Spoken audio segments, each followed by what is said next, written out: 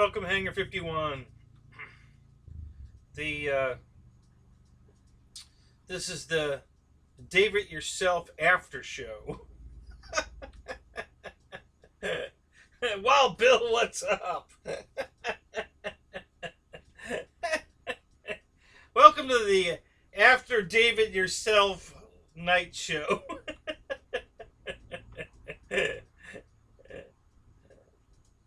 I don't look like Dave? No, I'm not like Dave.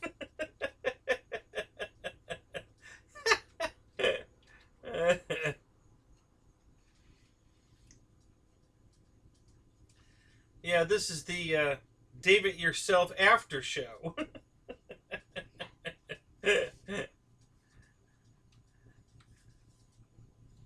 What, you missed David Yourself? Yeah, I did too.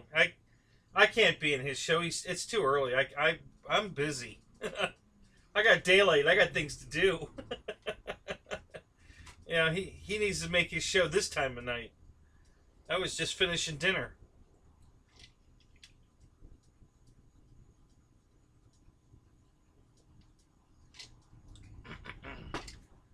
So how you guys doing tonight? All right?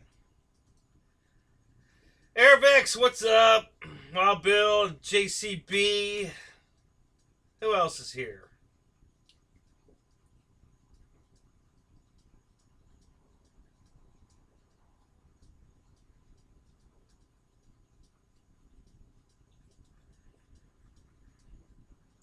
Terry! Hey, good to see you, man.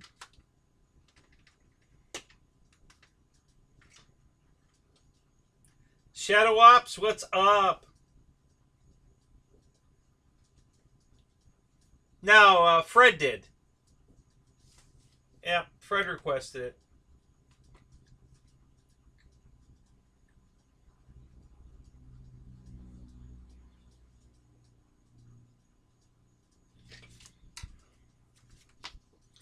Boss 223, what's up? Did you make it home from Muncie all right?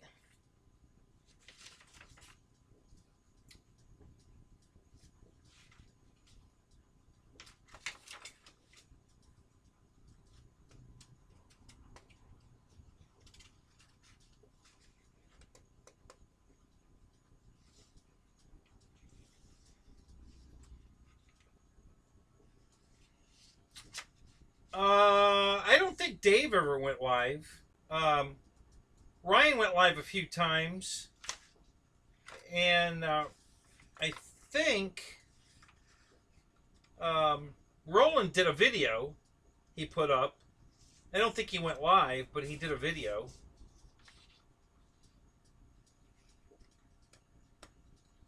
George, what's up? Good to see you, man.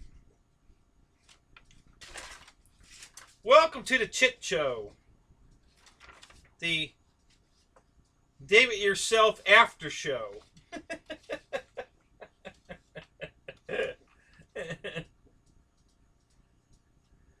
The first two attempts were not successful. What attempts, Shadow? What are you talking about?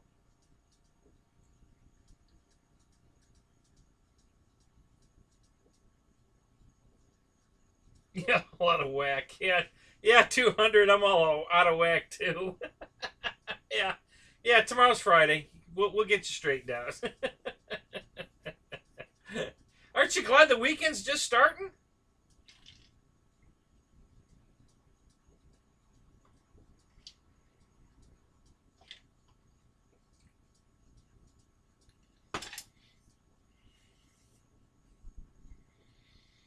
First two attempts were not successful.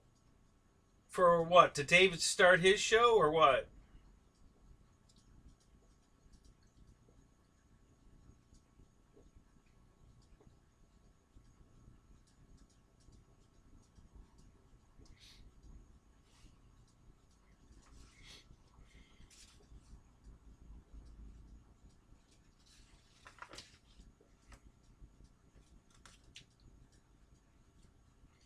So don't mind me. I'm just kind of thumbing through my Wild Willie instructions because I got a little painting to do tomorrow. I was going to do it today, but I got busy.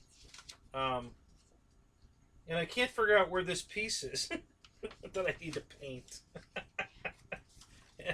I'm pretty sure it's supposed to be the radiator, so I think I know where it goes, but I can't find it in the instructions. So I'm just trying to figure out how visible it will be. Rich, what's up?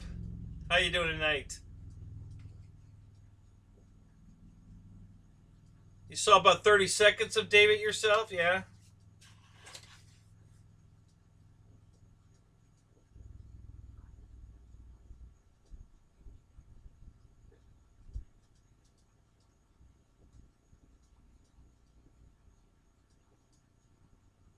No, George, he did about an hour, I think, and then he ate.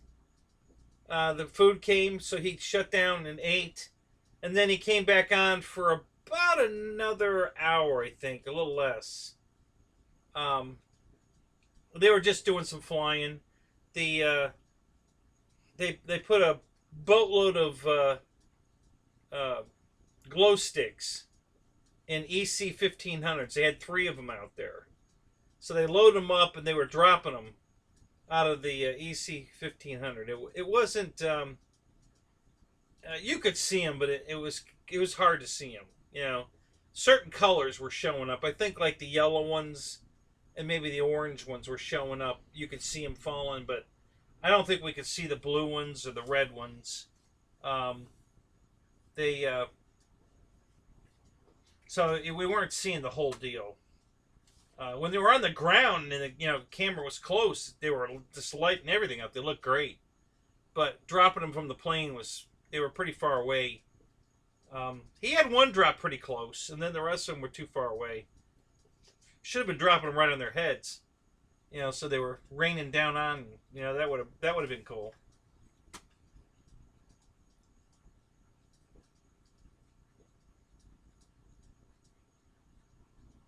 Yeah, exactly. Night flight and glow sticks. Doesn't get any cooler than that.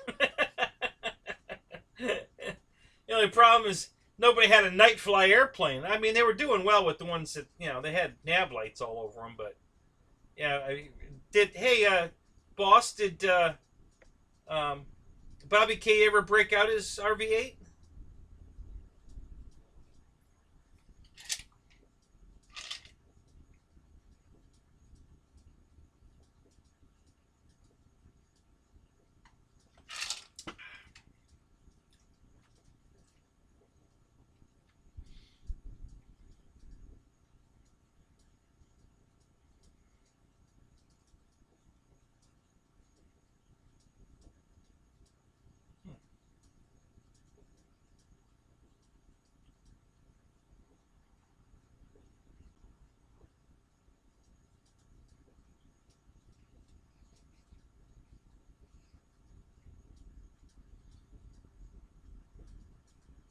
Hey, Paul, what's up? Good to see you, man.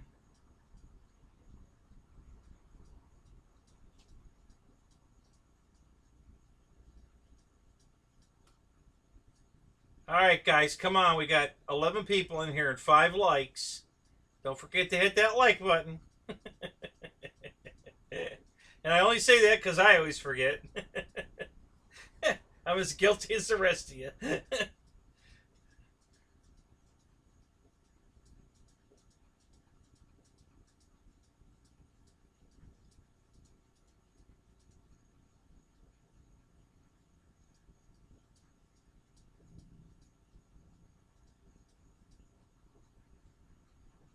Oh, that would have been cool, Shadow. Shooting at the glow sticks? Yeah, that would have been fun.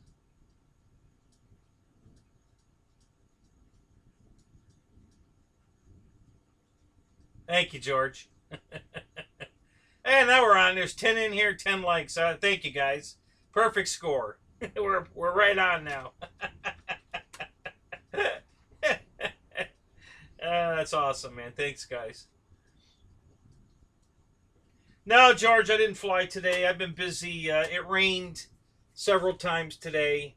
And I've been working on my old generator, the little one that was quiet, and trying to get parts for it. And then I had to finish cutting down some branches for the cement truck that's coming Tuesday. So, and then I had to clean all the stuff I'd already cut down, clean all that up, take it to the burn pile. I had so much wood on the trailer, this little utility trailer, that the axle was bending, so I had to get some of it off the trailer. Afraid we're gonna break the damn axle.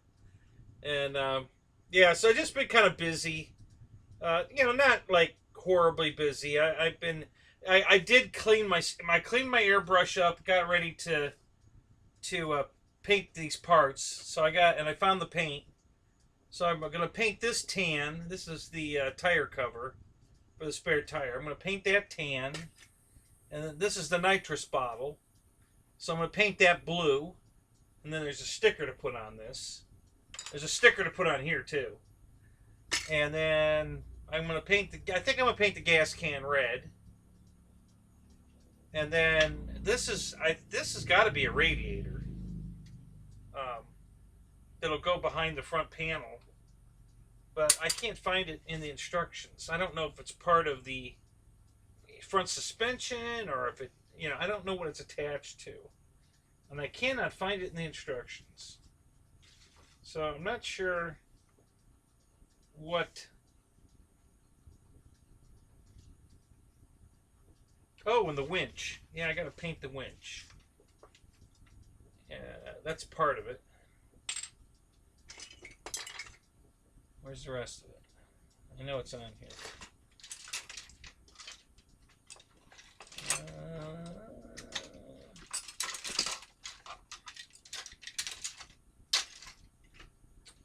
Yeah, I just want to get this thing done. I want to get it off the table.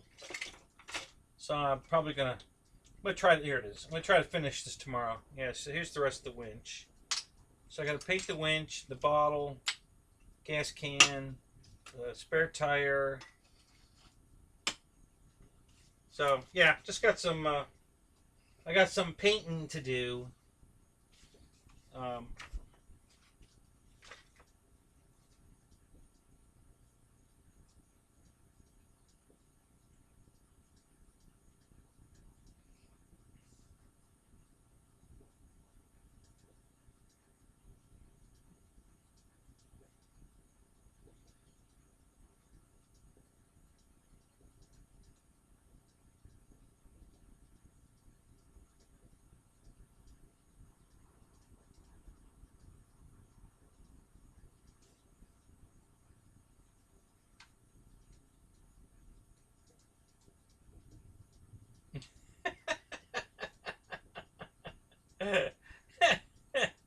That's right. Bus drivers are playing with their willies.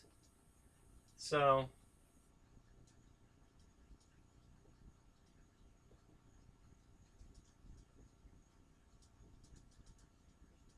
Oh, I hope so, Paul. Good luck. I hope you get your zapper tomorrow.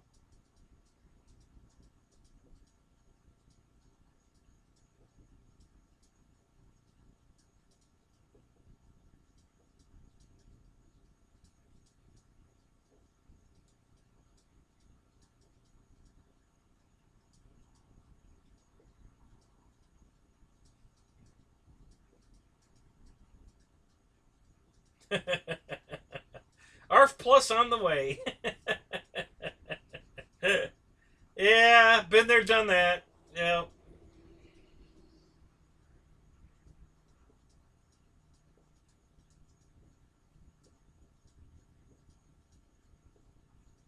So, George, what did you fly? Did you fly your Bob Violet yak?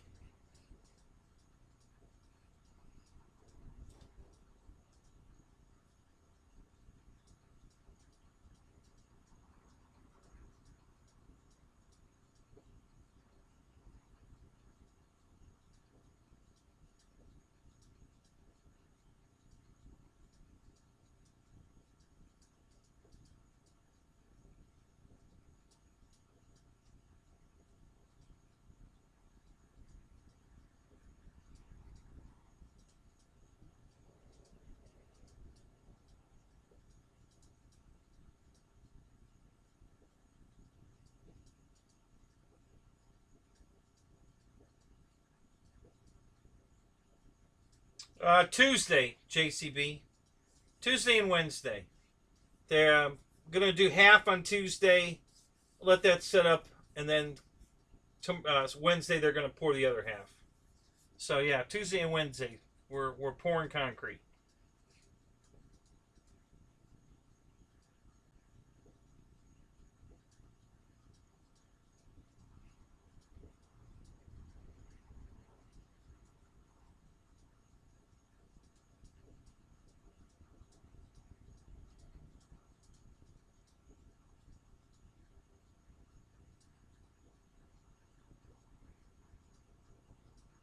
What's up, Matt?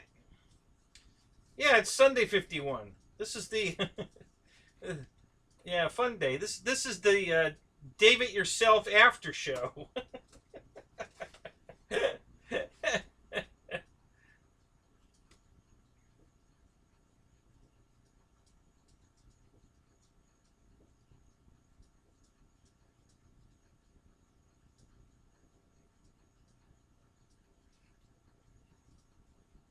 Oh, sweet, George. Nice. So you don't fly your jets off the grass? Is that what you're trying to say?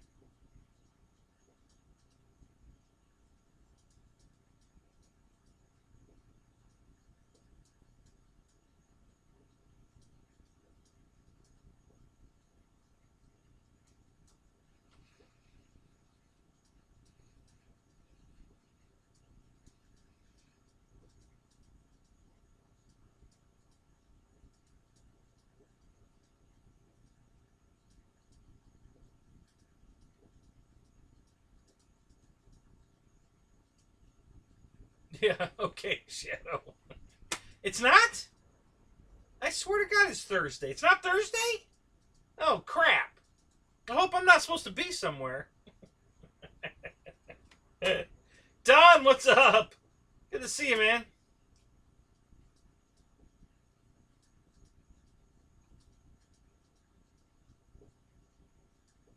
Oh, the grass field doesn't allow turbines. I gotcha. Yeah, so the Imperial Club that I belong to, where the Pilot Ryan event was at, they're looking to buy a piece of property that is just going to be a disaster. I totally don't like what they're going to do. They're voting on it, so it's up to the members to vote. Um, but it's just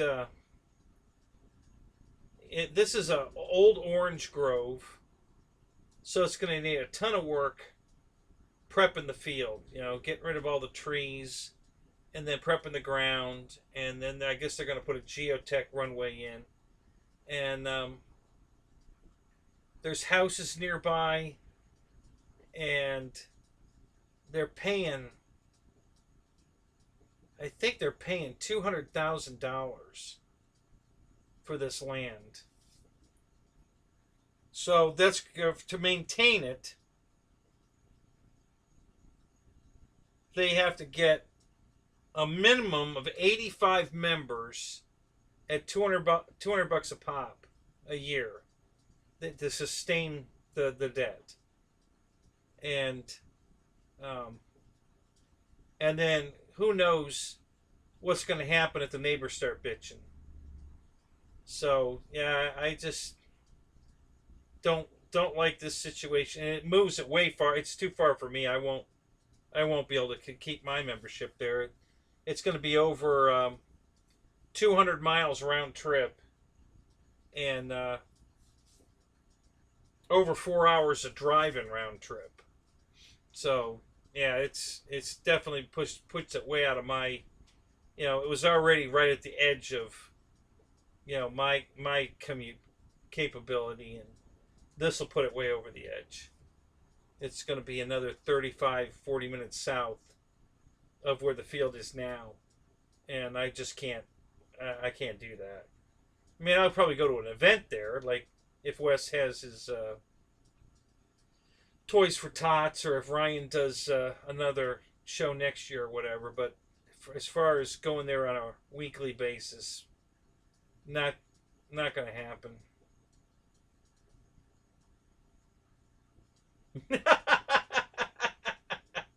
How you doing, Fred? Yes. What do you think, huh? Well, you requested, so I, in your honor, because I know you're a Cadillac man. So, hi, Don. What's up?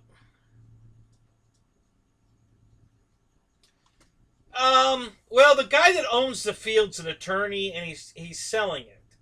He's been selling it for quite a while, and he can't get any real offers. That every time Babcock Furniture next door has been trying to buy it for years, but every time they apply to the bank, they get denied. So, so they're not in any danger at the moment of losing the field, but there's always that, somebody finally comes up with the money and buys it, and then kicks the club out. So they're trying to get their own field. It's in Polk County, Rich. I don't know if it's still in Newberry or whatever's south of Newberry. I'm not really sure. It's still in Polk County, or it will be in Polk County. I don't know if it's in Polk County now, but it's going to be in Polk County. It's right on the edge of a lake. Lake Burma, something like that. So yeah, it's the water's not the threat. I mean, you could easily put your plane in the water if you lose it, but you're not going to accidentally land in the water. It's not close enough for that. But there's homes that are on the water, and I'm just waiting for all the restrictions. Can't fly before 9 o'clock in the morning. Can't fly after 9 o'clock at night. Can't fly on Sunday. No turbines. I just, and Jerry seems to think by following the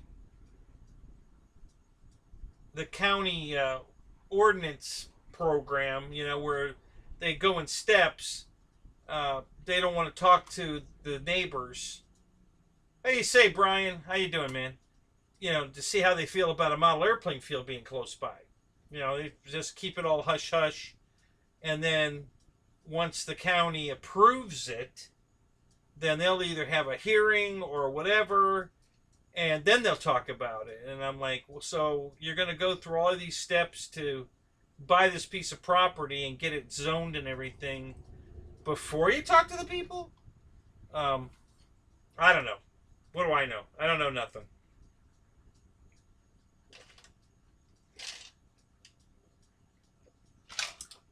I don't like the setup. I don't like where the property is. Obviously, it's a huge orange grove, and they're only buying a little piece of it. A developer's going to buy the rest of it to put in a big housing community, and that's going to put the kibosh to the airfield almost instantly. They'll see to that. So, just I don't see it being a good idea. Jackson RC, what's up, man? Good to see you. I think they're, they're almost like in a rush, and I think they need to slow down. There's no rush. The guy hasn't sold this property yet, and I'm sure he's going to give them at least 6 months, to a year to get out, to move all the stuff and go find another place. So, I asked them, we're all communicating in emails as the whole club. So if you hit reply to all, everybody gets to read what you put your 2 cents worth in. So I asked everybody, hey, has anybody thought about asking a local rancher or a farmer or somebody if we could use a small piece of their property to fly off of? Because there's 3 of those fields here. The exact same thing. And they're AMA clubs. 2 of them are AMA clubs flying off of farmland, or both of them are ranchers, cattle, and they're flying off of a live cow pasture, for lack of a better word, and they're AMA sanctioned fields. So instead of trying to get permission or buy a piece of property, that could bite them in the ass, why don't we just check the local, the locals, and see if we can't come up with a place to lease, rent, or just, get a favor permission to fly there. There's a scrapyard of some kind right down the street from the current field. I mean, not a mile or two at the most down the road. And it's a huge place. There's plenty of room to put a flying field in there. And, there's nothing around. It's a scrapyard. There's nothing close by.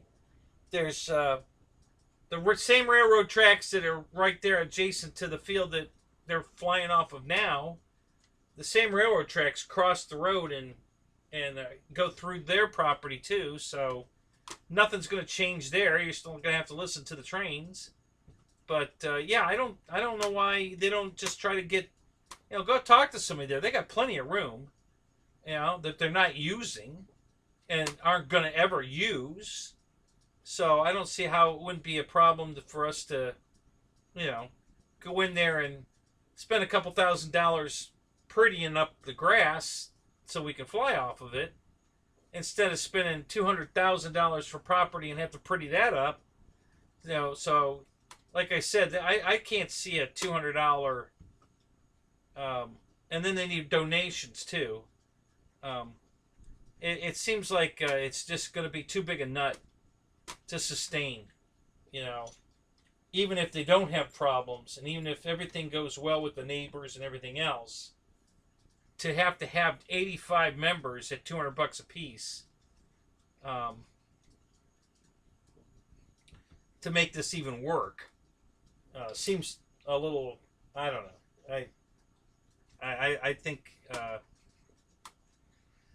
I think they should keep looking. That's my opinion. I think they should just keep looking. I don't think this is the place. So what's up, Raymond? How you doing? I'm doing good, man. Had a busy day today. Got a lot done, but I'm whooped. Yeah, my old field was an active cow pasture, the one I left to go to the new field. But I've been at the new field 6 years now, I think. God, time flies. And it's a cow pasture, but it's no longer an active cow pasture. Bo moved all of his cows to other fenced, yard. He's got 633 acres. So he just moved them off the 40 acres that we're using up, and put them in other areas so that they're not crapping on the runway anymore. And then he spent a lot of time, seeding and rolling and preparing the runways. So he didn't want the cows on it anymore anyway. So yeah, that's what I'm currently flying off of. And the fact that the owner of the property is the biggest enthusiast of this hobby of any of us. I mean, this guy's got over 300 airplanes. I mean, he just, he collects them like trading cards, and anytime, somebody's getting out of the hobby, they usually just bring all their stuff up to Bo and give it to him. So he gets all these airplanes for free because people just drop them off and, give them to Bo. And, there's so many of them Bo's never even flown. He just packs them away in his big barn or the garage, or he's got 3 of these big shipping containers that are just full of airplanes. And, yeah, he's got airplanes everywhere. He's got I think it's about a 30-foot trailer. It's 8 foot wide, 30 feet long, and that's what he brings to the field every day he comes out, or he leaves it there. Sometimes he leaves it there. A lot of times he takes it home, but I mean, he lives on the property, but he lives over a mile away on the other end of the property. It's 633 acres is a lot of land. So Yeah, he literally has to drive home. He lives far enough away from the flying area on his own property that he drives home. So he'll hook up the trailer and take it home with him, and then bring it back next Friday. So, and it's starting to rain again. Did this all day today while I'm out there cutting tree branches and cleaning up the yard. It raining and stop and raining and stop. Crazy. So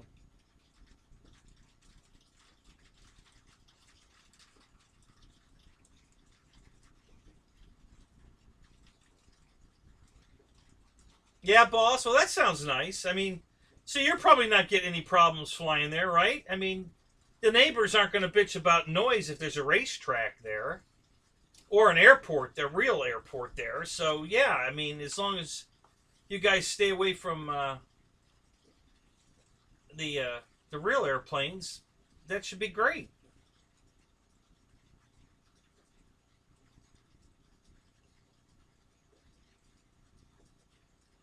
Yep, JCB. So that's the same deal that the guys here have.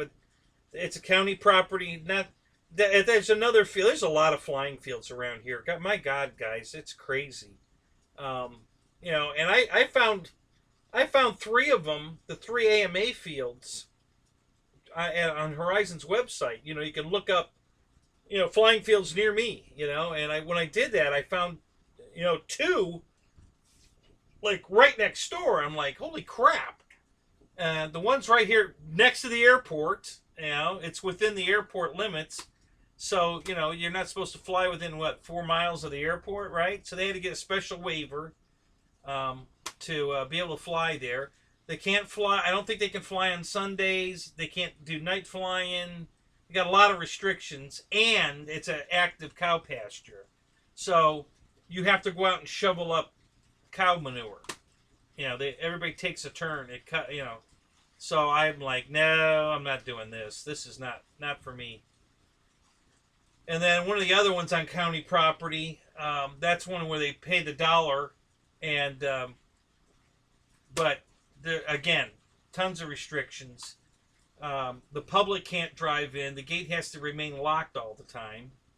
So if you go in, you open the gate, get in, close the gate, and lock it. So there's no walk up.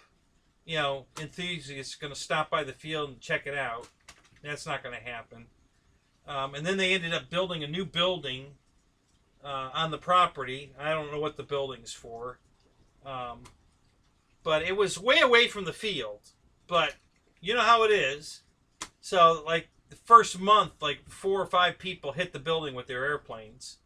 So that got everybody riled up, over there in the building.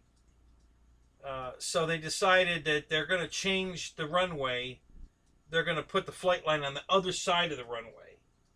So now on that runway, you're facing south, which is where the sun is. Before, the sun was at your back. Now you're the sun's right in your eyes all day and in your face. And now it's much tighter because you don't have all that room to go fly off of because of the location of the building. Now you're stuck between the edge of the property and the field, and so it tightened everything up. A lot of people from that club have come to our field just to see what it's about, because they're not liking it over there anymore. So yeah, it's just it's tough. I know it's tough to fly in fine fields.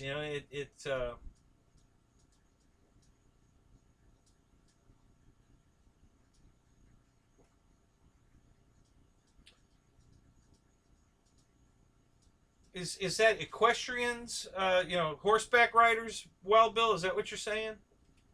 Shut down a club in Arizona?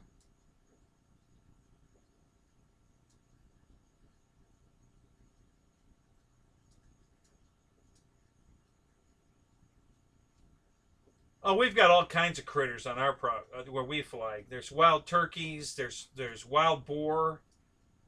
when they really dig up the runway. God, when those boars get out there and start digging, oh God, what a mess. We've had hyenas.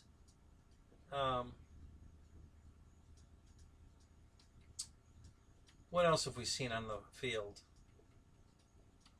Paramotors. It's open season on paramotors. Miko, what's up? Oh God, here we go.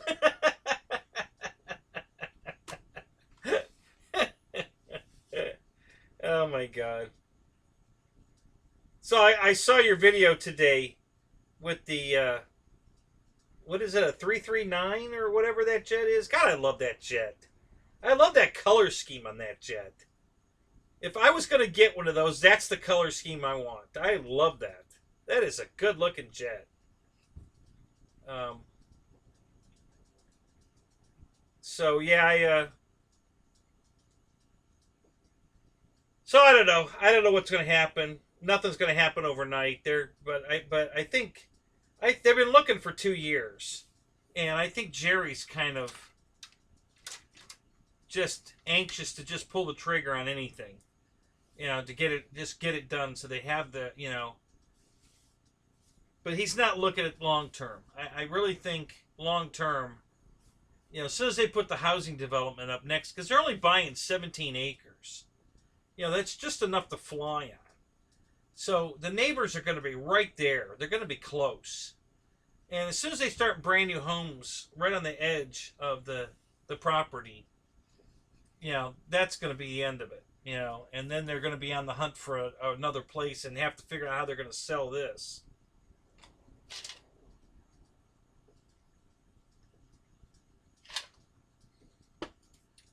So, Brian, what's up? Good to see you, man. Victor, what's up?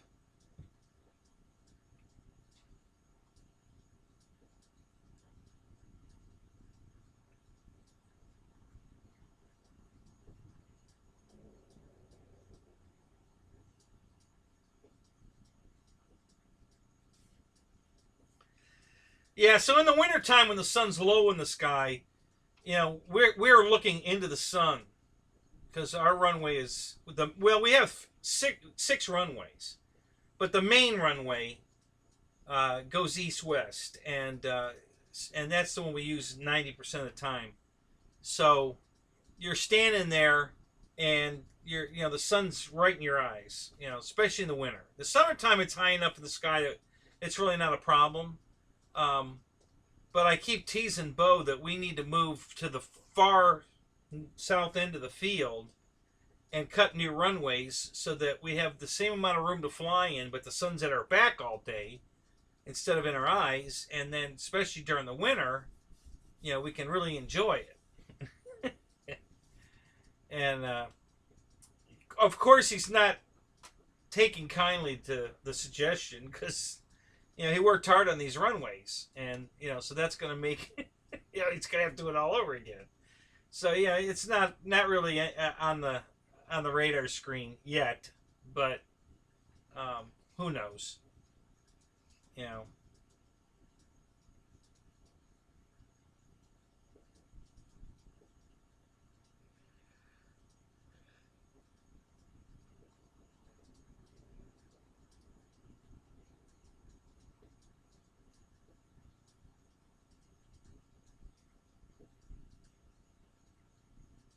Oh yeah, we fly everything at our field.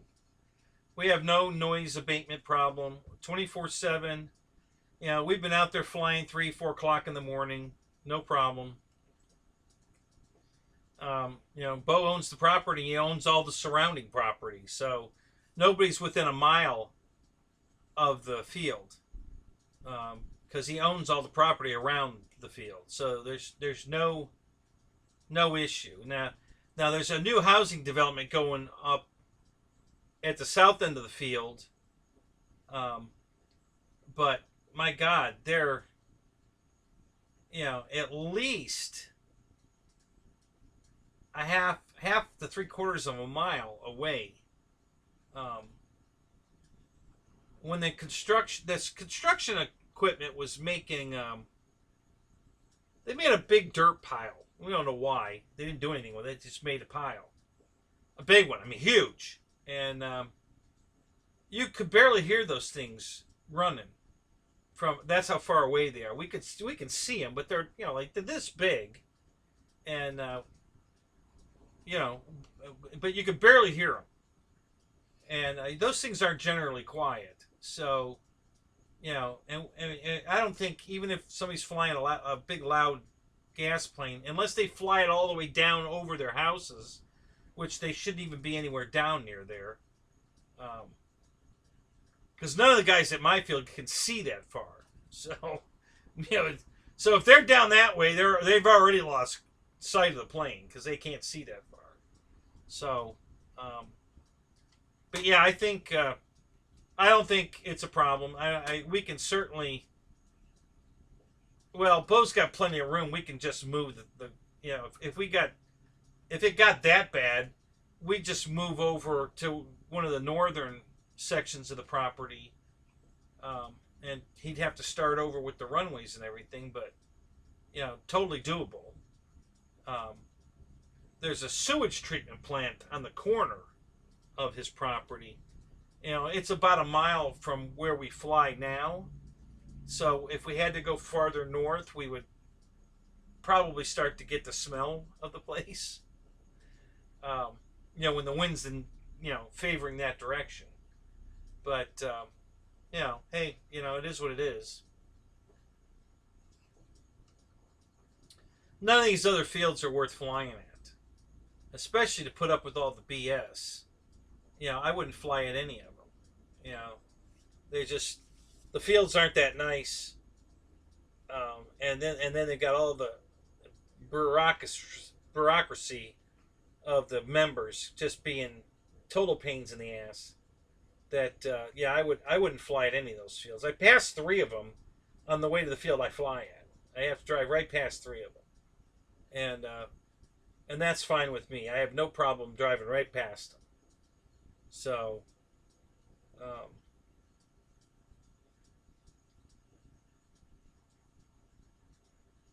we don't have any dues, Wild Bill. There's you know, we try to give Bo money, he won't take it. He absolutely will not take our money. We've tried to pay him. You know, we've tried. The only thing we were able to get away with for quite a few years was we would all chip in and buy him a birthday present and a Christmas present every year. And usually it's an airplane or a gun because he's into both. So usually that's what we get him. But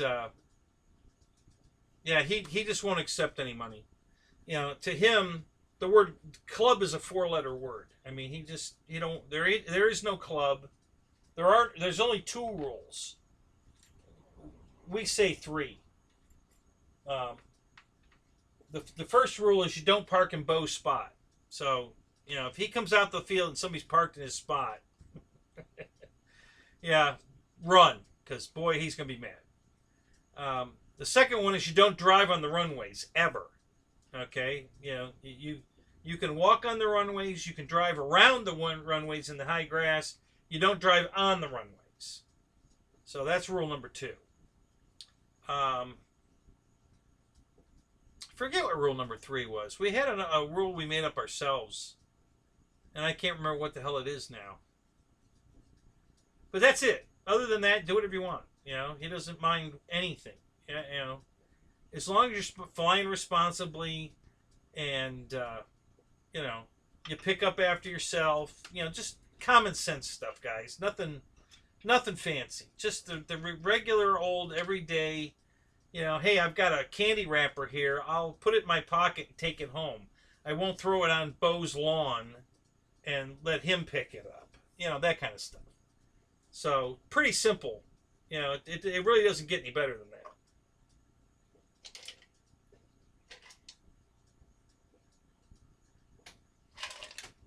Now, Bo does all the improvements himself, and he keeps it very nice.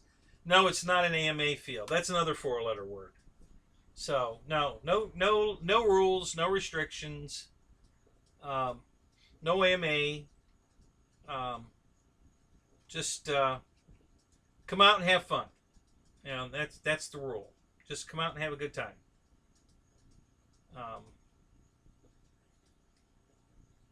I was gonna see about having an event there for all of us.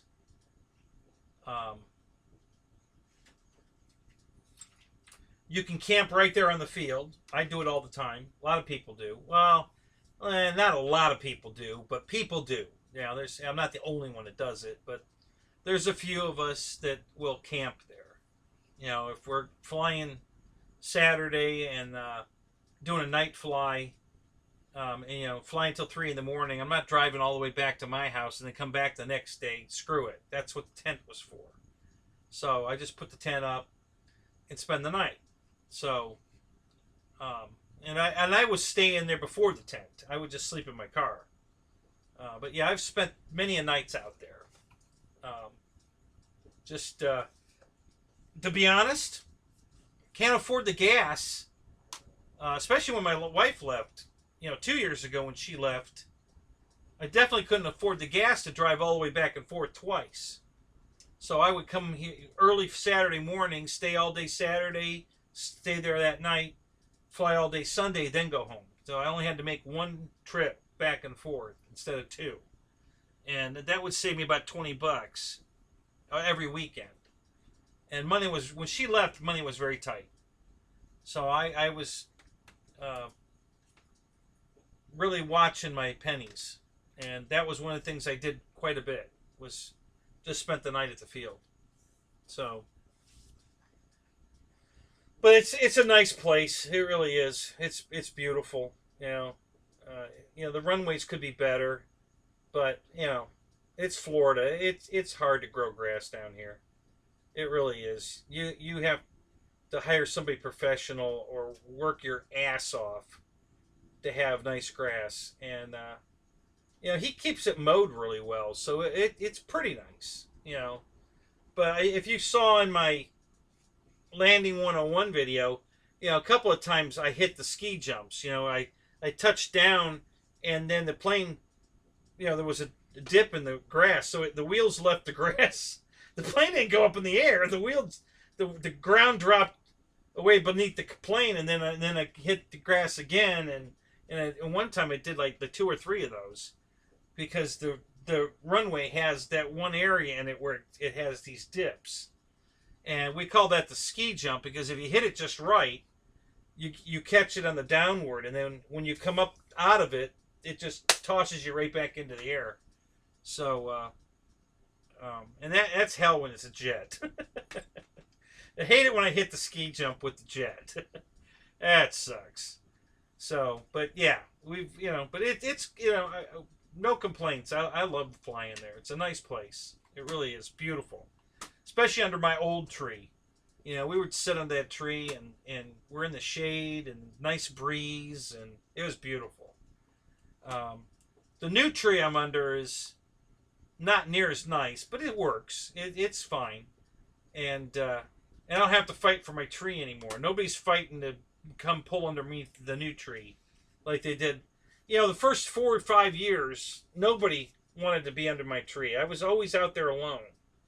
And then this past year, I don't know why, before I got hit by lightning, you know, everybody wanted to be on my tree. I mean, it was, you know, all the trees over there where everybody else parked, there's nobody over there. Nobody. They're all over here under my tree. I'm like, what the hell? You know, why does everybody want to be over here now? You know, none of you guys, until I even came here, ever thought about parking under that tree. You know, and you know, I came, and there was, and all these other trees were all filled up, and you know, I'm the new guy. I'm not going to come in and swipe somebody's spot there. I mean, nobody has a spot, but you know, respect. You know, Joe parks there, and Bob parks there, and Lee parks there, and everybody knows that. So I'm not going to park there. You know, and then Bo parks over there, and you know, so there's kind of, you know, just a general rule that everybody knows where everybody parks. And when I got here, I was the new guy, so I asked Bo, can I park over there under that tree? And he says, yeah. Nobody ever wants to park over there. It's great. I'll take it. So I started parking over there. So, and I did that for 4 years, and nobody ever came and parked with me. And then all of a sudden, last year before the lightning strike, like, I showed up one day about 9:30, I think, which was late for me. I usually get there around 8, and there's nobody under these trees. They're all under mine. There's 14 cars over there, and I'm like, what the hell? There's no place for me to even park over there. So that was weird. Yeah, exactly. It was the Keebler treats. The Keebler tree, they're looking for the Keebler treats. I don't know. Yeah, it was just weird. And now that the tree's gone, everybody's back parking where they always did before. And I've moved down to an area that only one guy ever parked there. And he hasn't been out to the field in over a year. And I left where he always parked. I didn't park there. So his area that he always came over and parked under that tree is still available. So I'm not even in his way. So if he decides to come back, he'll still get his spot. But nobody else wants to be over there. And that's fine with me. I'm perfectly happy with that. Yes, Eric, that was the tree that I got hit by lightning under. Yep. Yeah, it's a big tree in the middle of the north-south runway, at the end of the north-south runway, right on the line with it. And during our last hurricane, it didn't hit us, but scooted by us. The wind started blowing branches out of the tree, all the dead wood, and Bo decided that was enough. And he went out there and cut it all down. He left the main tree standing there, but he cut all the branches off of it. So now we just got like a statue of a, bonsai tree. There is one limb that was still alive when he cut it all down. And that one big trunk limb that's sticking out, there's all kinds of new growth on it. I mean, tons. So in 20 years, we'll have shade again. If the termites don't eat the rest of the tree first, which they probably will. So Eric, good to see you, man. Flying times Tim, what's up? Good to see you too. Rightsa, good to see you guys. Welcome, welcome, welcome, man. I'm glad you're here. Don't forget to hit the like button, as I always forget, and I'm guilty as the rest of you. So I'm reminding you because you guys always remind me. And I really appreciate that because I always forget.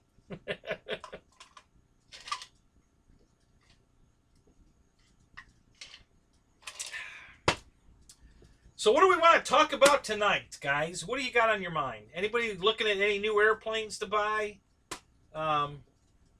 What's in the works?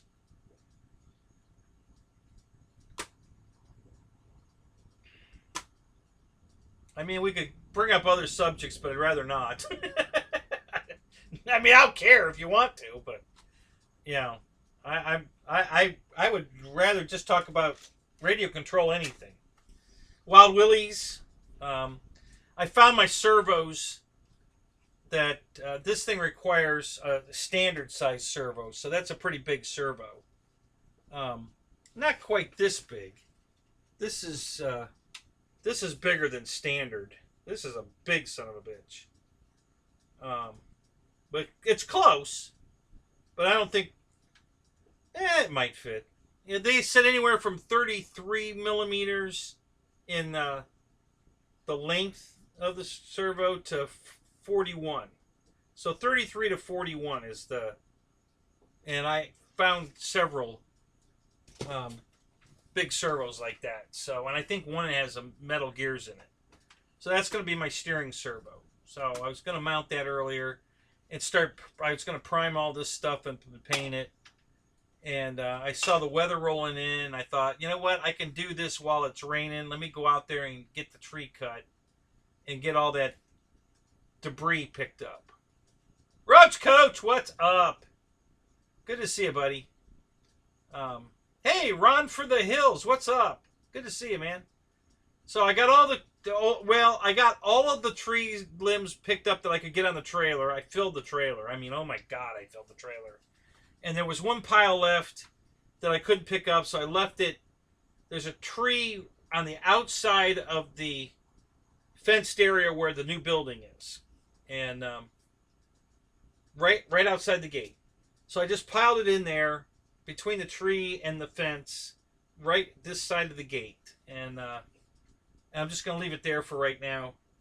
But I cleaned everything else up where my wife parks her car and out by the mailbox and that whole area I downed a bunch of branches that were on that chute that comes into that end of the property, and I cleaned all that up. So that's all cleaned up. I could cut more branches out of the tree so that when the cement truck guy comes, he's not going, oh, there's tree branches here, I can't get in. So yeah, you could drive a semi in there now, no problem. So yeah, so that's good. So I took care of that, and I cleaned out my paint gun, my airbrush. I was painting something. Oh, I know what I was painting. I painted my RV8 the black pinstripe down the side of it. If whatever reason I don't remember, I didn't clean out the airbrush. I don't remember why I didn't clean out the airbrush, but so all that paint dried in it. So I went and bought a can of brake clean, and took it all apart and cleaned it all up, got all the old paint out of it, and then immediately ran a bunch of water through it. I probably ran, sprayed 3 cups of water through the airbrush to preserve the little O-rings and stuff, so they wouldn't get ruined from the brake clean. I wanted to make sure I rinsed all that away so that there was just water and air, so they should be okay. Airbrush works fine. It's spraying perfect. So I'm ready to paint. So I can get this stuff painted tomorrow, and because I don't have anything else to do, unless I want to go out and start a fire again. Depending on the weather, I might. I got so much wood to burn now. Oh my god. So yeah, I might do some burning tomorrow. But while the paint's drying, I'll go light a fire and then paint some more and go tend the fire and paint some more and go tend the fire, and that's kind of how it works. So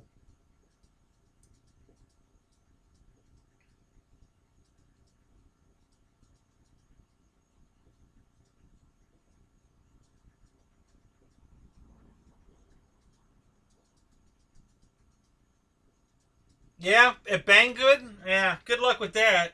How much are they, Dana?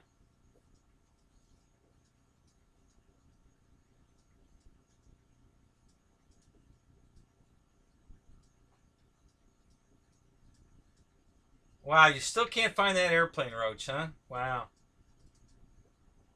that's too bad. It drives me nuts when I have to abandon an airplane. When I have to just say, I don't know where it is. We got to give up. I just don't want to give up. I hate that. I don't want to give up. I want to find it. Um, so my buddy Lewis lost 2 airplanes out the field. I wasn't there when he lost the first one. Actually, I wasn't there for the second one either, but there were other people there that had seen where it went. So I tried to get everybody out to the field a couple of times, and it didn't happen. But finally, we got everybody out there. And I said, okay, guys, we're all going to go over here because this is where the plane is. Believe me, I know this property. And from your description of where you lost sight of it, it's over here. So let's all go over here and look for it. Okay. And then they all went over there. They went that way. They're out there driving around in the pasture. Guys, it's not over there. It's nowhere near over there. You guys told me you saw it go right down between these trees over here. There's no possible way it's over there. So they're all over there farting around, and I went where I thought it was, and I found it. I almost walked right to it. I made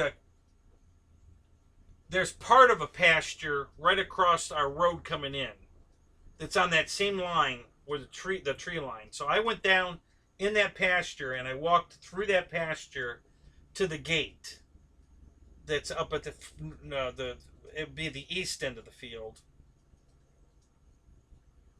The property, not the field. I went out that gate, came walking back up the road we drive in on, looking over in the other pasture, and it was in a tree right there next. There's a dilapidated trailer falling apart on the property, and there's a tree right next to it, and it was in that tree. I found the canopy on the ground under the tree. You know, so I walked over there, and I'd already called the bozos that were over in the pasture on the phone and said, "Guys, it's not over there. You're not even warm. Okay, you're cold. Get over here. It's not over there." So they were headed over this way anyway, and then I started screaming. I found it, so they all came running, and it was the canopy was on the ground, and I think one of the missiles, and the rest of it was in the tree, but it was like, I don't know, maybe 5 feet above my reach. I mean, I just couldn't get to it, but it was like right there. It was close. It wasn't very high up at all, and it was in pretty good shape. I couldn't believe it. It wasn't beat up too bad. He fixed it. He's flying it. But yeah, it was just, I couldn't believe it. That it went down in that tree like that, and it was in that good a shape. It was amazing.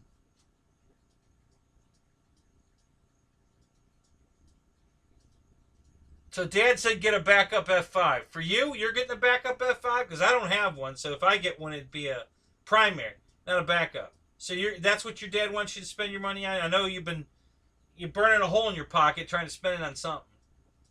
So yeah, get a backup F5. Why not?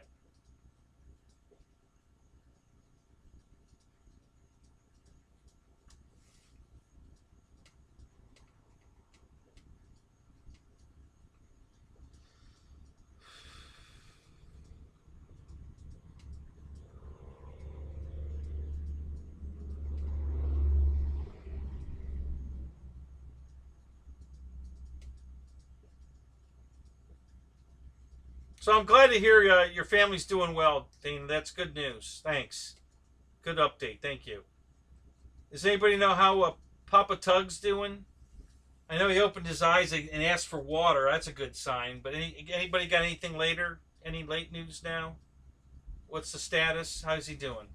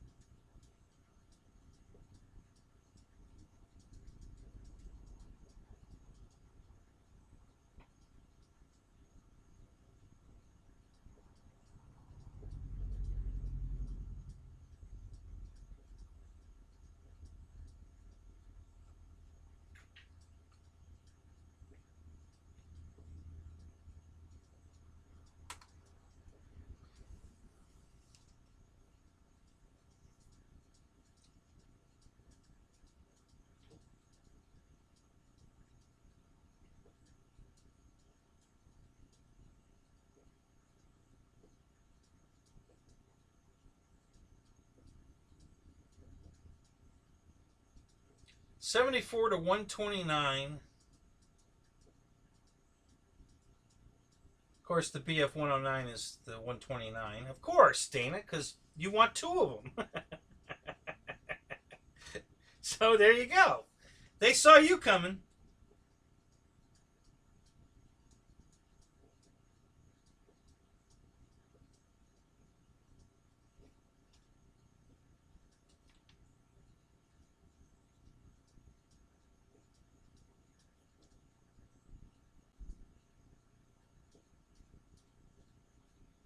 Oh, did you write so? Well, good for you, man. That's awesome.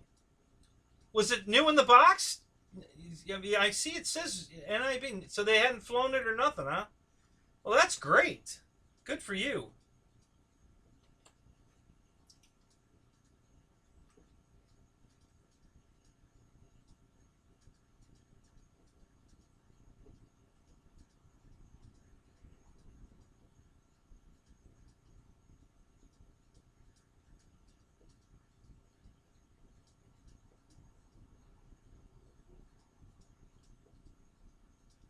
Oh, you did pull the trigger on the Vulcan? Okay.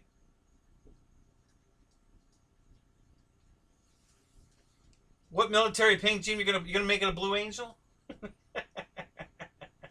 Hey, why not? What the hell, right?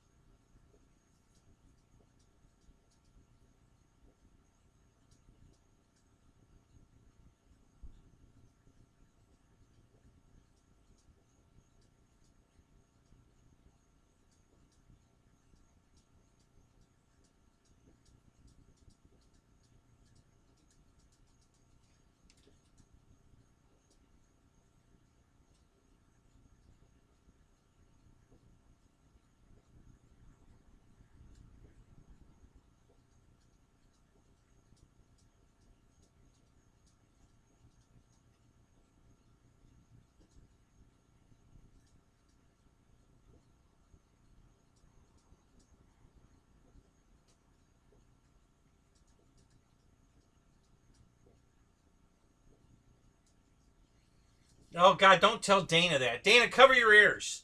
Cover your ears, Dana. Don't read that. Don't read what rights are wrote. Don't read it. You'll cry. Don't read it.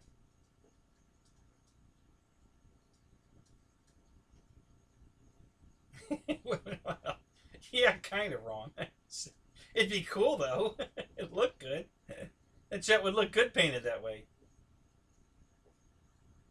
Don't you have one that looks kind of like that? That was a Blue Angel that you can't find? That was on the shirt you were wearing? Didn't you show me one jet on there that you don't have?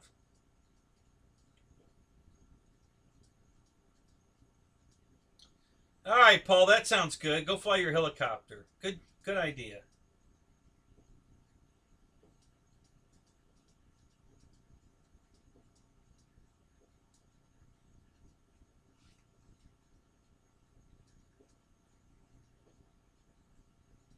Hey, Fred, it's better to have them and not need them than need them and not have them, for sure.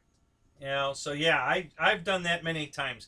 I got a whole wall of parts over here that I'll probably never need, but that's okay. You know, I've got them. You know, and the parts when I bought all those were cheap, so it didn't break the bank to buy them and have them. I got an ME-109 prop for my prop and spinner for the Park Zone ME-109. So, because I was restoring the plane, and you know, I might finish it one day, and I'll put that prop and spinner on it. So,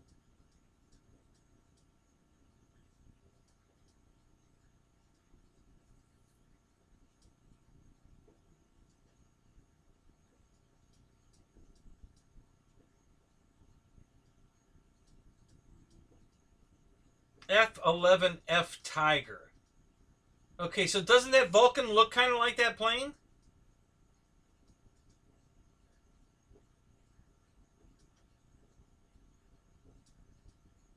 Let's talk about expensive. I didn't buy expensive construction equipment. Mine's all cheap. I've been looking at the expensive stuff, but I ain't buying it. I'm just amazed. Yeah, I bought cheap. I'll have just as much fun with the cheap. Mine was $100.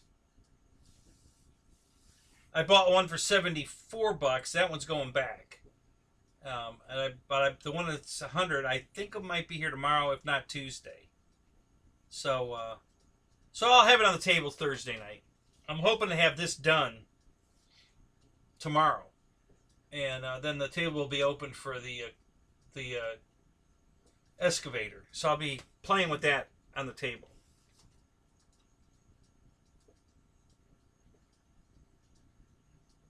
Oh my God! Don't tell Dana that. Oh my God, Fred. Ah!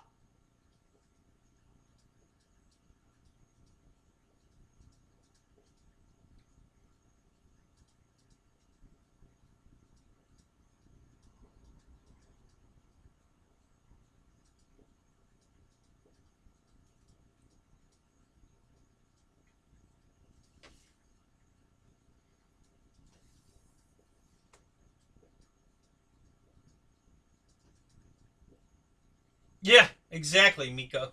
My, Miko.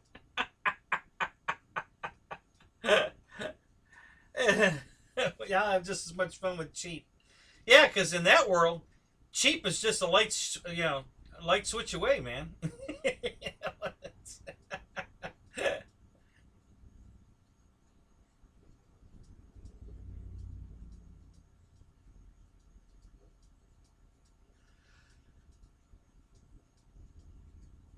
Yeah, but since you don't have that one, this one could fill the shoes, and temporarily until somebody ever makes an F11F.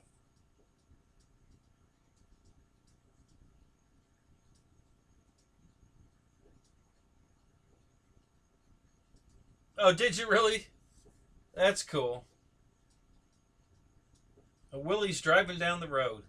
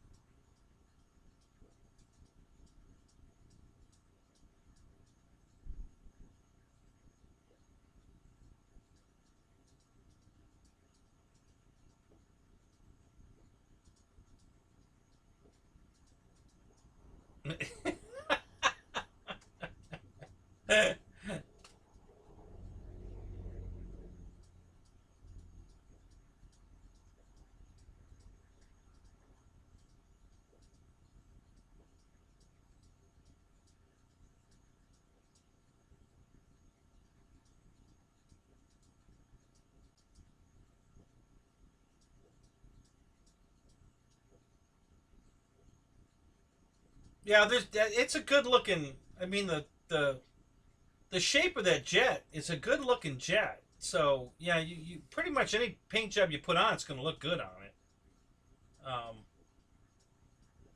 It kind of looks like the Thud. Um, just the shape of how pointy the nose is, and um, just kind of overall, it kind of looks like. Um,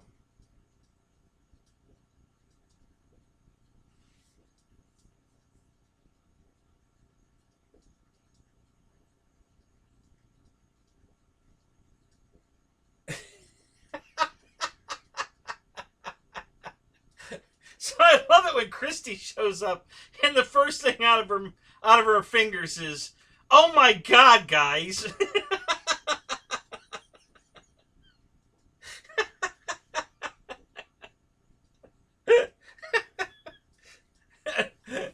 Oh my God, that's hilarious.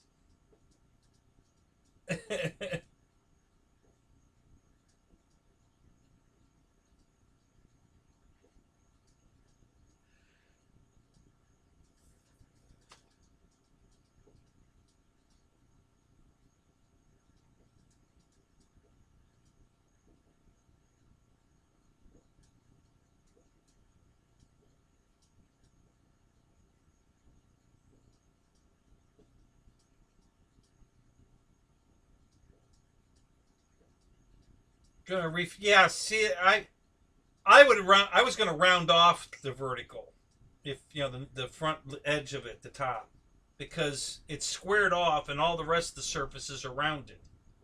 So I was gonna round it to make it match the others, because I didn't like that squared off rudder, or vertical. So yeah, that's pretty much the only thing I was gonna do, to change it. But I was definitely gonna do that.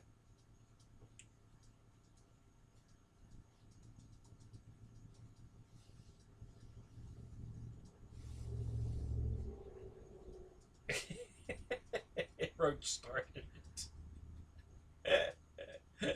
Oh my God.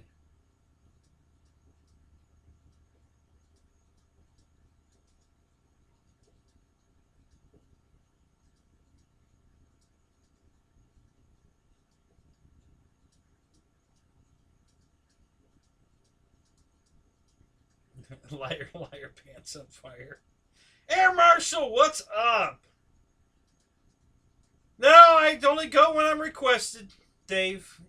Just, I guess David yourself tried to go live tonight and failed miserably, I guess. I don't know. Um, and so Fred asked me to fill in again, so here I am. If I go down, I'm taking someone with me.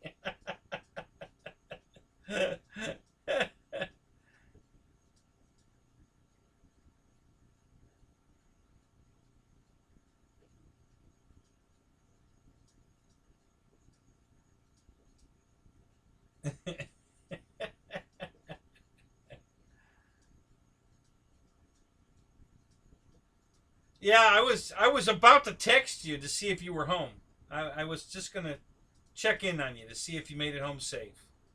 So and here you are. So glad to hear it, man. I'm glad you're home. Looks like you guys had fun.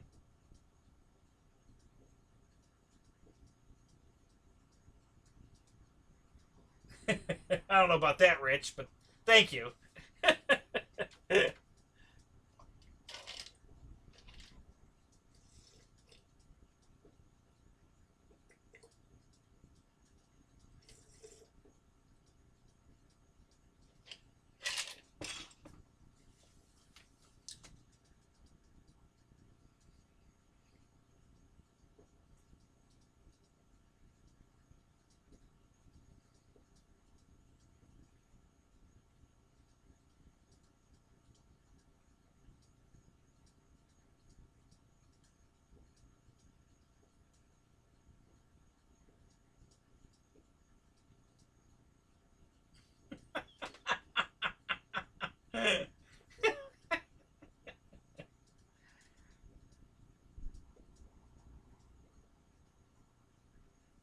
The tax evaders. Oh yeah.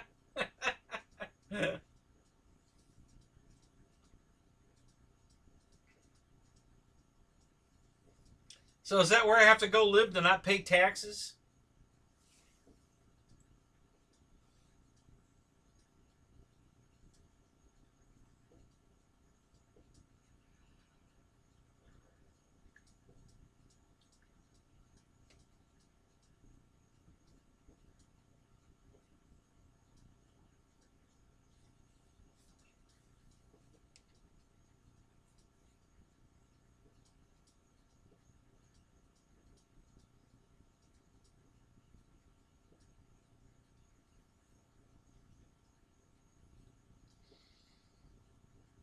So what airplane impressed you the most at Neffy, Dave? Give us a rundown. What did you see? What did you like?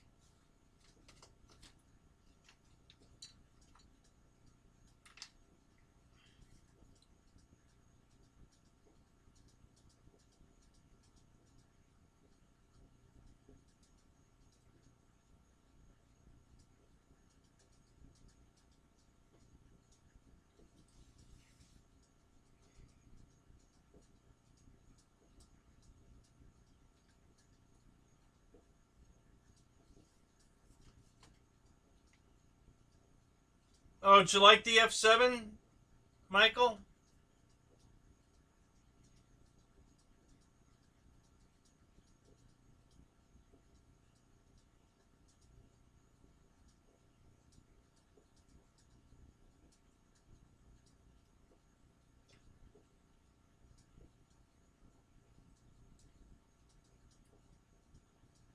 Well, that Bronco, I haven't seen before. Had you?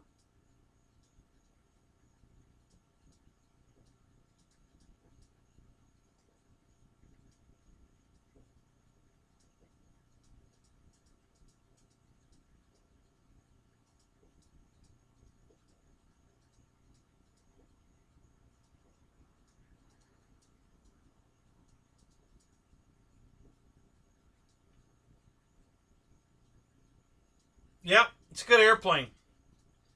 I love that plane.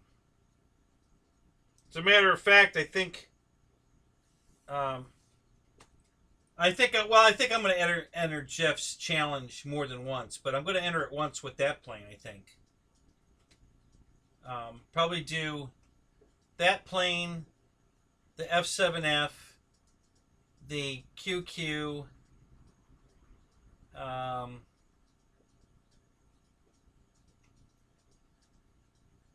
Corsair.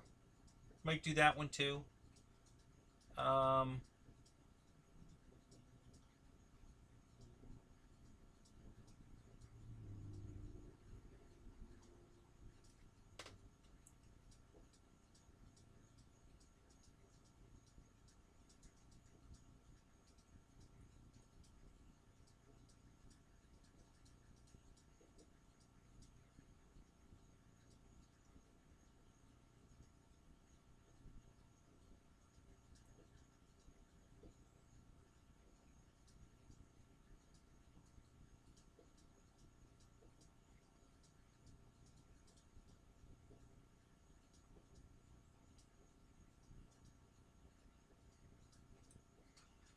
yeah, that's true. I could do I might that you're right, JCB. I might do it with the Timber X and the UMX Turbo Timber, and I could do each one of those.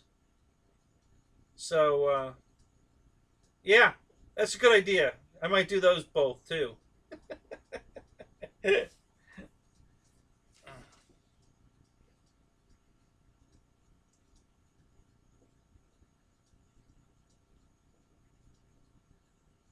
All right, yeah, you're talking about four S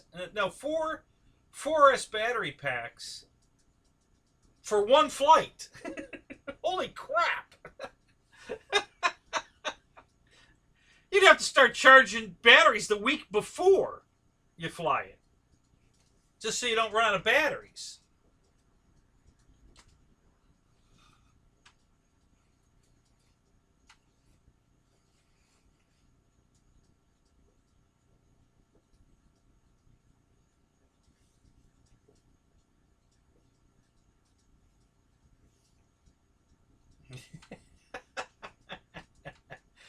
Yeah, Miko, you're a hell of an actor. You won't have any problem. You can make it look like you're working.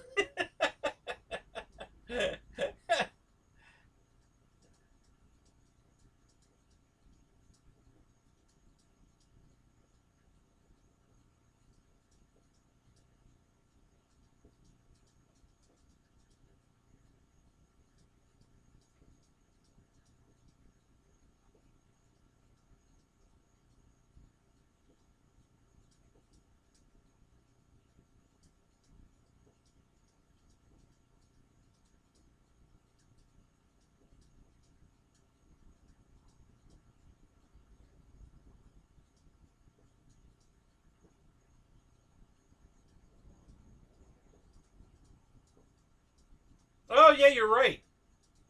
Yeah, you're right, Dave. It was four 6S packs. Not I was thinking it was 8S, but yeah, no, you said 12S, and I heard that on the video. Yeah, so you're right. You're 6S packs, four of them. God, per flight. Jesus. You want to talk about being battery poor? Holy shit, man.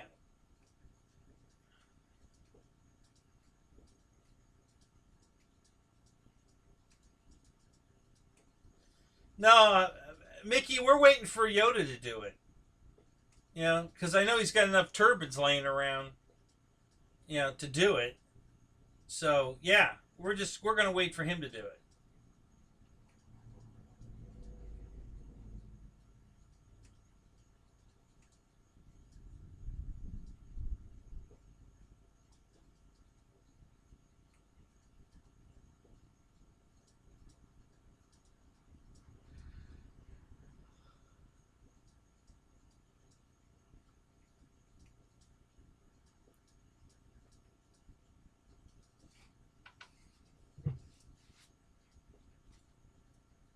Hell, I could sit in that Bronco. God damn, that thing's big.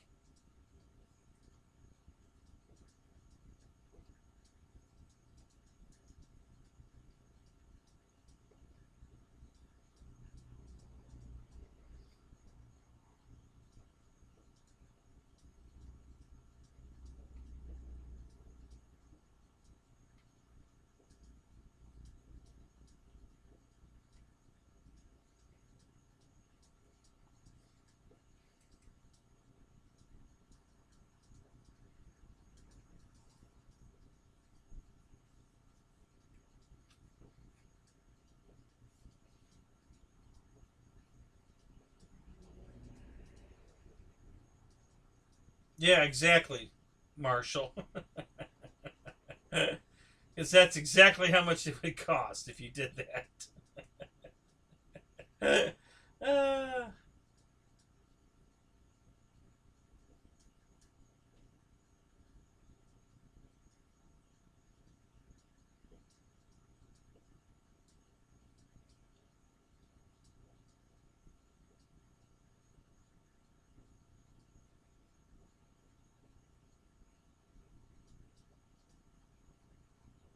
yeah, that's true, Mickey.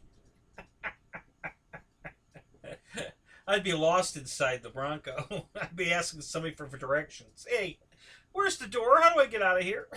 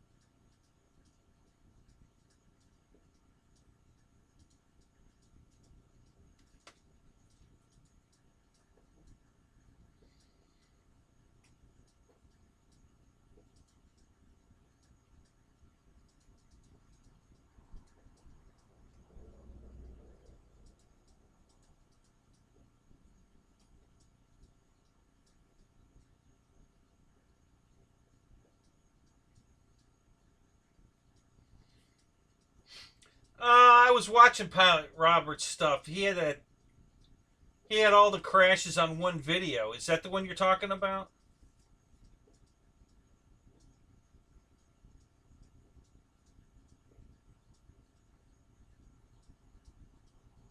Yeah. Oh yeah. Sweet.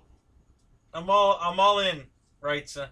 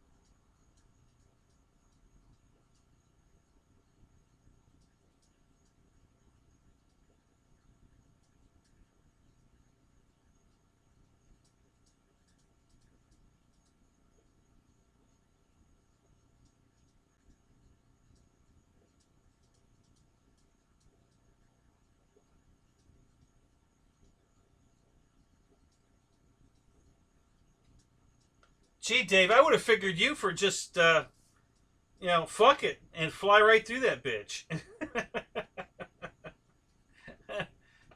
That's your style. I mean, I would have thought you would have just taken him out and then be like, "Oh, dude, I'm so sorry."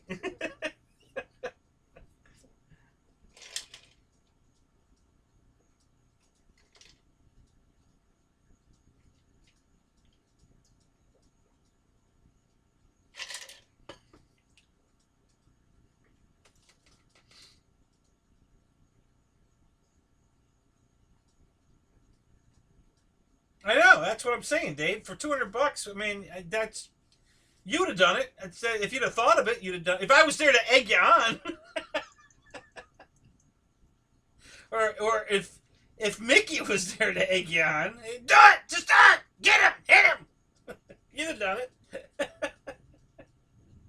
It was like asking Tui to lick the tennis racket.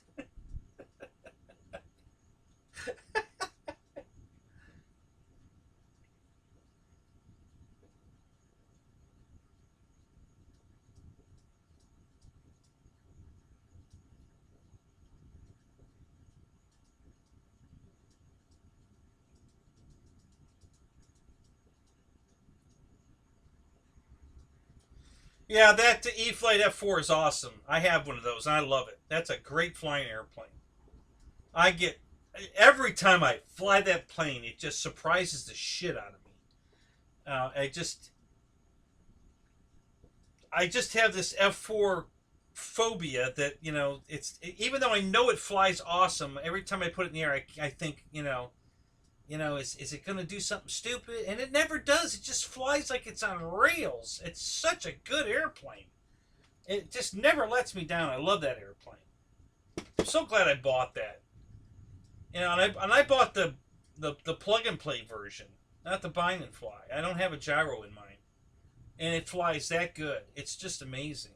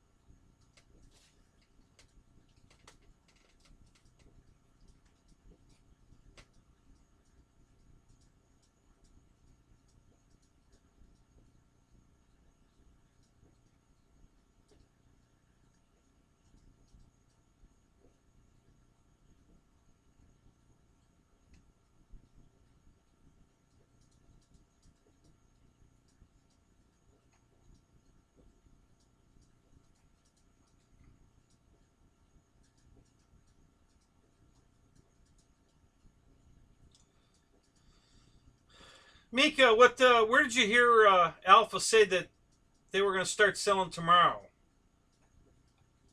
Was that in the motion show, or where'd you hear that?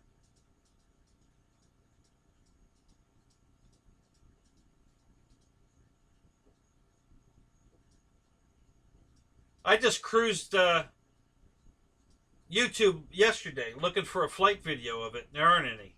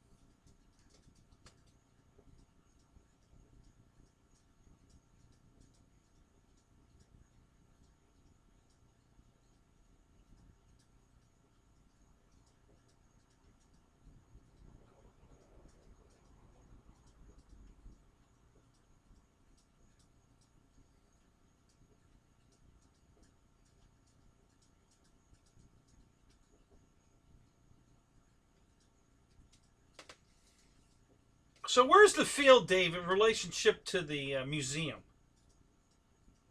Because I was Google Earthing it, and I didn't. I wasn't able to Google Earth it very long. Something came up and I had to stop. But I was looking for it and I couldn't find it. At least I couldn't. I found big fields right next to the museum, but no runways. You know, cut or paved. I didn't see any runways.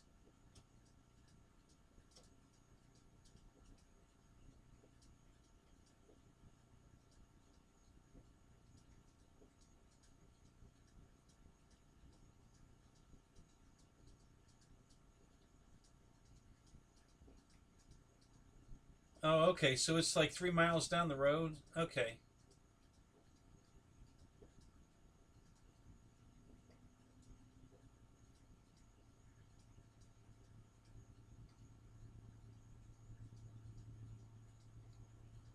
Gotcha. All right. I'll go back on when I'm done here. I'll go back on Google Earth and look again. I was just trying to see how, because I saw in the video how big the place looked. I'm like, damn. And there looked like there were two power plants off in the distance across the field from where the flight line was. Am I right? There's big smokestacks over there? Are those power plants?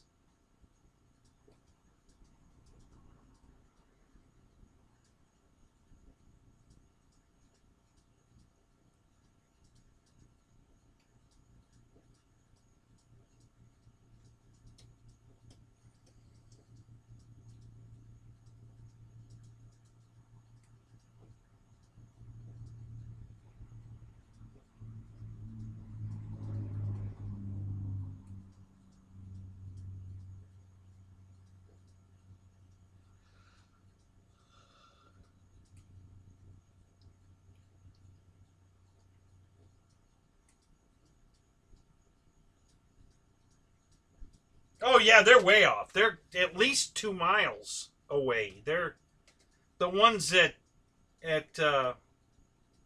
Jet Jam are closer. These smokestacks are way the hell off. But yeah, I could see them. So I was wondering if how if because I assumed that they were on the river, the power plants. So so I was kind of hugging the the river, looking for the power plants and seeing if I could find them in relationship to the field.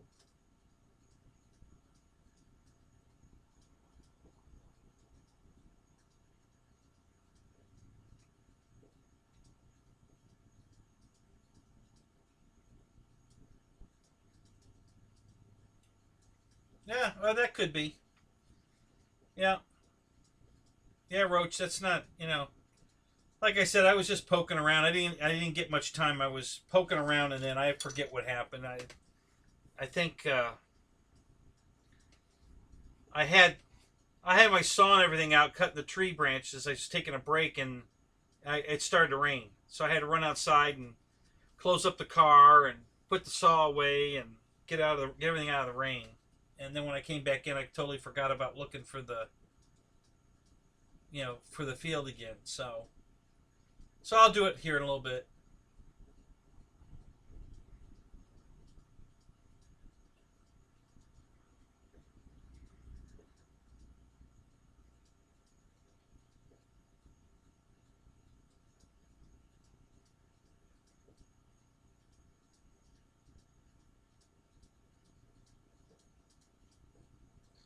Oh, cool. So so that's going to happen tomorrow, huh?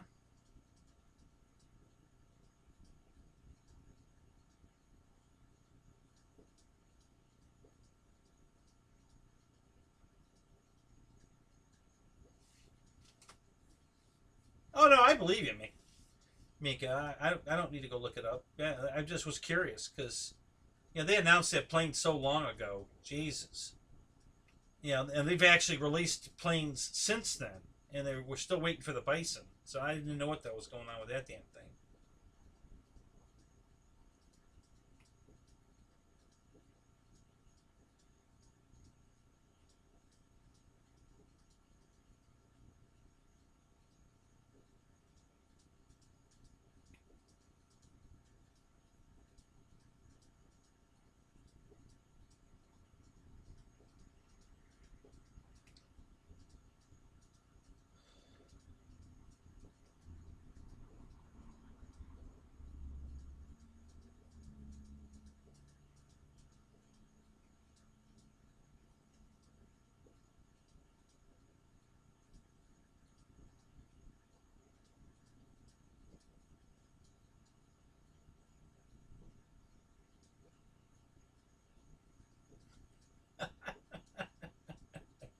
Amish buggies speeding. That's an oxymoron, isn't it?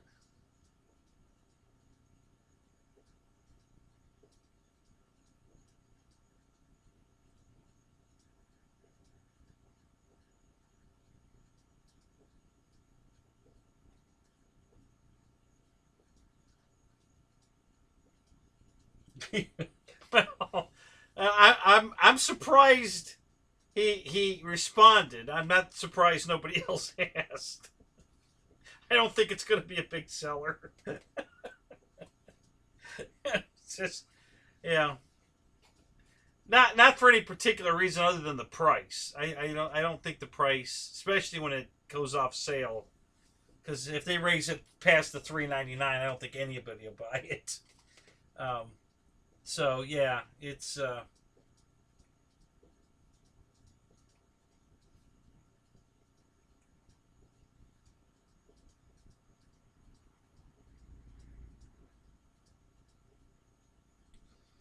yeah, for sure. 2 horsepower is the minimum. I kind of do the Santa thing and go with 8.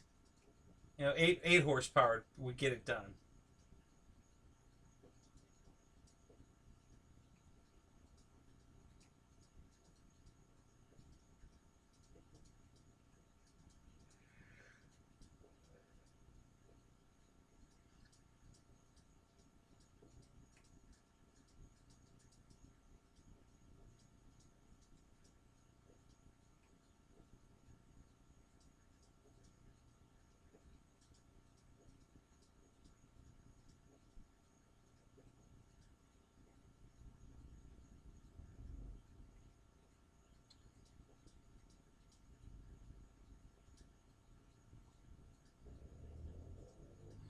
Yeah, that's true. They don't discontinue much. They've discontinued a few things, but yeah, they usually keep it going.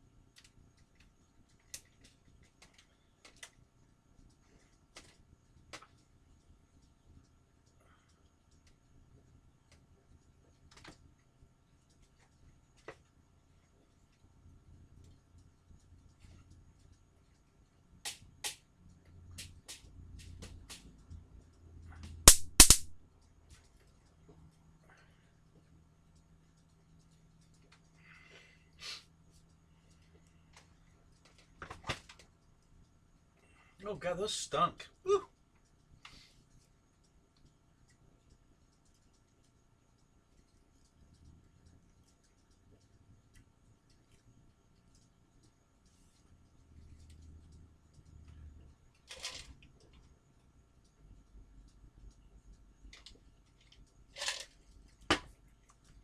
So I bought 2 more tennis rackets, guys. The last 3 times I've gone to the field, I kept forgetting to bring those with me because I don't have them in the trailer right now. I got one in here and one in the house. So I bought 2 more for the trailer. So I'll have to keep moving them around.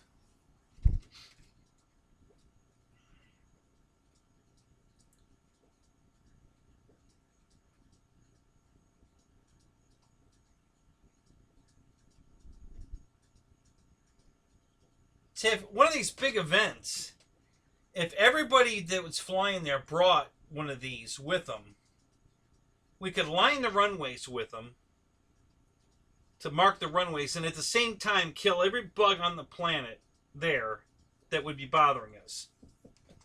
That'd be awesome. Just need everybody to buy one, you know, and then we could use them as runway lights and bug killers all in one. It'd be awesome.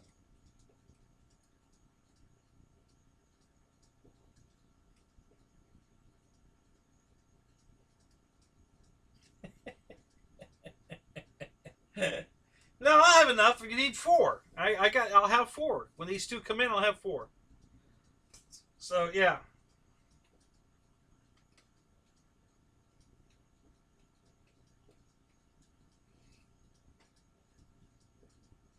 Insect Annihilator.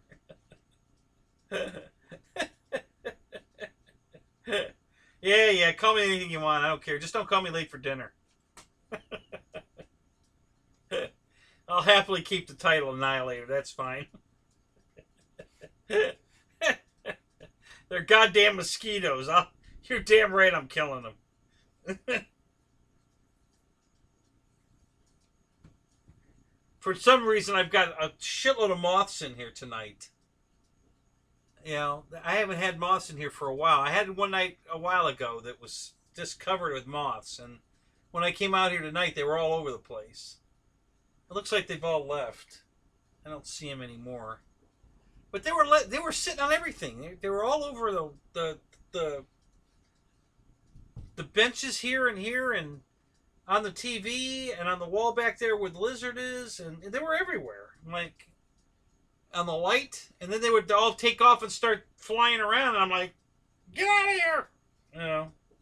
So they did. They got out of here.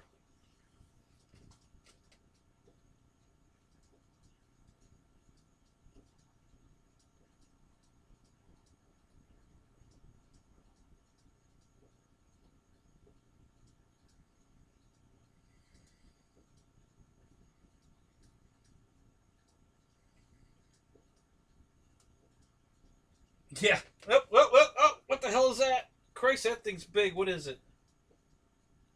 Oh, that's that fucking fork thing that was in here. Get away from me. It's got this big, long pincher tail.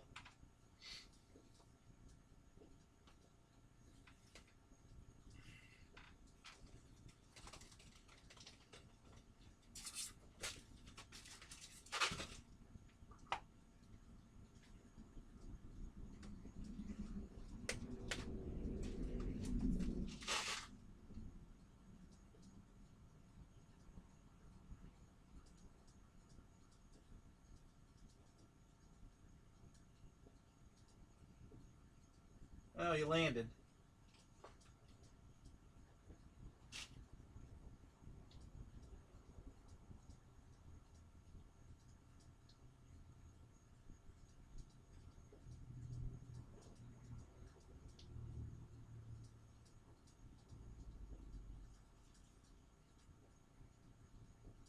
Crap, I think it's 2 of them mating.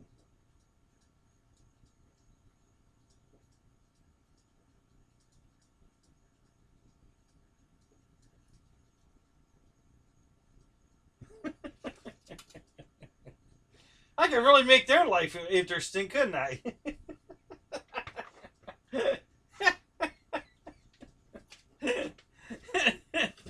Hey guys, I got a new sex toy for you to try out. Come over here. You're gonna love it.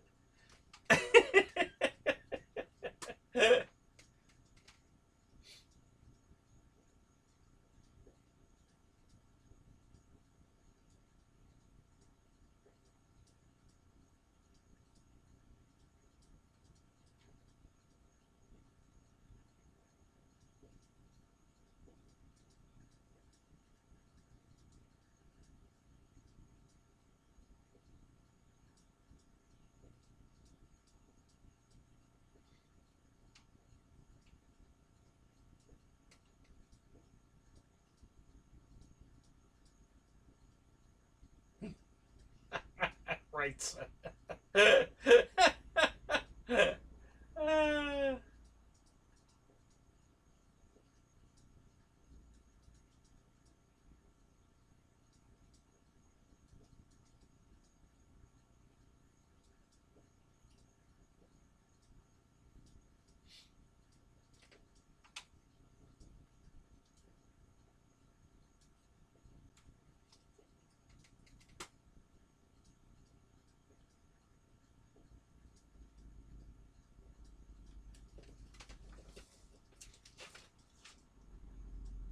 Well, now where'd he go? Or where'd they go?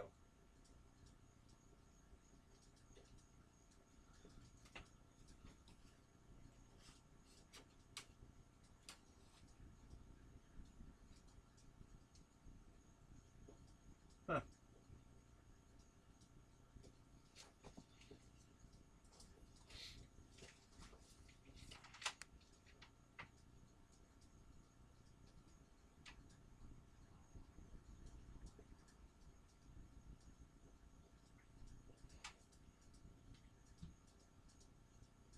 Now maybe they went and got a room.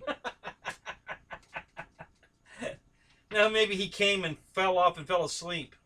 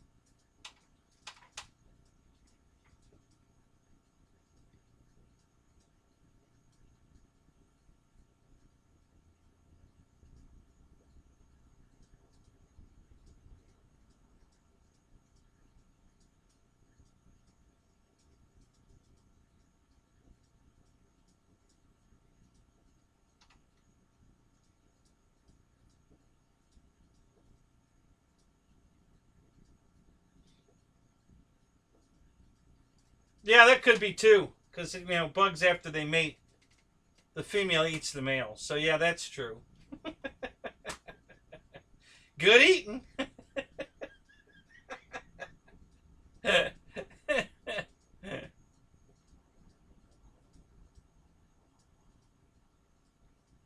As long as you got it from a reliable source.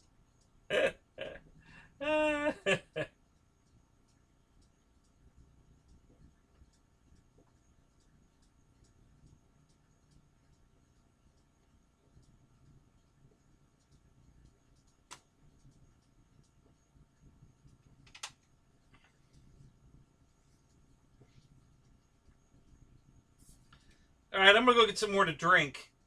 I'm going to turn the light off so the bugs will come to the zapper. You guys count. I want to count when I get back. How many did we kill? You ready? I'll be right back.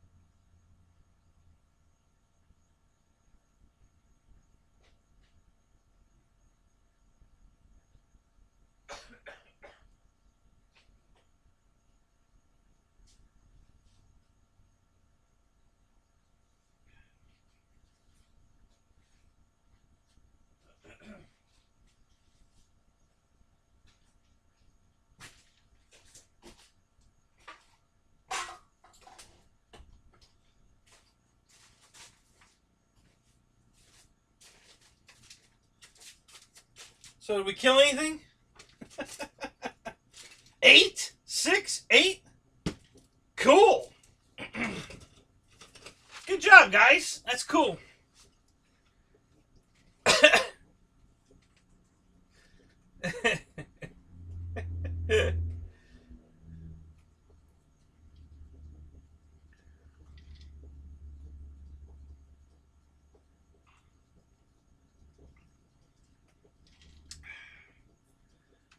Oh, God. All right, well, come here. If you're going to dive bomb me, there you go. Don't fly into that. One of the moths came back.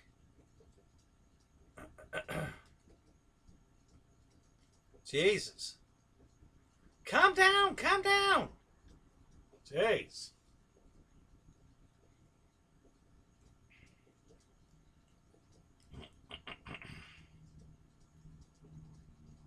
Yeah, it's the bin for 2600.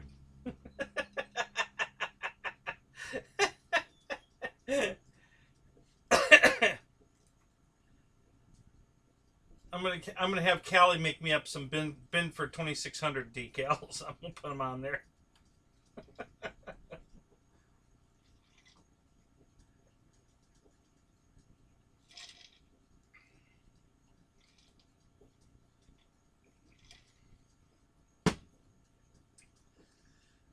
Not a bad idea, right, sir? 2 birds with 1 stone. Kill the bugs and teach people how, the kids how to count.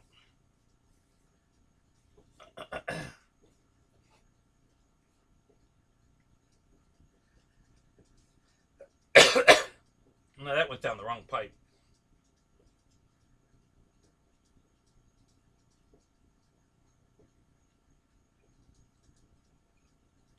Roy! Hey, we got another one.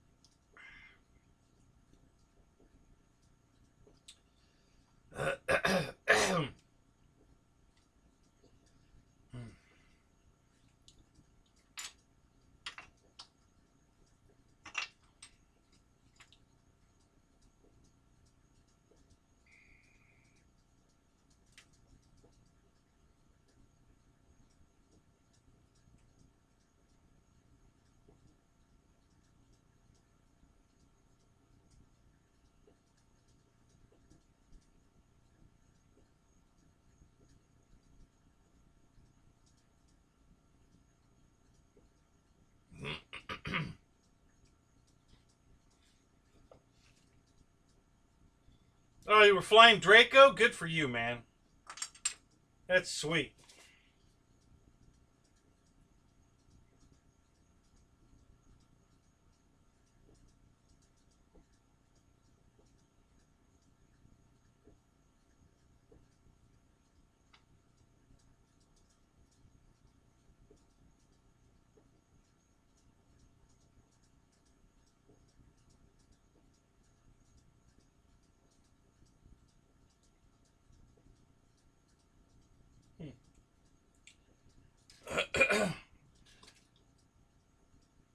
So I guess this goes this way. Oh, yeah, there you go. Gotcha. All right, now I get it.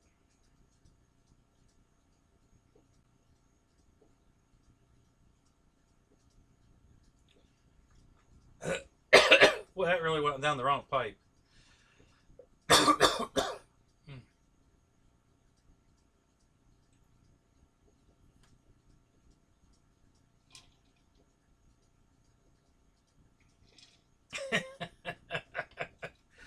All right, Roach. Maybe it'll be nice and rinsed out for you.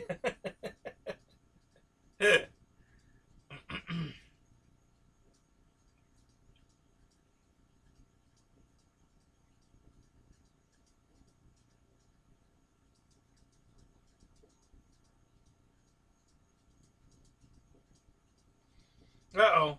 We got Fred singing now.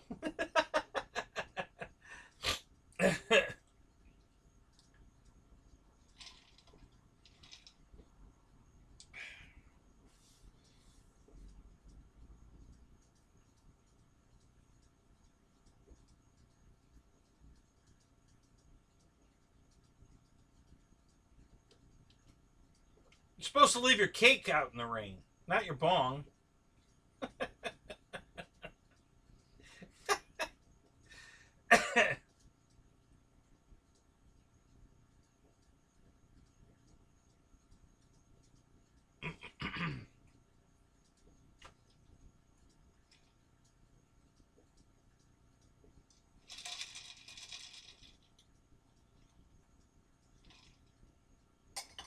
Yeah, well, damn.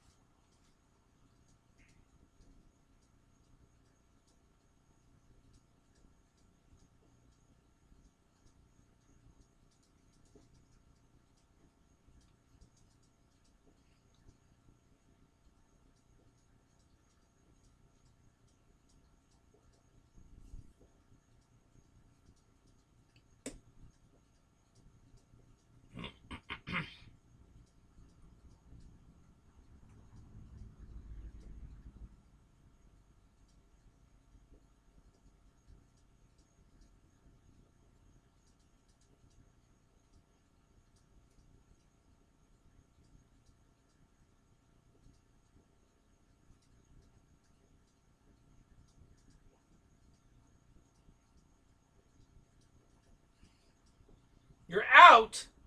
Oh, come on, Tim. What do you got to do tonight? Where are you going?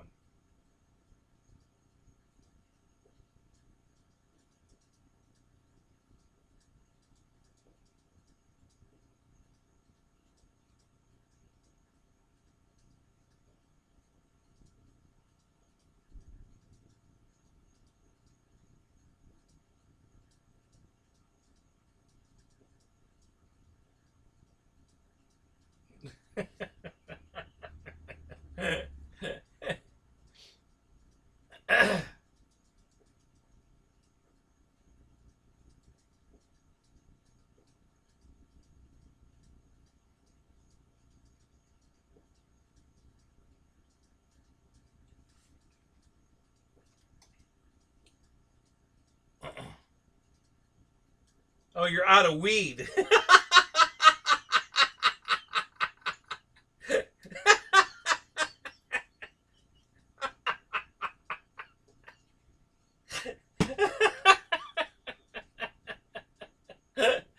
Oh, that was good.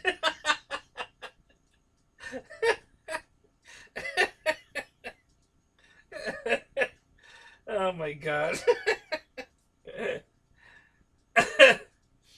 Oh, that was good.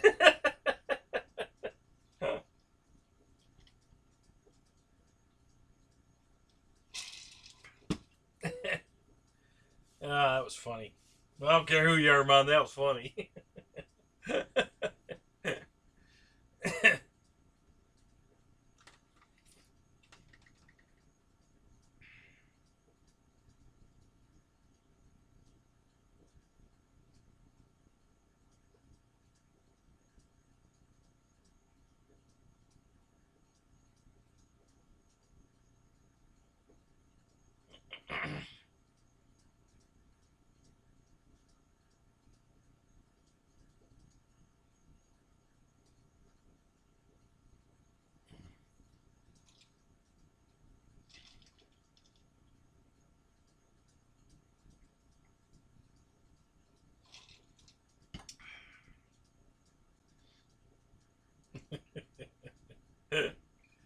Oh my god, that's funny.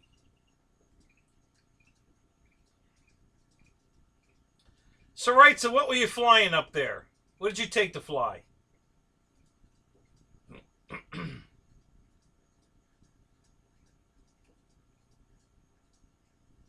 Yeah, Paul, you better get one now because they're the stock's getting low and they're done with it. I don't know why. It's a good airplane. I love that airplane. I got two of them. I love that airplane. That's a really good airplane.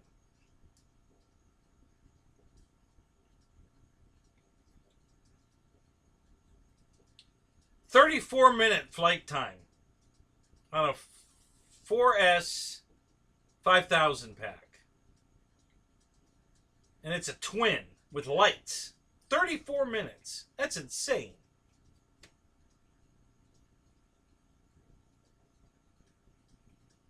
Oh, the only thing you took was the T-20. Oh, was that your T-28 on the runway in the picture?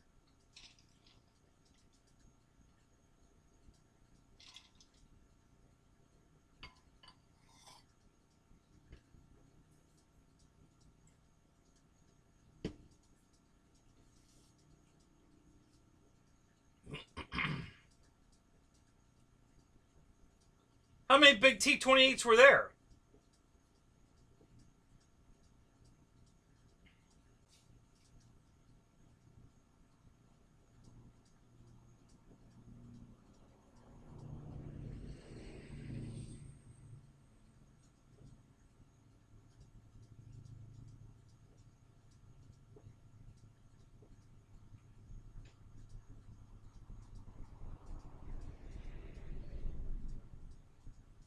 Crikey, it's Kenny. How you doing, Juno? Oh, really? 4 of them there. That's sweet. Awesome.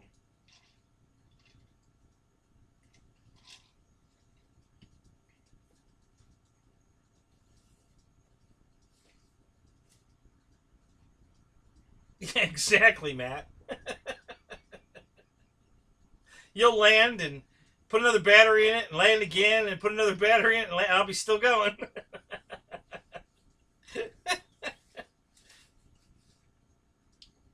Sean was cracking me up at EJet because he was being the air boss, and I'd be flying around and somebody wanted to take off and he'd keep checking with me. Are you coming in? I said, no, I'm fine.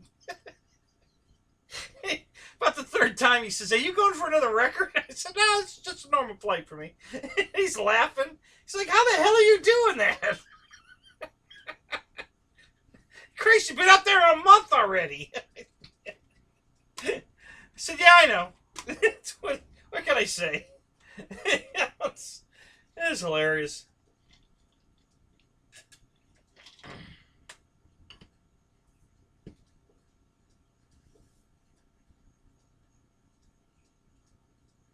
Oh, I missed that. Did he join the Zoom Saturday? I didn't see that.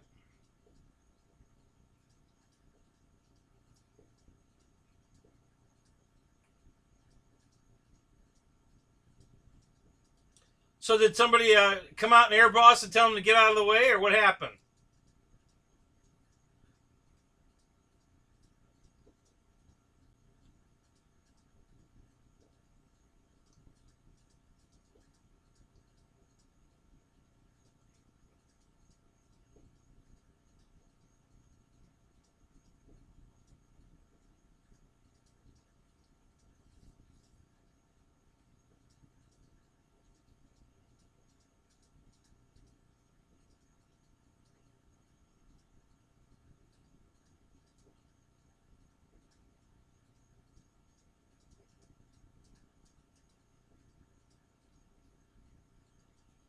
Oh, I got you.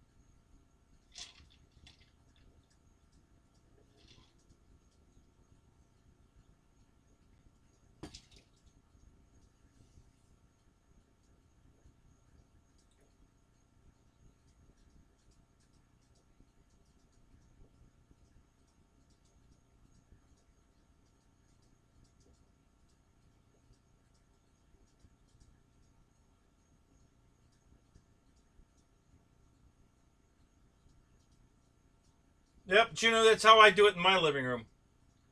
Got the big screen up there. It's a 75-incher, and I have a remote keyboard.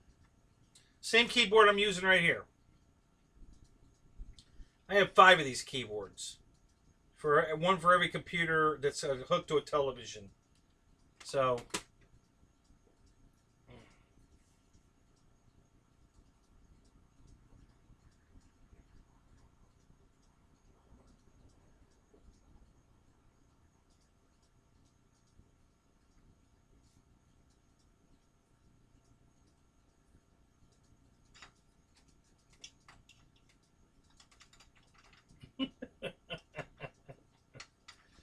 Oh, Tim.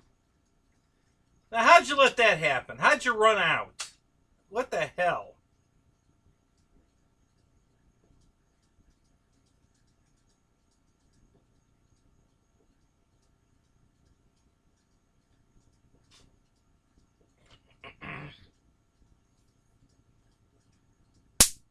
Hey, I got it. Got another one. Does that make 10?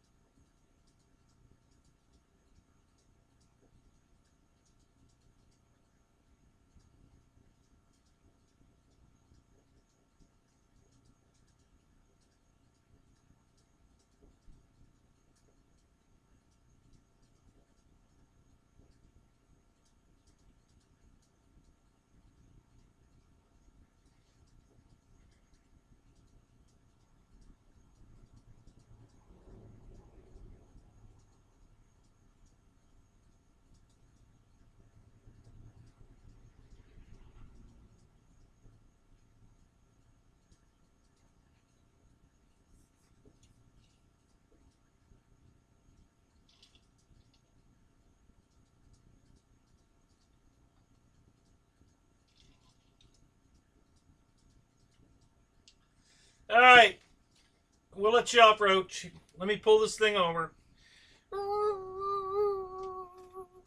Okay. There you go, buddy. Have a good night, Roach. We'll see you later.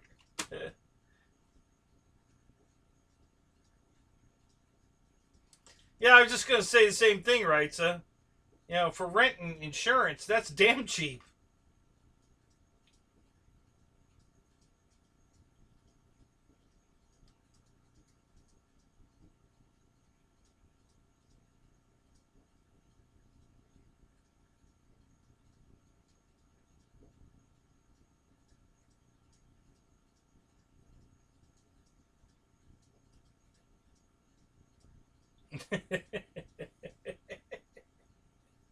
Yeah, I worked on those today too.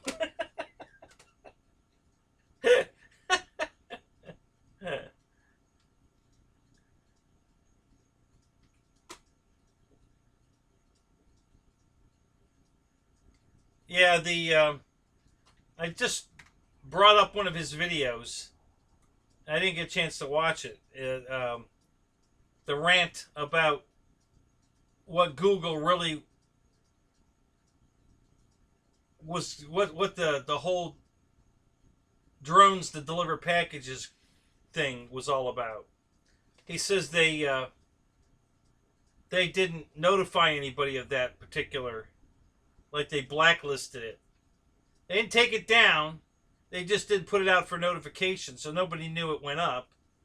So now Bruce is on every social media he can get on to tell everybody, here's the video, go watch it.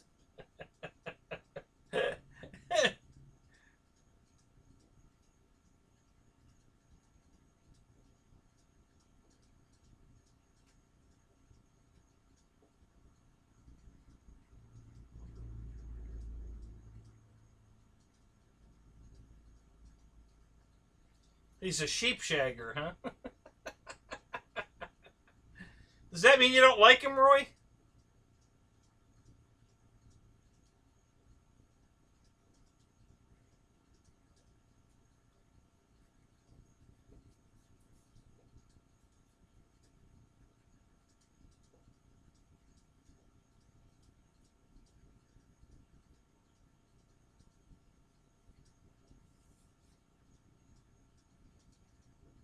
Yeah.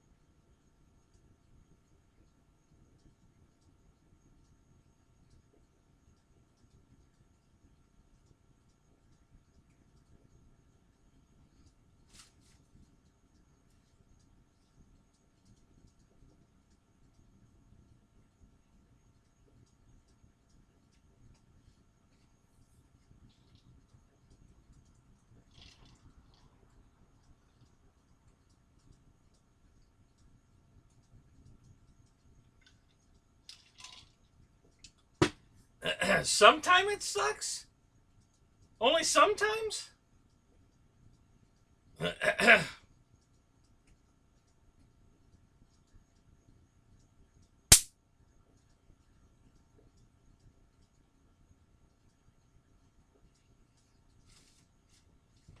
Oh, listen. He's razzing his buddies just like you guys razz me.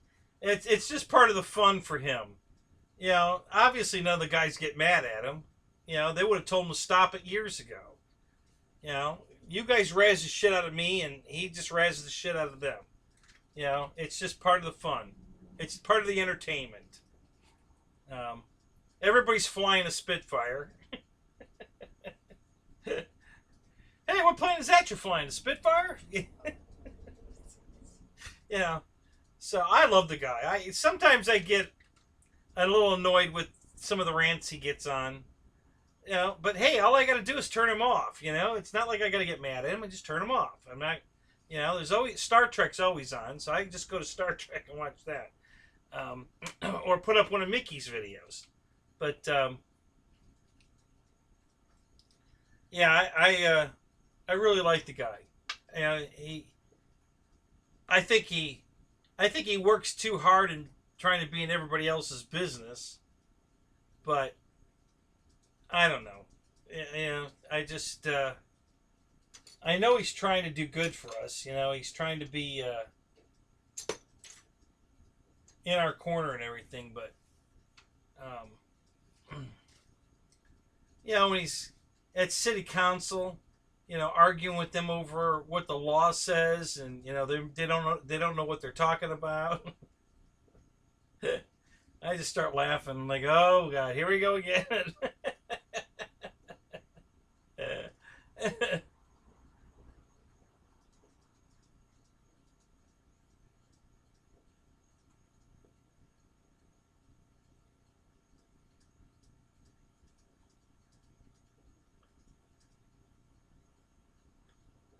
I have no idea what you're talking about, Nico. Landed in the lake of chocolate. I don't have a clue.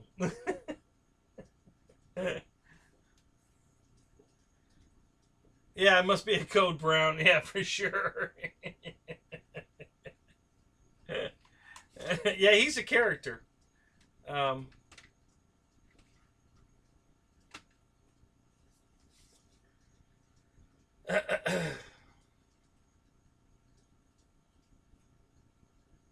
I haven't noticed him shaking at all. You know, he must have his Parkinson's under pretty good control because I never see him shaking. Um,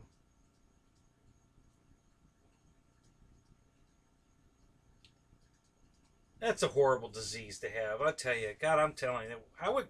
I mean, that just uh, that and Alzheimer's, man. Both of those are just terrible.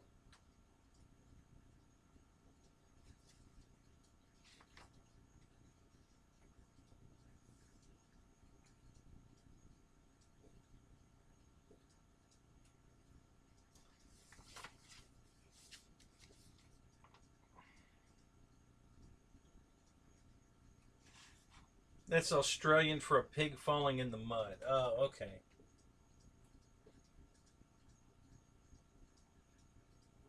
Yeah, I got the Charlie and the Chocolate Factory reference. I figured that part must be in there somewhere, but I really didn't correlate how that all fit together.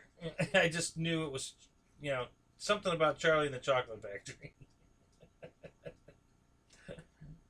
uh,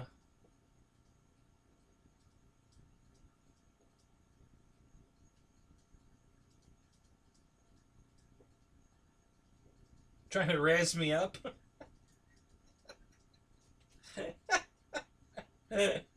uh,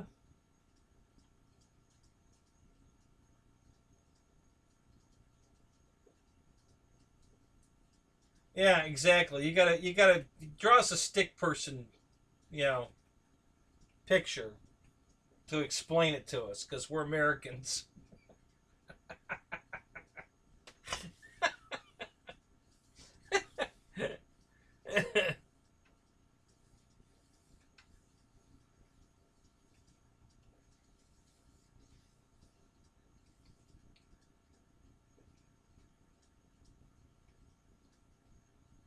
It sounds better in your head because it echoes.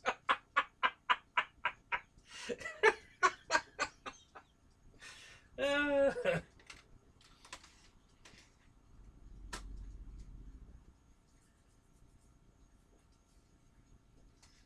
so apparently you were having a hell of a time filming that episode with Yoda today. Did you film that today, or did it just go up today, or was it up already and I just missed it until now?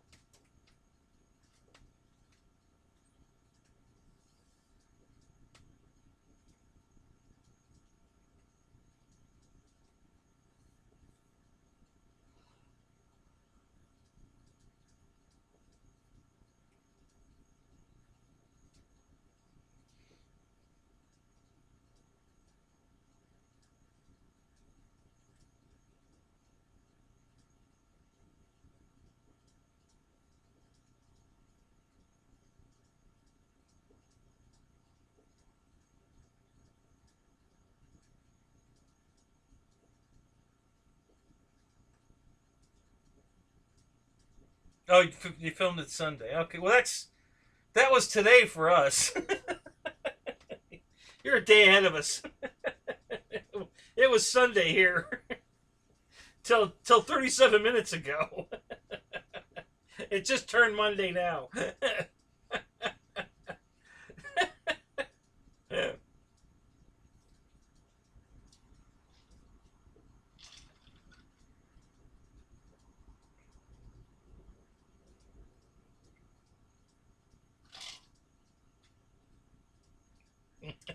When he wears his hockey helmet, huh? Yeah, then it echoes and reverbs at the same time.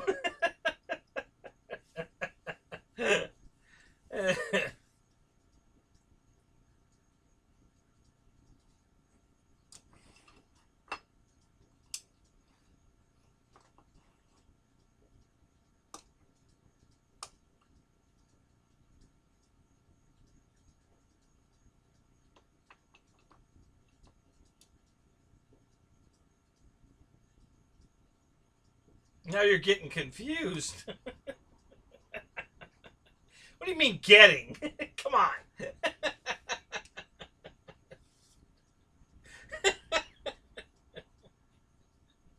And we all know that's not true.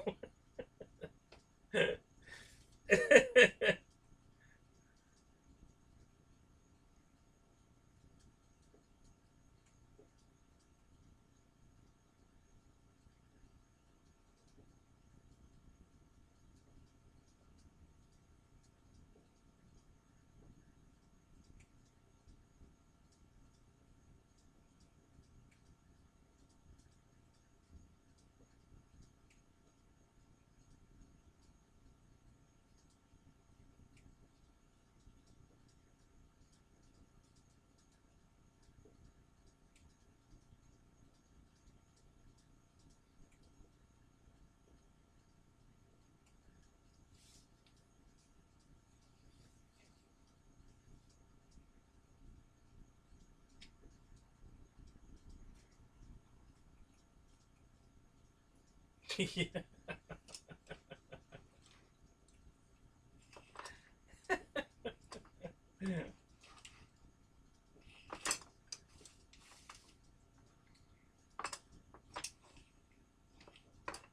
Why do they call those things Legos? They don't look like legs to me at all. What's up with that?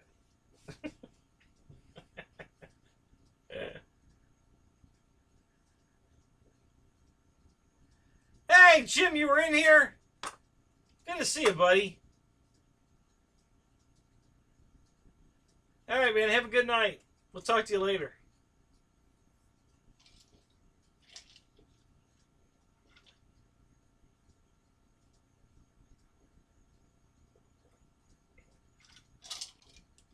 Oh, you found 2 joints, did you?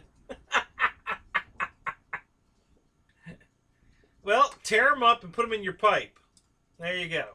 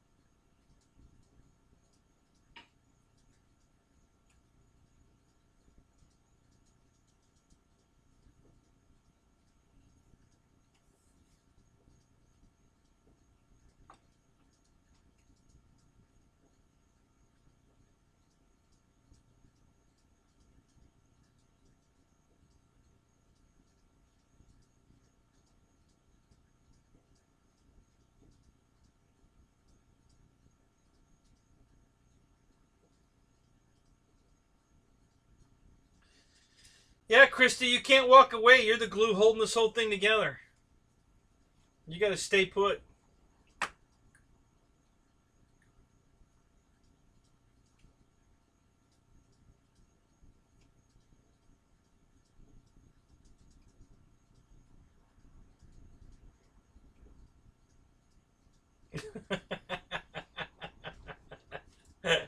Yeah. Yeah, I've seen that commercial when the wuss steps on one.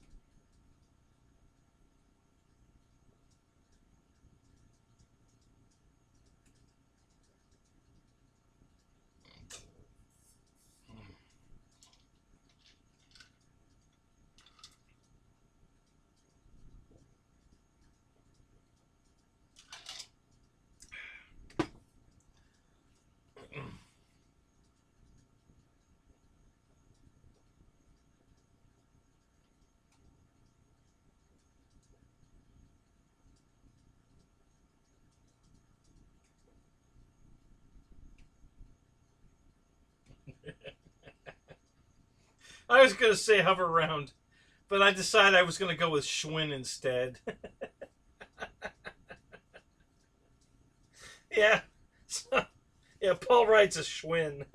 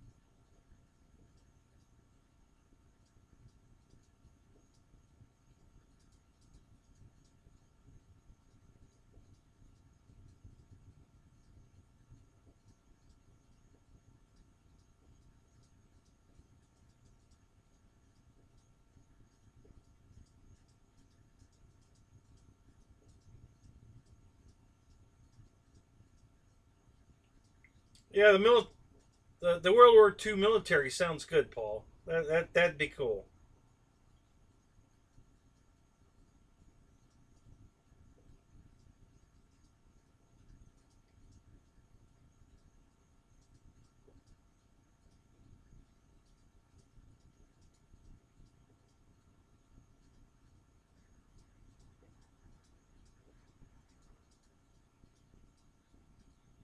Is that what you're doing right now, Mickey? You out of a car or a motorcycle or something? You broke down or don't have? What's going on?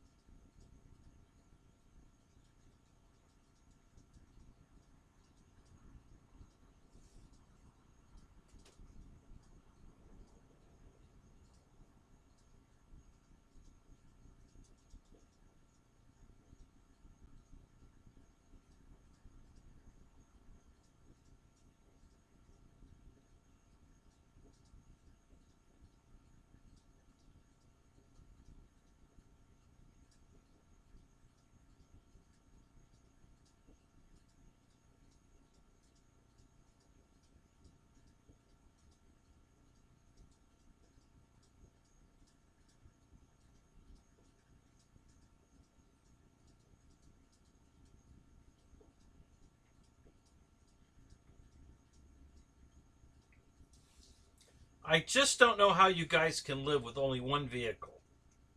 I've had two vehicles, at least two vehicles in my life since I turned 16 and started driving.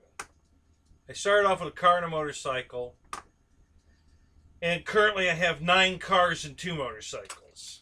I could not live with just one car. It's just not possible. I couldn't do it. I don't know how you guys do it. Hell, when one breaks down, I need the other one to go get the parts to fix the one that's broke down. I mean, that alone. But I also need to be able to go to work the next day if the car breaks down. So I just don't know how you guys do it. Telling your boss that your car's broke is like telling your teacher that the dog ate your homework. It's not going to fly. So yeah.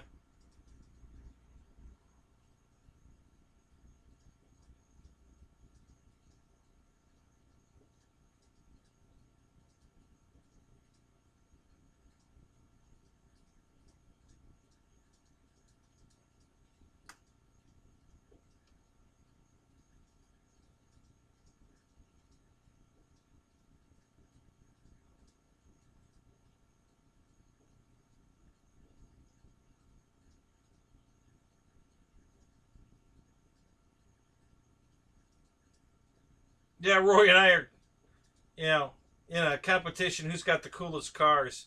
Roy won. I want all the cars he has. Those are all on my bucket list.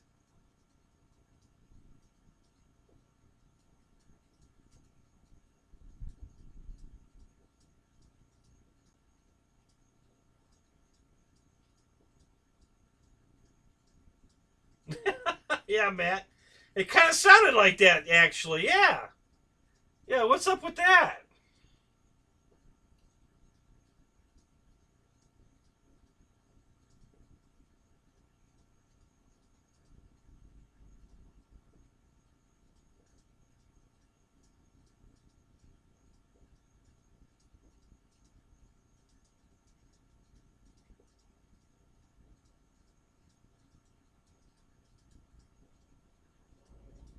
Well, Mick, you get the multi car discount, if you have two cars.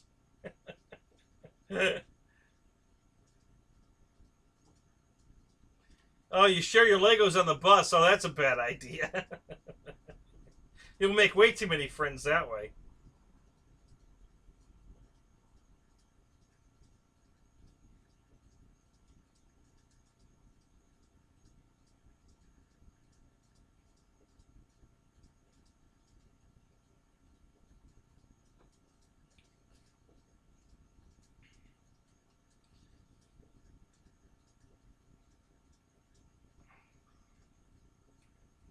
Who are you using, Roy? Haggerty or what's the other one?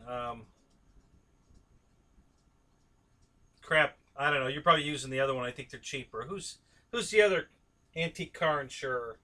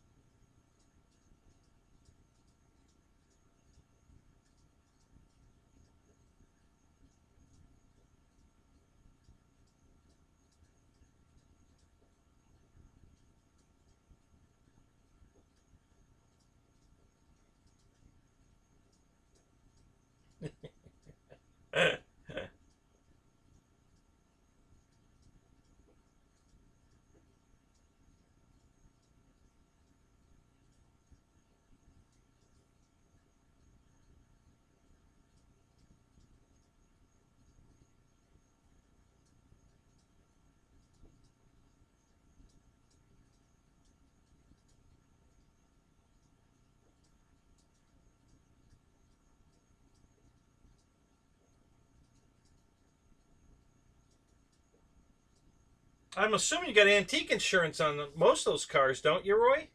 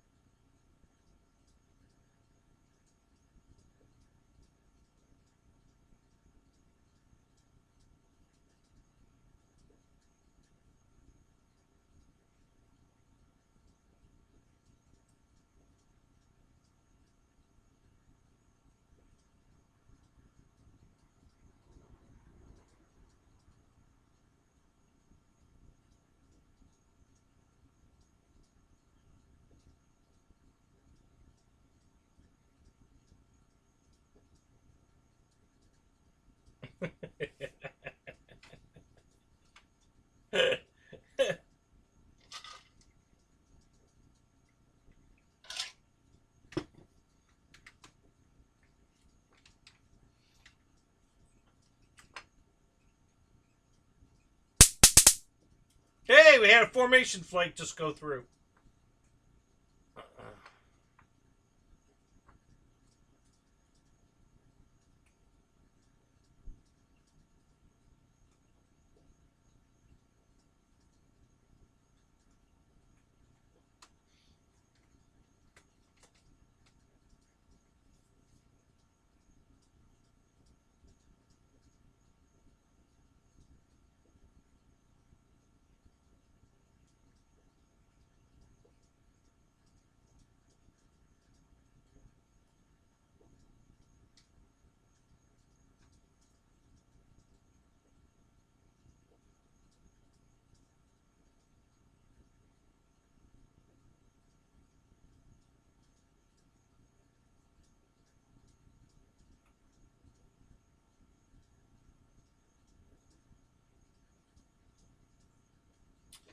Yeah, so right now I have two of my Impalas insured with Haggerty, and it's $650 for the year. And that's full coverage on both cars, no deductible. I can drive them as much as I want. I don't have a limited mileage. I just can't drive them to the mall or to work.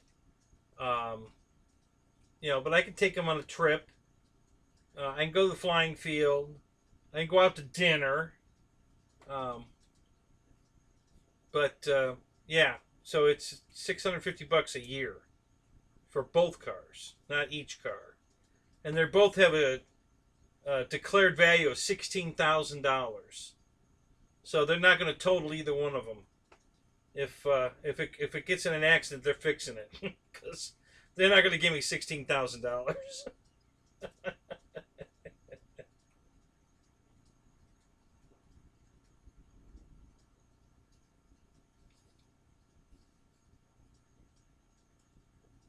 Mike Bird, what's up?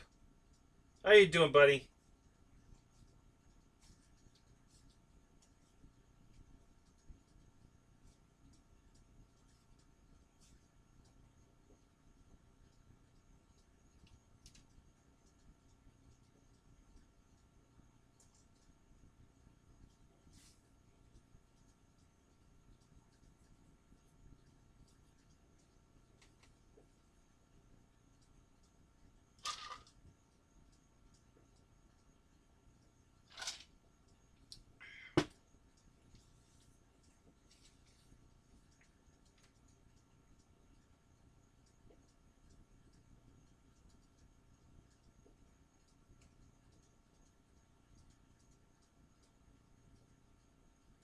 So, Mickey, what's stopping you from just moving to the United States?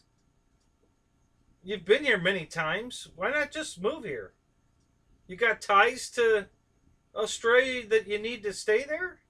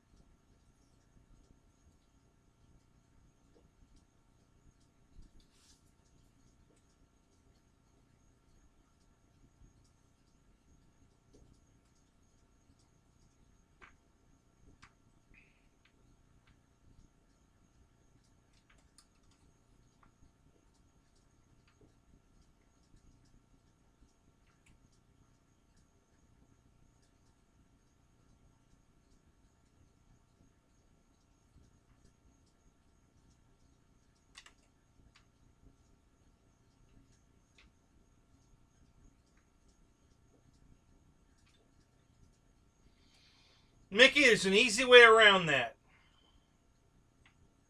All you have to do is buy a business here. Any business, doesn't matter. Because you already have an employment. So there's no, you'll get a full visa right off the bat. That's what my buddy did. He came from England and he bought a hotel. Um, it's not a nice hotel. You pay by the hour at this hotel, but it's a business. So got full green card, for or full visa. Uh, didn't have to get temporary. Got a full visa, and then took in time he took the test and became a citizen. But that's how he got here because he didn't want to go back. He didn't want to have to worry about whether he found a job or whatever. So he just found a business to buy and bought it, and that was it.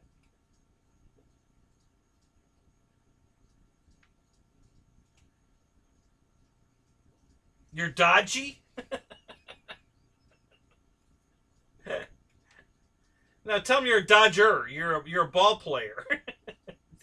That'll get you in.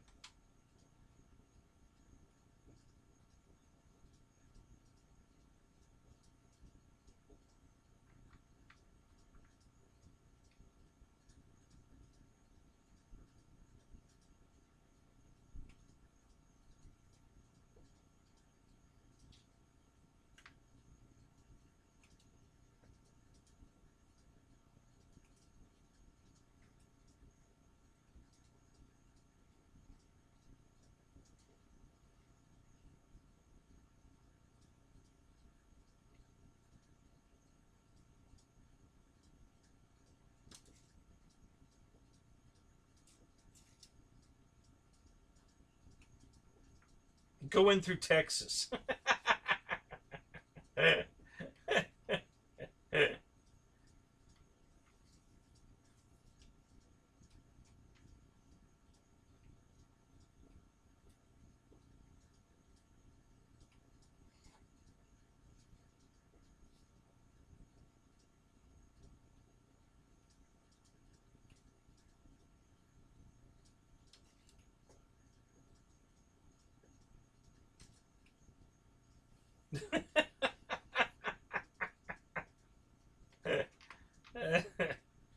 That's funny.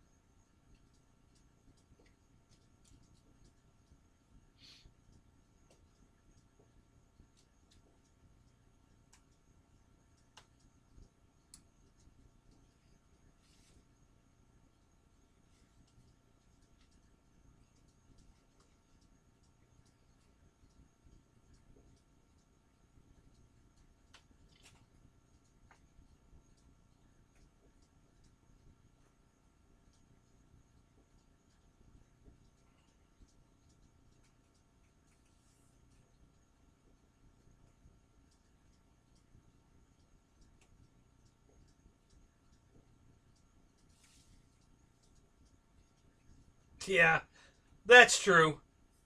But he's temporary.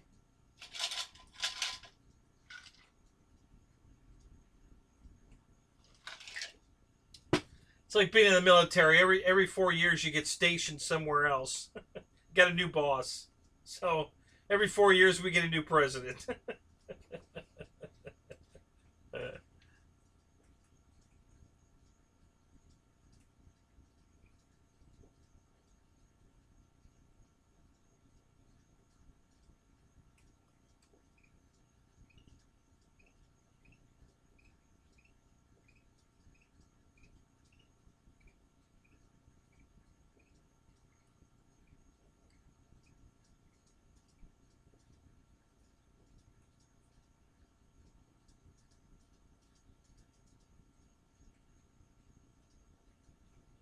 You like to dress as a Power Ranger.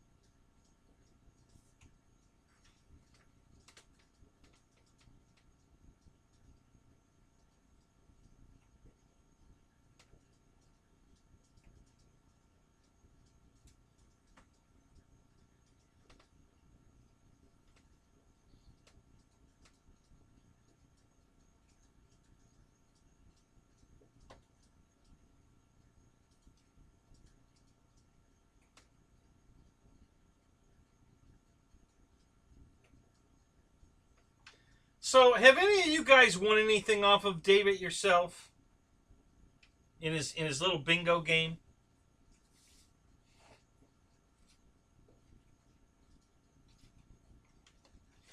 I think you did, Roy, didn't you?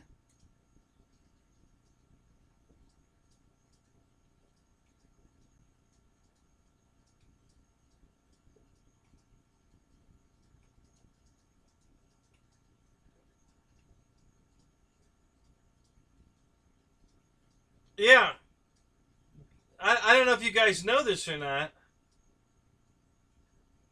Did you get your stuff, Roy?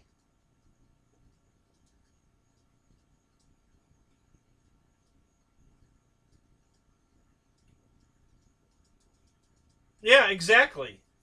He makes you pay the shipping.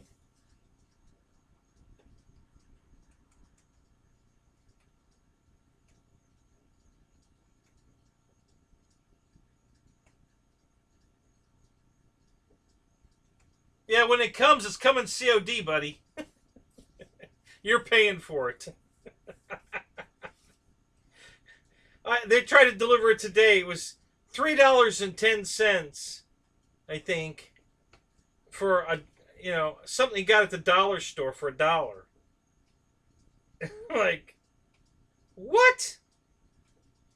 Yeah, so he's making you pay the shipping. Unbelievable.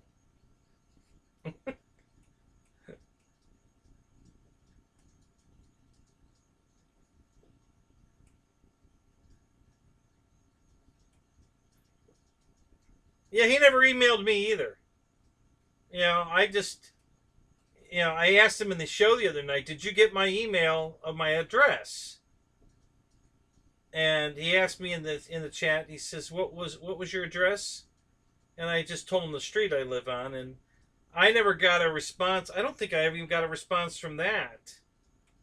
Um, but he shipped me 2 rolls of that, and they're in the same package, so it's 2 rolls in a pack. So that was $1 for his paper tape,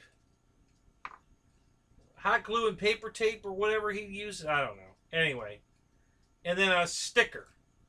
I think that's all I won. And the way he shipped it, it was going to cost me $3.10 to get the dollar's worth of shit. uh,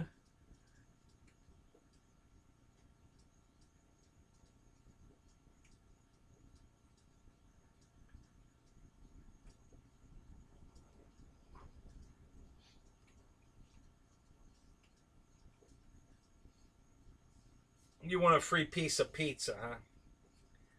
Yeah. So anyway, I don't want to play. I'm going to tell him to take my name off the bingo board. So, you know, he's not giving anything away I want to pay the shipping on. So never mind.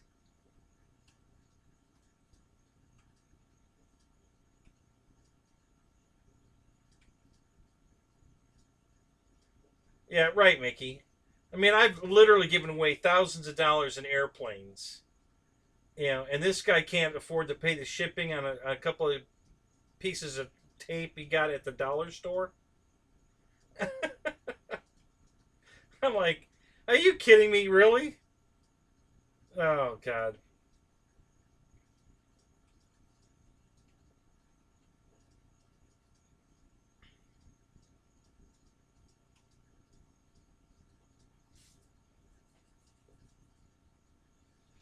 Yeah, she comes in with the mail and she says, "Did you order something? You were expecting something?" And why? What are you talking about? Well, they left a note in the mailbox that you owe money, and I'm like, what? So let me see that. And I'm reading it. It's David yourself. He's charging me for this crap. Are you kidding me? And it was $3.10, I think, for postage. Like, uh, exactly. Motion's giving away jets. He doesn't make you pay the shipping. So this, you know, and I don't know how. I mean, he was coming, but U.S. Postal. He must have put insurance on a couple of rolls of paper tape because why would it cost $3 to ship 2 rolls of tape? I mean, little tiny rolls of paper tape.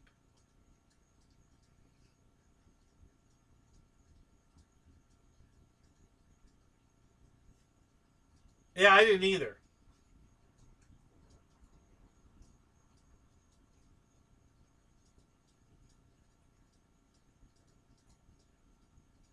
What did you get, Matt? What did you win?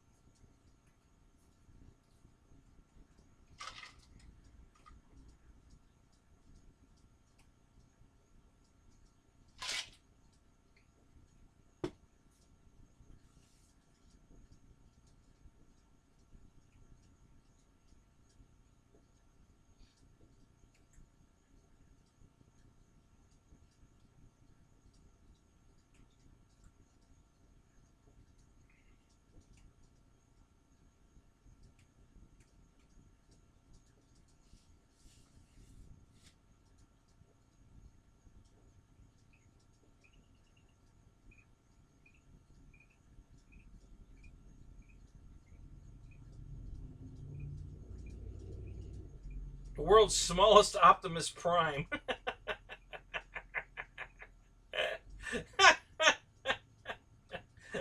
Was it a little statue of Optimus, or was it a sticker?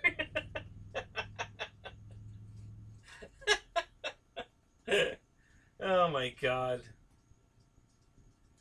Yeah, I couldn't believe it. I'm because I know what he was sending me, and I almost told him to never mind, just keep it, but I didn't want to hurt his feelings. And then he sends it COD. Like, I am not paying for this. You can send it back.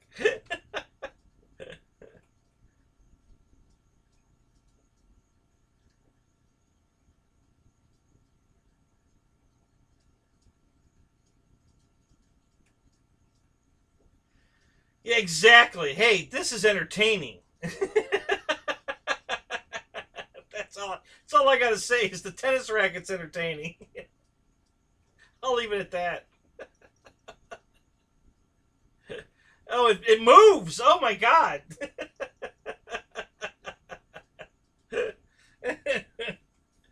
Oh my god. Yeah, I'm gonna.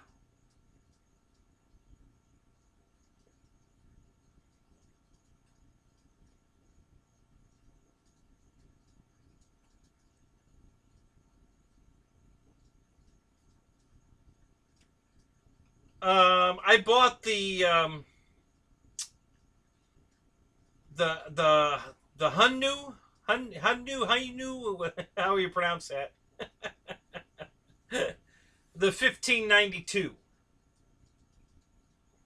So the price ranges on that one for as cheap as $77, I think, or $82, and I've seen it as high as like 100 and, well, actually, I think I've seen it over $200, which, I don't know why anybody would pay that. Um, but yeah, I paid 106 for mine because I bought it off eBay and from a reputable guy. So there was another guy that had a listing for $103. But his listing didn't list that it came with a battery. And I'm like, for $3, I'm buying the one that says it comes with the battery. I'm sure the other one does too, but just in case, I'll pay the extra $3 and get the battery. Make sure I'm getting a battery.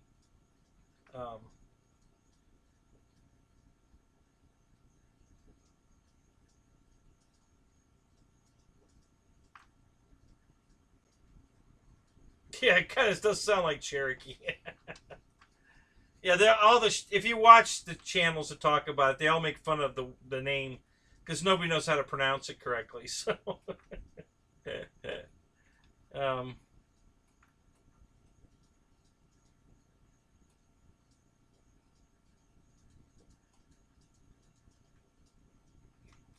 yeah, dream on, right? So,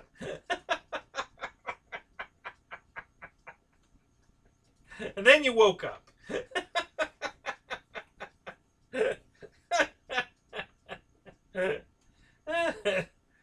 Oh my god.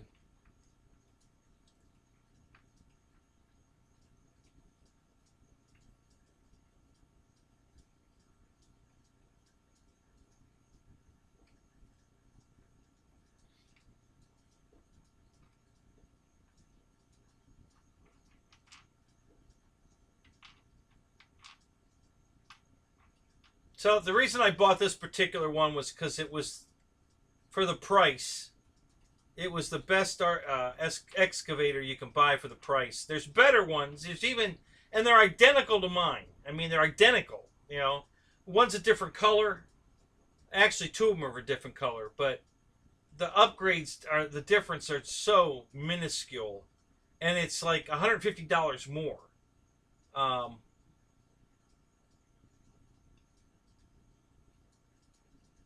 yeah, she likes your IX20 as well.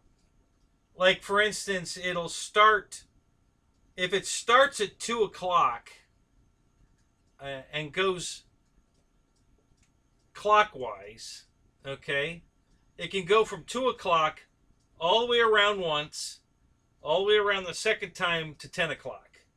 So it's 680 degrees. It rotates. It can't just continuously go around. It's got a clock spring in it, like your steering wheel. So the cable's winding up and then unwinding inside a spool. So it won't just continuously go round and round and round. So you can get the next one up, which is the exact same excavator, identical, same size, same shape, same everything, different color. And it's $150 more, and it'll go all the way around. Well, I can live with the 680 degrees. That's plenty. Ronnie, what's up? Yeah, exactly, Ronnie. The old girlfriend likes heavy equipment. So, and then the next one up from that, again, the exact same one. It's white. It comes with some attachments that you can change from the bucket. And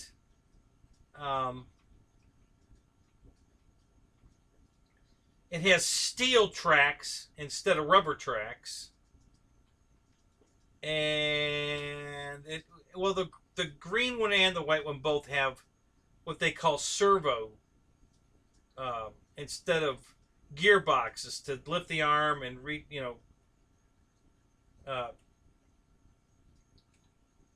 extend or retract the bucket and all that. And these are supposed to have like these screw jack type servos. So that's supposed to be a big upgrade. So that one's like $300 more. So yeah, they're all going to dig almost exactly the same. Very, very similar. Yeah, you're not going to build a house with it. You're going to play in a sandbox, and you're going to pick up dirt and put it in your little dump truck, and then drive it over there and dump the dump truck, and then drive. I mean, it's so I'm not paying, $400 for this toy excavator when the $100 one's going to do the same thing, and almost as good, close enough. That's plenty enough for me. I wasn't going to spend a lot of money on it. There's some of these things are $5,700, $12,000.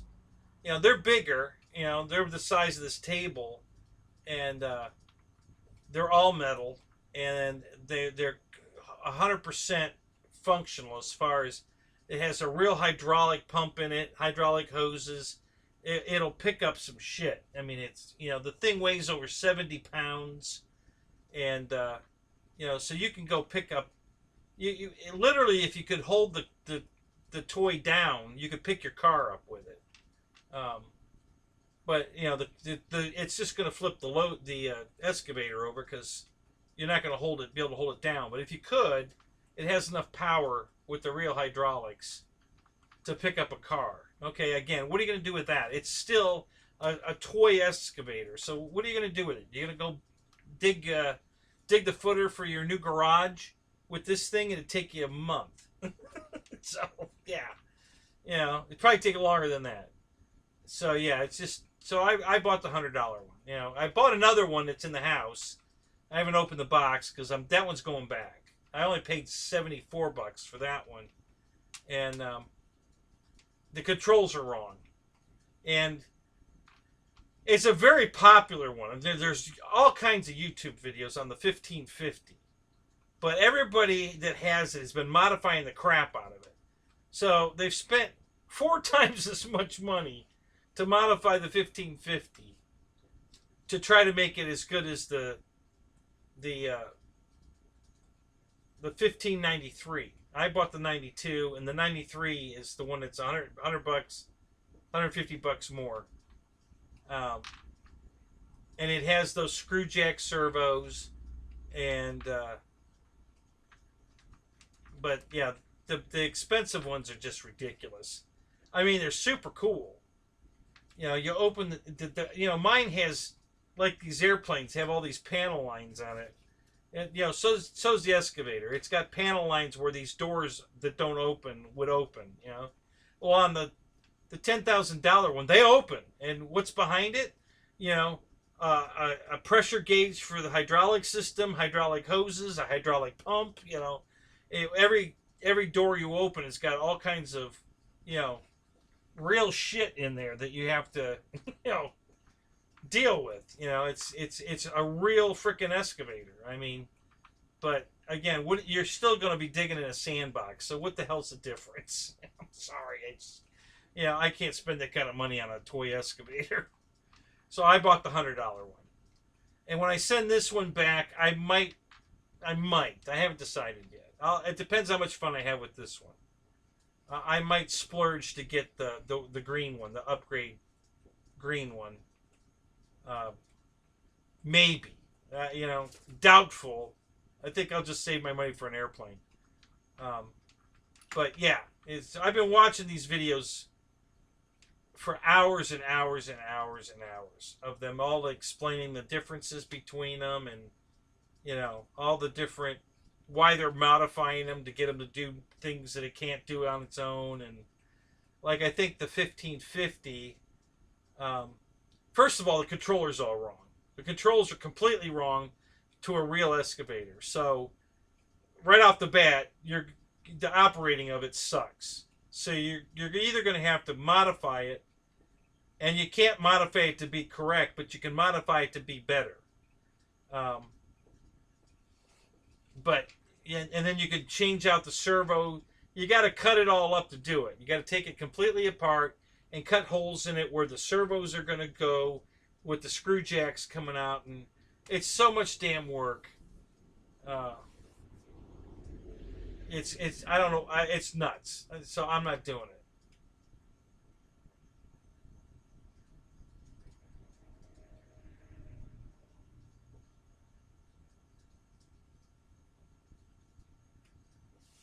Oh, that's cool, Mike. So you got your new Ultrix, huh? That's cool.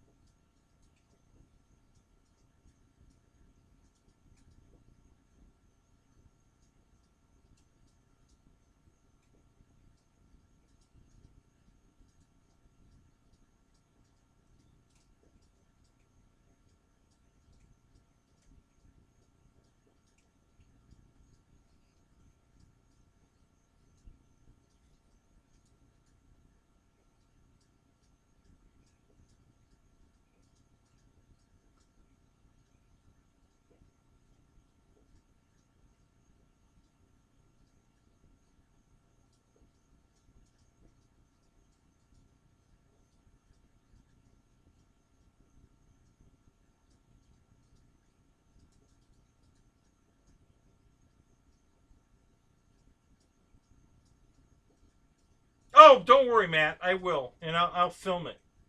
You know, like I'm gonna play with it right here where I'm putting the pavers on the ramp up to the door.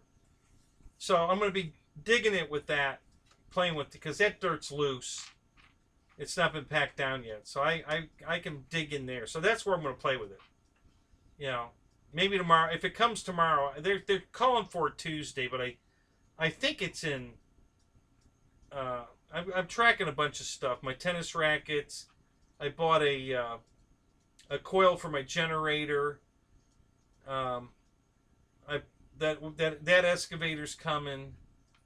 Another belt for my lawnmower because I lost it and I can't find it, so I ordered another belt for the lawnmower. And I think there's one more thing coming. I can't remember what that is at the moment.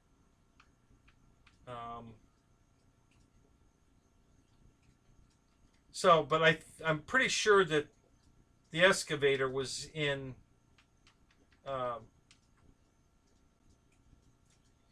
Ybor City, which is right here in Tampa. So literally, it's it's about 20 miles to where it's at, maybe 30, and I could go get it. So I think it'll probably move from Ybor City to the distribution center here in Brooksville by morning, and then it should be on a truck for delivery. So we'll see. The only time I have it's coming to the post office. The only time it doesn't make it here is if it's a UPS Smart Post where they drop it off. You know, UPS drops it off at the hub in Ybor City, and then they have to switch it over to. Usually takes an extra day when that happens. But this one was coming U.S. Postal the whole way, so we'll see. I don't know. We'll just have to wait and see. It might show up Tuesday, maybe tomorrow. Something's supposed to come tomorrow, I think. Anyway.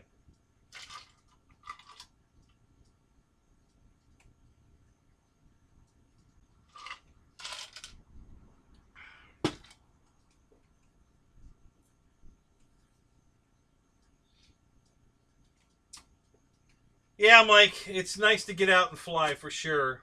You know, I went out Sunday and flew 11 flights. Um,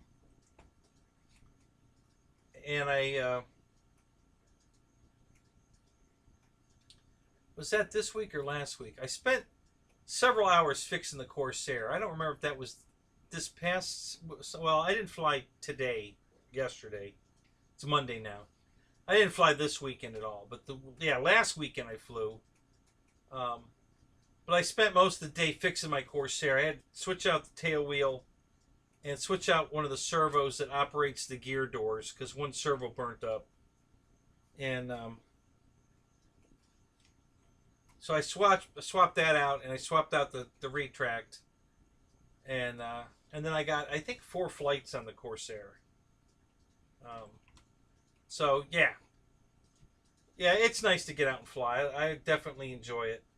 I don't really enjoy it alone, but there were a couple people at the field when I got there, but by, I think, 4 or 5 o'clock, everybody was gone. I was there by myself for the rest of the night. And I didn't leave till, because I was flying in the dark. So I don't think I left the field till like 9 or 10. Trying to think what time I got home. It had to be after 10 because I don't think I got home till 11.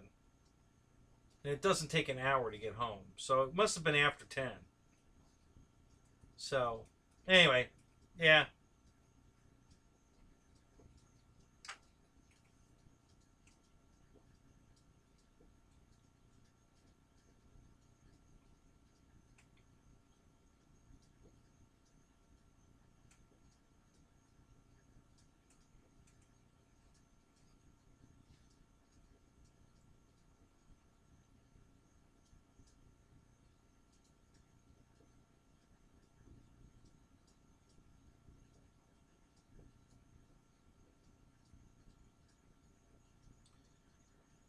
Hey, Matt, how long does it take you to get to the Imperial field?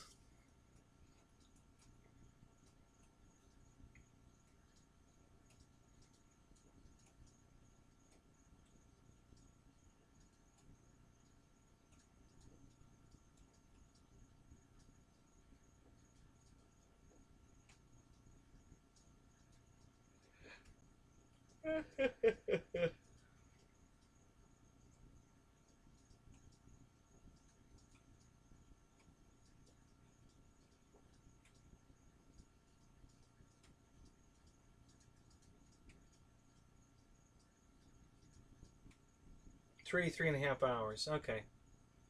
Um, I guess we're gonna have to find a field like Orlando to go fly at. You guys come over, I go over, because that'd be about halfway. That's 2 hours to me. Should be about 2 hours to you. So we got to work that out. Maybe we can get Rich to meet us out there too, and we'll be his guest. I know there's a couple fields in Orlando he flies at.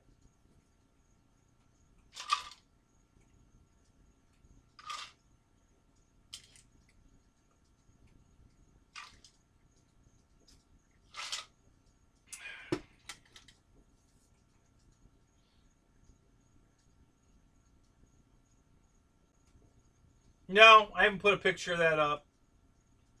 I can. You know, better yet, I'll give you guys a video to watch. Let me go pick one. I'll give you a video. Go. You guys can just press the link. I'll give you the comparison video that I was just talking about. The 3 excavators I was just talking about. And you guys can watch the comparison. It's only about 6 minutes. Nobody's talking. They're just demoing the excavator. They don't talk in it. There's no talkie. So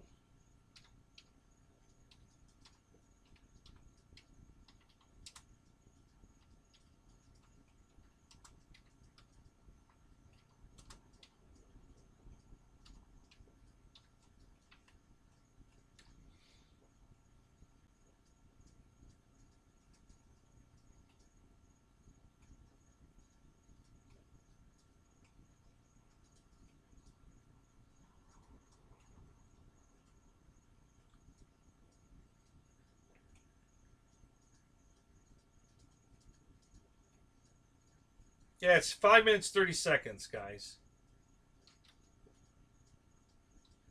So this is so the yellow one's the one I'm getting. There's a yellow one, a green one, and a white one. They're all identical, you know, looking. Same size, same everything, but they each have upgrades. And the upgrades aren't going to make it work any better than mine, so I went with the cheapest one. So you can get this one for under $100. If you shop it around, you can get it for under $100. I didn't shop it around enough. I should have, because I did shop it around afterwards and found it cheaper. And there's an orange one, the same as mine, but it's only I think it was $77, free shipping. It might have been 82, but it was under $100, and it's orange, which is kind of cool. I like the orange. So if I had found that one, I'd have definitely bought the orange one. But I already pulled the trigger on this one. So unless this one gets lost in the mail or something, and it doesn't make it here, like Paul's bug zappers.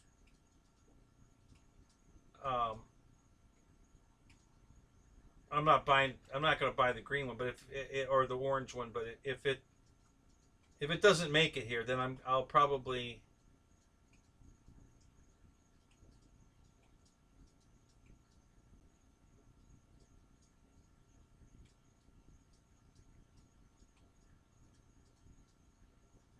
Yeah, if for some reason it gets lost, I'll probably buy the orange one.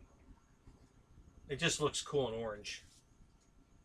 But yeah, these 3 are the exact same thing. They all have upgrades, and you're going to see that here. They're going to show you the differences. Like I said, there's no talking going on. They're just playing music.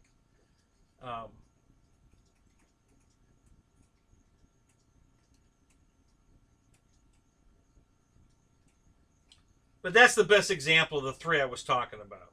That are the first one that I got like $100. The green one's like $250. You can get it cheaper. Again, shop it around. I think the cheapest I found the green one was God,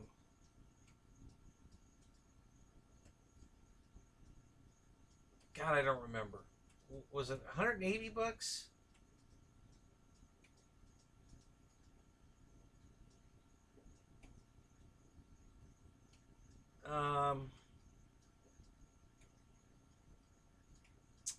God, I don't remember. No, I think it was $250. Yeah, I'm pretty sure that was about $250 for the green one, and then the white one's like $3.99. You can get it on sale at for $3.80, but I haven't seen it. I haven't looked all over, and I haven't found that one any cheaper than $3.80.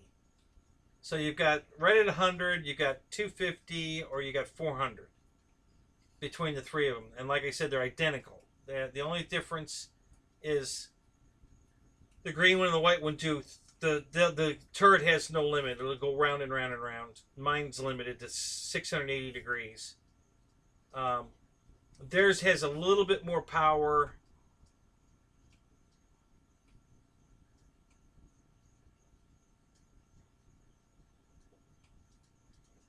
You'll love the box. Keep it safe. Which are you talking about? The box the excavator came in? What are you talking about, Mike?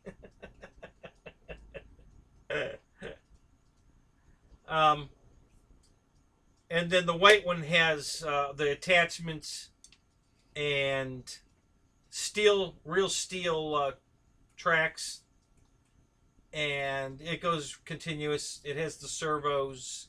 They're supposed to be more powerful. They're really not that much more powerful.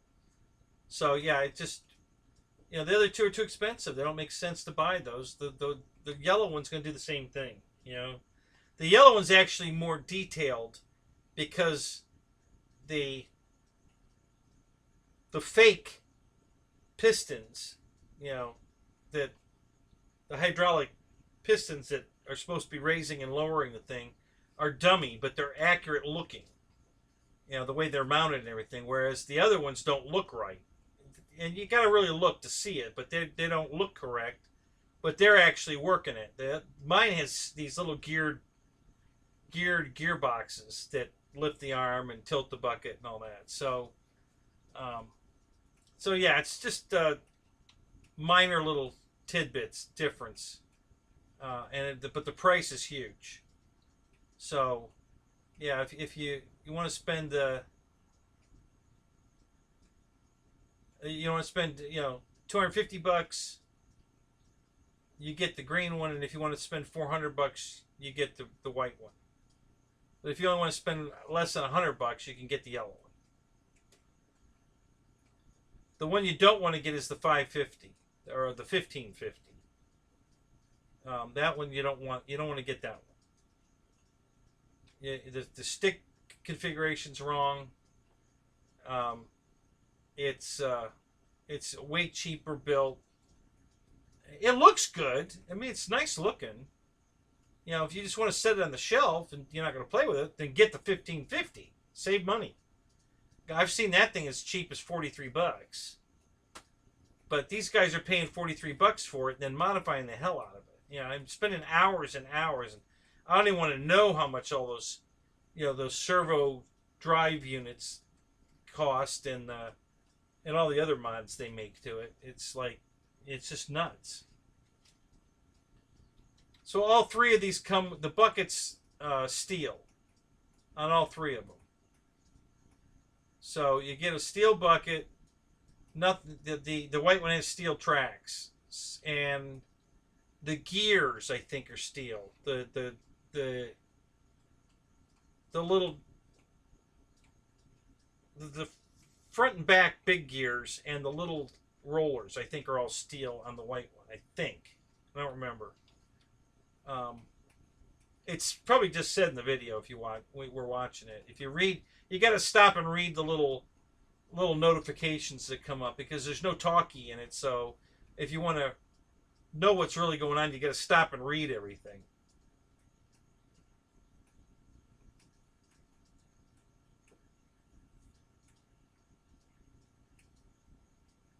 I do like the steel tracks on the white one. I got to tell you, I do like that. But I'm not spending $400. That'll buy a nice jet. I'd much rather have the jet. So I'm not buying the $400 one.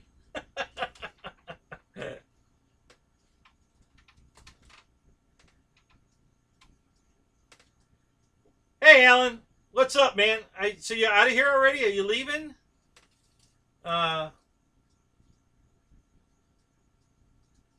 You just popped in, and it sounds like you're saying goodbye.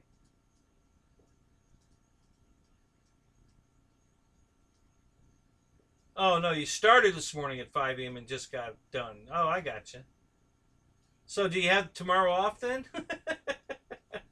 I hope you have tomorrow off. All that working all day, damn.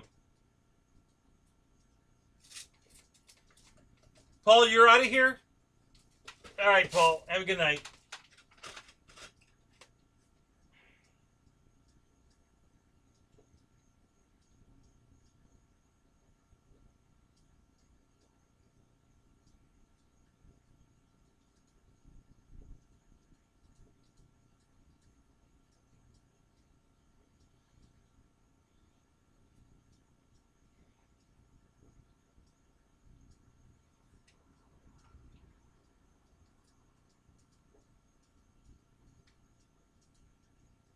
yeah, so I think I made a good buy. You know, like I said, you can get it cheaper.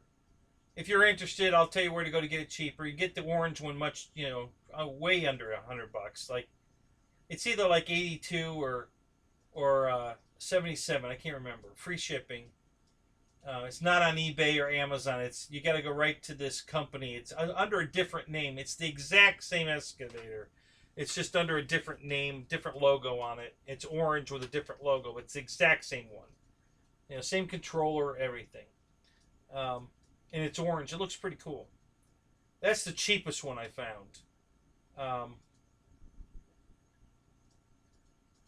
and like I said, if I hadn't have already pulled the trigger on the yellow one I bought, I would have bought the orange one. So, Michael, what's up? Good to see you, buddy. Welcome to the Chit Show.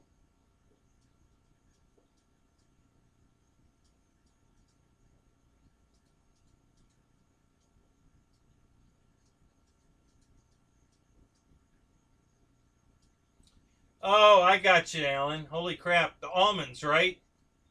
I didn't think of that. Holy shit. Yeah, you're going to be working your ass off, aren't you? Damn. And then you actually had time to stop into my show. Dude, you are awesome. Thank you, man. I appreciate that. Work all day and you still make time to jump in my show, say hi. That's awesome, man. Thank you very much. I really appreciate that.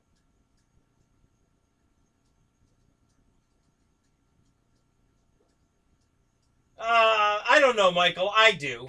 But I've always stayed up all night. Listen, when I was a little kid, um, and we had a black and white television. That's what I'm talking about. That a long time ago. Johnny Carson was on, and then afterwards was David Letterman. Before David Letterman was Tom uh, Snyder. So we're going way back. But I always stayed up to watch Johnny Carson and Tom Snyder and then David Letterman. And and then when um, oh, what was his name?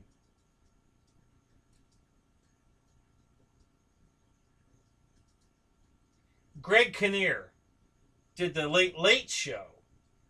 So when he started doing the Late Late Show, um, I stayed up for him. So I didn't go to bed as a kid until two o'clock in the morning, I think. Now sometimes I fell asleep. I watched TV laying on the floor in the living room on the carpet, and sometimes I fell asleep in front of the TV. And my mom used to yell at me all the time. You know, go to bed. You got to go to school tomorrow. So I want to watch this. You know, and then I'd fall. And she'd say, "Well, you're going to end up falling asleep on the floor." I said, "Well, then I'm sleeping, ain't I?" Yeah. You know, what difference does it make if I'm sleeping on the floor or sleeping in my bed? I'm sleeping, right? So just leave me alone. I want to watch Johnny Carson. I want to watch David Letterman. I want to watch Craig Kinnear, and then after him was the best ever, Craig Ferguson, man. I love his show. It's on reruns on YouTube. I watch it all the time. I love Craig Ferguson. He was hilarious. So, so I've never needed sleep. I'm just like Mike Patey. You know, he talks about never needing sleep. I'm the same way. I never need sleep. Um, I sometimes listen. If I'm not doing anything, I fall asleep. If I'm in the middle of the day, um, no, I haven't fallen asleep in a Zoom yet. I almost did one night. Um, oh, I did. That's right. The night I was on my couch in the living room, I fell asleep. That's right. Yeah, because I was comfortable. That's where I sleep. So I was too comfortable and I fell asleep. Yeah, that's right. That one night I did fall asleep. That was the one night it was too cold out here to do it out here. I did it from the house and fell asleep. So, but so did Reitza. Reitza fell asleep in it too. So, um, but anyway, so yeah, I've just always been an all nighter. I'm a total night owl. When I go in from this, I'll be watching a movie or something, or more excavators, or more flight videos of the stuff Mickey puts up, or something. So, but yeah, it's just I've always been this way. and it hasn't changed. But like I said, if it's the middle of the day and I haven't got anything to do, and I'm laying on my couch, I'll be asleep. You know, I'll take a nap. You know, it happens now and then. So I get some sleep now and then. But if I'm at work, like today, I was busy all day, um, trying to cut all these tree branches and haul them all back to the burn pile and get them off the trailer because I think the trailer was going to break an axle. I had so much weight on the trailer, the axle was bowing. So, and then I cleaned my airbrush to get ready to paint some of the stuff for my Wild Willie here. So I got that all ready to go. And, you know, some other stuff. It's just been busy today. I had a bunch of crap to do. And tomorrow, I'm going to spend a lot of the day getting ready for the Pour Tuesday so I can live stream it. So I've got to take the internet cable here and unwind it from the rafters and run it out the door over here so it's outside so I think what I'm going to do for Tuesday is I'm going to have my car parked over here. I'm going to put the tripod on top of the car, put the camera on the tripod, have the laptop on the roof of the car, and start the stream and just let it run when they start doing the concrete work.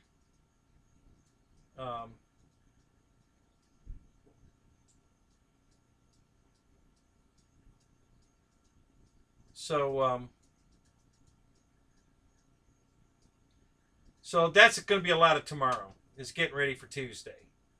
I'm assuming they're going to show up first thing in the morning. Um,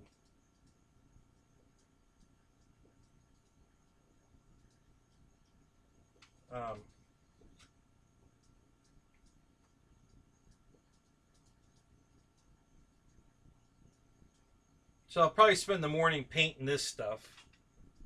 This is going to get painted. This is the spare tire. It's going to get painted tan, and then there's a decal that goes on it. And I think the decal sheet's right here.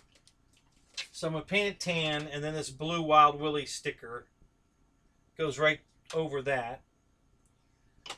I'm going to paint the nitrous bottle blue, probably this color blue, and maybe a little lighter than that. And then put the nitrous oxide sticker on this. And I'm going to paint the gas can red. And I'll have, you know, there's details on here I got to paint. So I'll probably paint this strap black. And I'm going to, same thing on the nitrous bottle. I'll probably paint the shutoff valve in the tube silver. And then I'm sure this is a radiator, but I can't figure out it. I can't find it in the book where to put it, but I'm sure this is the radiator. I'm sure it goes behind the front panel where the headlights go. And then, so I'm going to do all that in the morning probably and try to get this thing built tomorrow in between working on getting the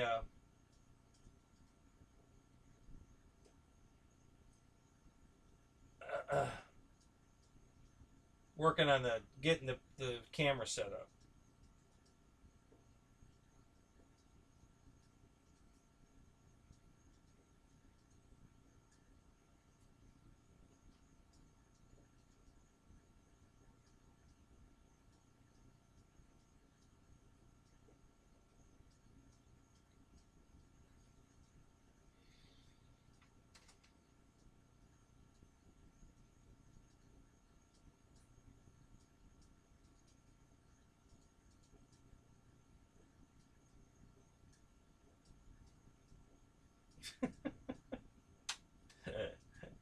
You know how many times you were asleep, Tim?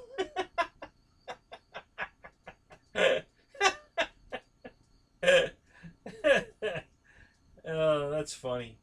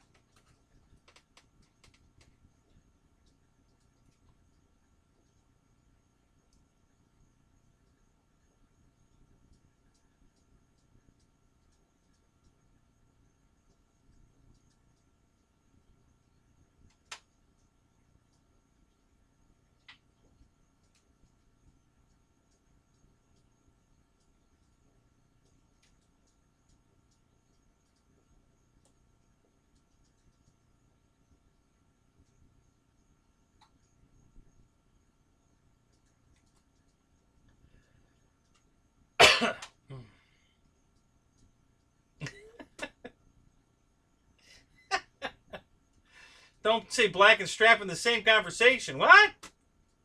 Did Marshall show back up? What the hell?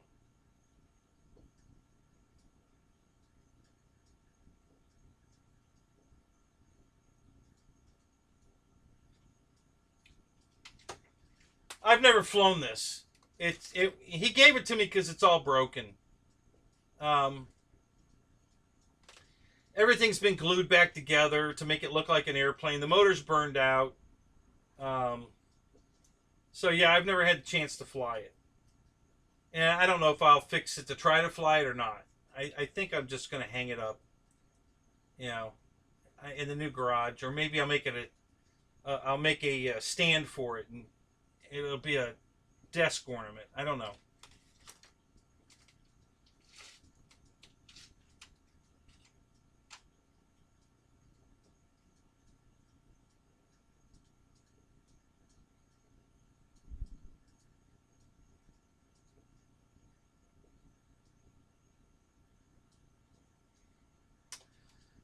Yeah, I'm still running the stock prop on mine. Just break off the opposite one and make it a 2-blade prop, Michael. Just rebalance it. It'll fly fine on the 2-blade. So, yeah, you probably broke one blade off, so break the opposite one off. It'll be a 2-blade prop. It'll work fine. Just make sure you balance it. I do that a lot. I've done that a lot of my airplanes. If it's a 4-blader and I break a blade, I'll just break the opposing one off. My 1200 Corsair, the E-Flight one, the one that's got the green stripes on the wings and the nose, I've gone through a bunch of props on that plane. So, and every time I break one, I just cut the other side off at the field, put on the prop balancer, and then fly it. So, it takes a lot of the torque roll out of it when you do that. I can tell you that. That plane torque rolls bad. But it really tames it down from the torque roll when you fly the 2-blade. So, just saying.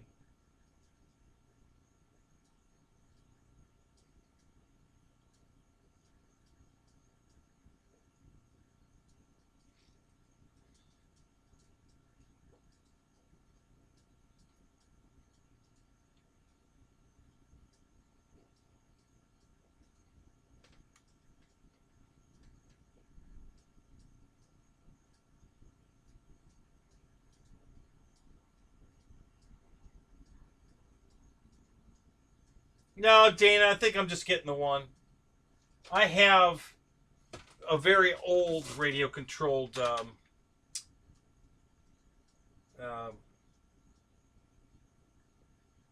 front-end loader, and I think it's got a bucket on the back, if I remember right. It was made by the company that makes these big cars up here, New Bright. So I bought that many, many years ago, and then I have a dump truck on a tether. You know, it's remote control, not radio control, remote control. So it's got like a 20 or 30-foot wire on it, so you can drive the truck around. And that's enough construction equipment. I'm not gonna get crazy. I just wanted the excavator because I thought it would be the most fun to play with. You know, I thought I'd be able to do the most with that. So that's why I got it. But no, I'm not planning on buying any more. You know, my money's going to be spent on airplanes. This was just been watching too many guys on YouTube that have excavators and are hired to rescue an excavator that got stuck in the mud or whatever. So, yeah. So I just, got interested, started saying, how much are these damn things? I knew the ones from Motion were way expensive. And you can get that one from Motion much cheaper. So I started searching around. That's how I found the one I found. And I decided, this will work. I can blow $100 on one. So...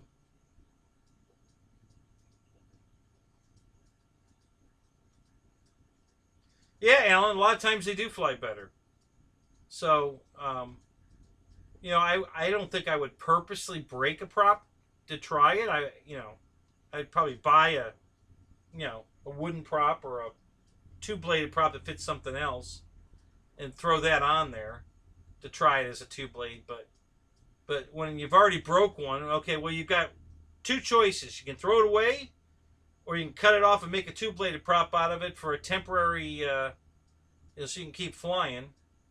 Either a temporary or a permanent, prop for the plane. So that's what I did. So I've done that twice. I think I did it on Critical Mass.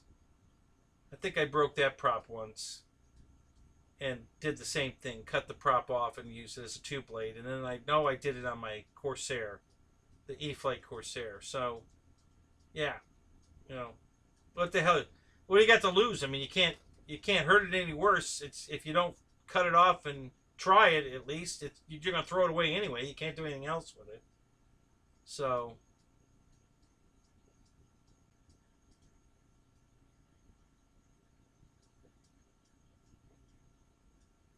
no, Matt, they don't. All my other Corsairs do not do that. Just the new FMS one, the 1700 one. I have the 1400 FMS. It doesn't do that. It flies perfect. So, and maybe that's what the guys. It's funny you say that, because the old field I flew at, the guys there told me that I had my 1400 out, and they said, oh, but I had the 1700. It flew like crap, and I'm like, I couldn't figure out why it would, because FMS doesn't make anything that flies like crap. At least nothing I bought. So I was kind of wondering what the hell. I've always wondered all this time what he was talking about. And then when they came out with the new one with the better landing gear and the orange stripe on the fuselage, I just like the new one better. That's why I pulled the trigger on it. And then it's got that little pitchy thing going on. If you try to correct it, don't try to correct it. Just let it fly. Screw it. Don't worry about it. It flies beautiful. And if you're in a bank the whole time, you don't even notice it. It's just when you straight level flight, let go of the sticks, is when that pitchy thing, it'll either start to descend or start to climb. And if it's descending and you got altitude, let it descend until you make your turn. Or if it's climbing, just let it climb. Who cares? Screw it. It's not anything violent. My God, if it's climbing, it's only going to climb like 5 feet from one end of the field to the other. It's not a violent kind of thing at all. So, but no, none of my other Corsairs do that. None of them. That's the only one it does. So I guess that's what they meant when they said that the 1700 fly like crap. That's my only guess.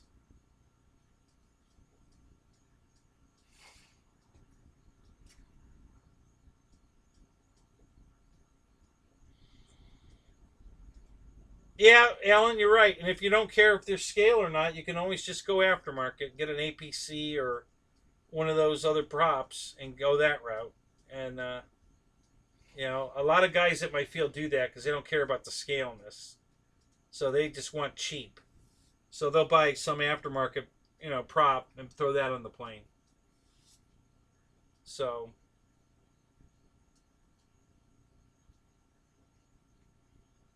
what's up, Dads? How you doing? Good morning. Good to see you, man.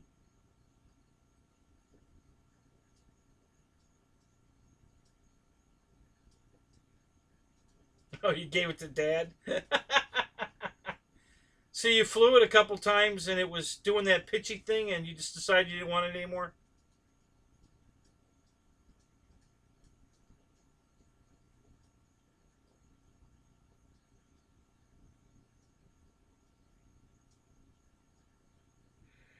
Yeah, that's perfect. You're the manufacturer, Michael, if you're using flight tests, so you can get all the replacement parts you need.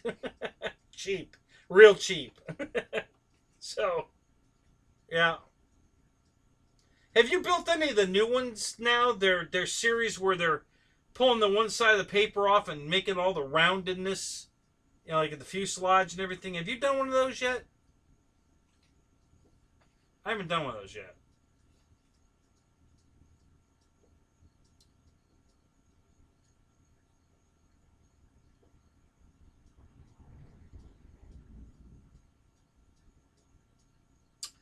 Alan, I couldn't say to that because I haven't tried.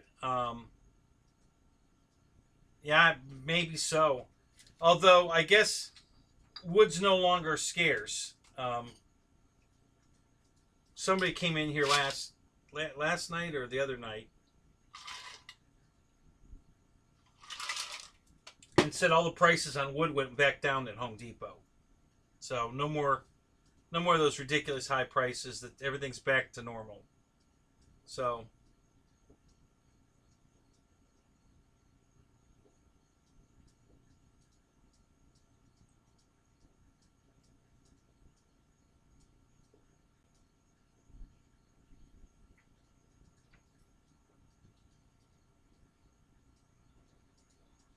well, that's funny. I didn't have any problem with mine going vertical. Um,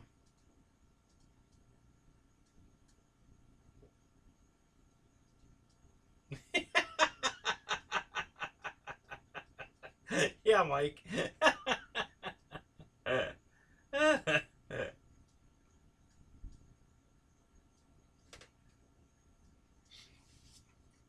So anyway, yeah,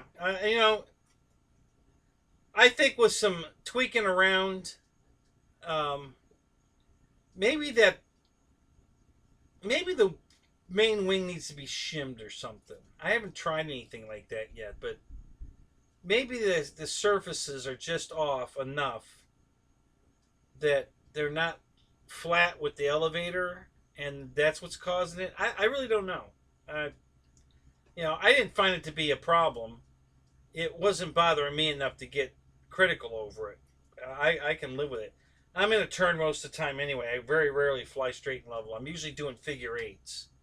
So you're always in a turn. I'm banking this way around and then I'm banking the other way around. So there's no straight level flight, not long enough to care. I might straighten out in the middle on the crossover for a half a second. So yeah, it just wasn't an issue.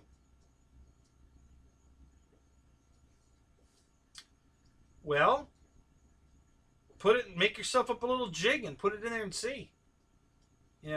Fix it.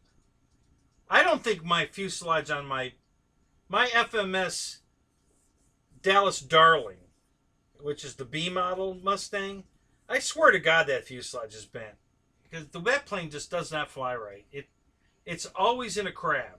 Always. No matter what way I'm going in the wind, it's always in a crab. And I just have not figured out what the hell's wrong with it. I think that fuselage is bent. That's just my own personal opinion, but I think it is.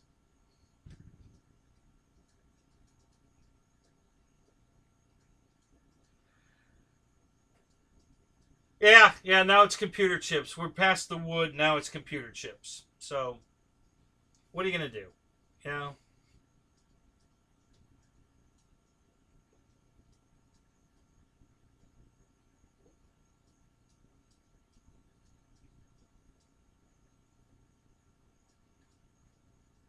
Yeah, Michael, I did the same thing. I made a really beautiful B-25 using flight tests, old, not the roundy stuff. Now I hadn't made the nacelles yet for it, and now I'm thinking I might do what I was going to do for the nacelles. If I have one here, what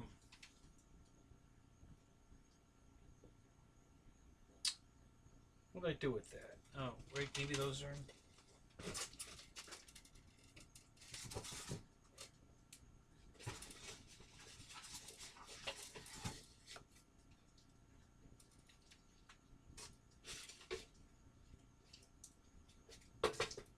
So what I'm doing for the cowls on my B-25 is taking a puller cup and cutting it like this.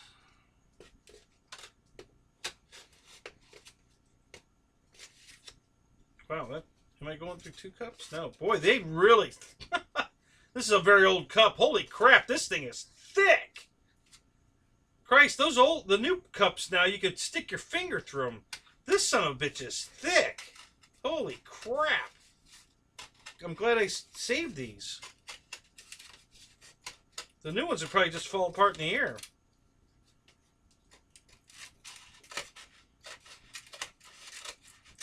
God damn, this thing is really thick. Holy crap.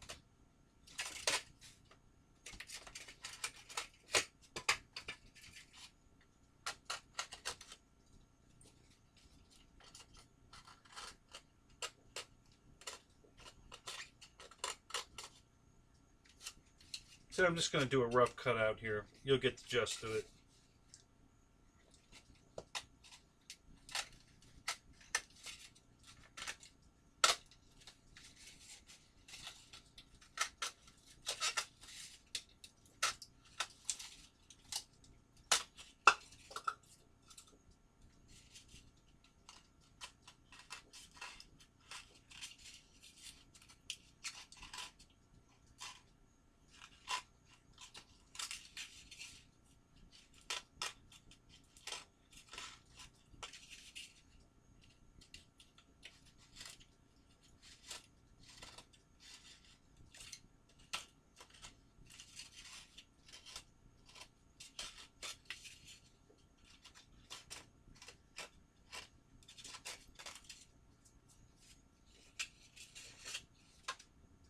So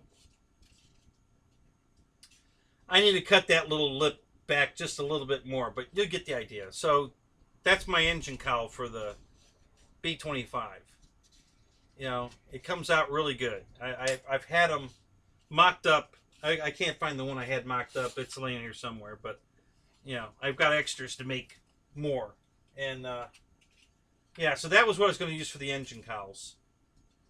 I don't know if I was going to put a dummy engine in it or not, but this was the right size for the plane.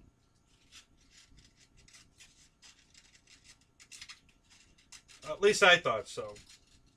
Maybe it might be a little too small. I don't know. I gave up on that project. The plane's in the house, and it's fine. I just haven't had time to work on it because I've just had too much other stuff going on. So I gave up working on that for now. And now they've got all these new techniques to make the rolled fuselages. So now I'm thinking I want to make rolled engine pods instead of boxes, because I was just going to make a box and then put this on it, you know, as the cowl, and give you that appearance like it's a round cowl, you know, a round engine pod.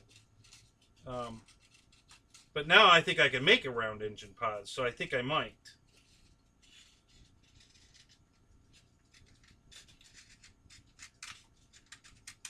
But yeah, that makes a really nice cowling.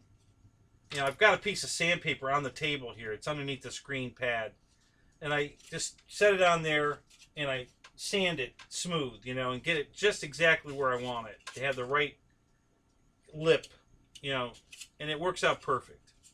And it makes a nice engine cowl. So that was my flight test engine cowl right there.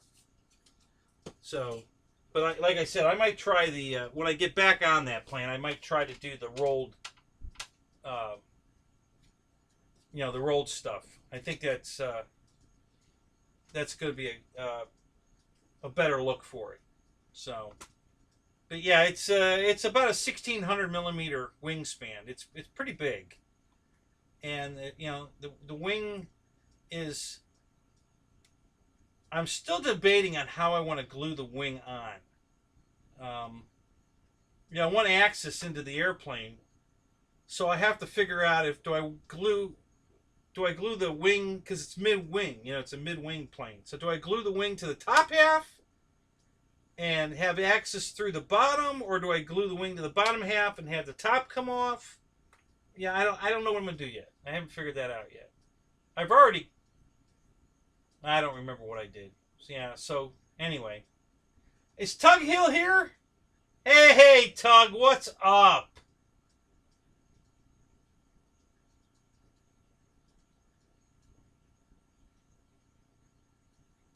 Yep, I know. I was busy all day today too. So, hey, buddy, how's your brother doing?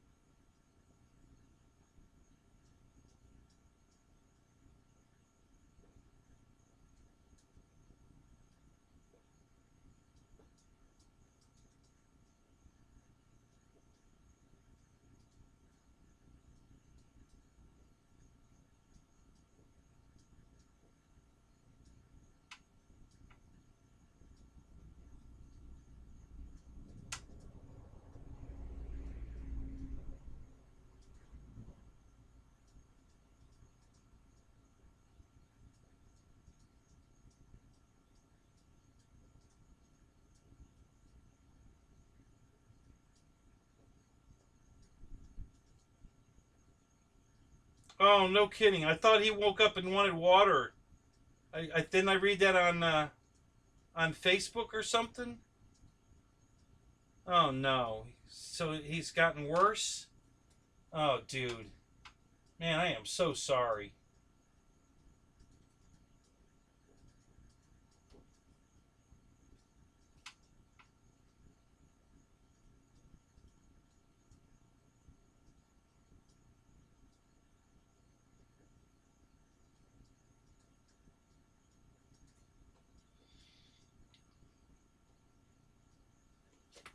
Oh, his wife's got it too now? Oh crap.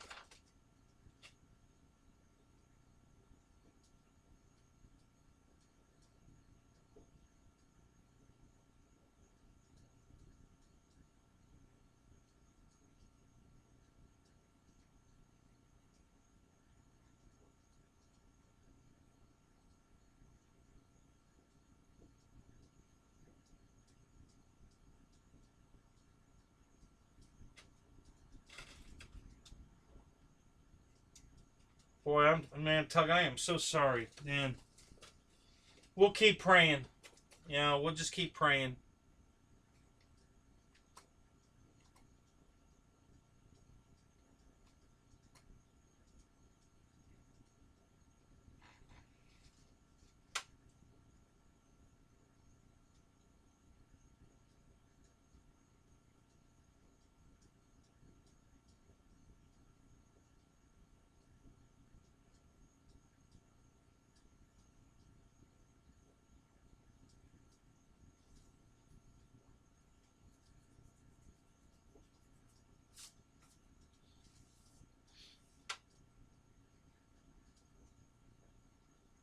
Yeah, Michael, the way the prices are going up, um,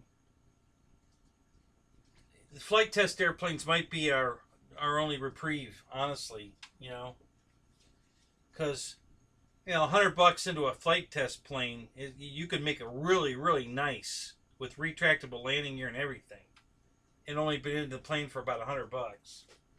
So, yeah, especially with their new techniques now, with the rounded fuselages they're doing now, and by peeling the paper off one side and then rolling it on the table to make it round, and I really like these new the new planes look really good.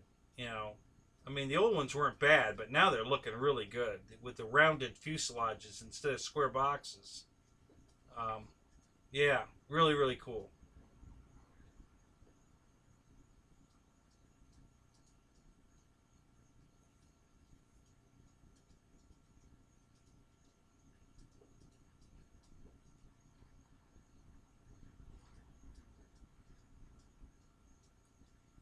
So Tug, you've had a hell of a day. What would you like to talk about? Let's give you the floor for a minute. You got any questions you want to ask or anything you want to talk about that's good in your life? Or bad if you want to go there. I mean, we're all here for you, buddy. So, whatever we can do.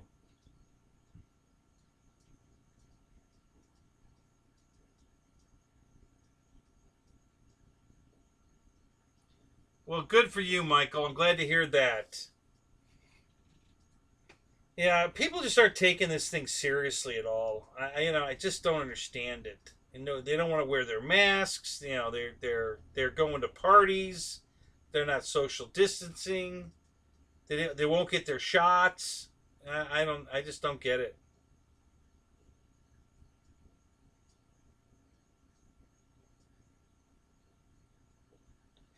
So you bought an LED set of for the Radiant, and you put them on the Aerobat.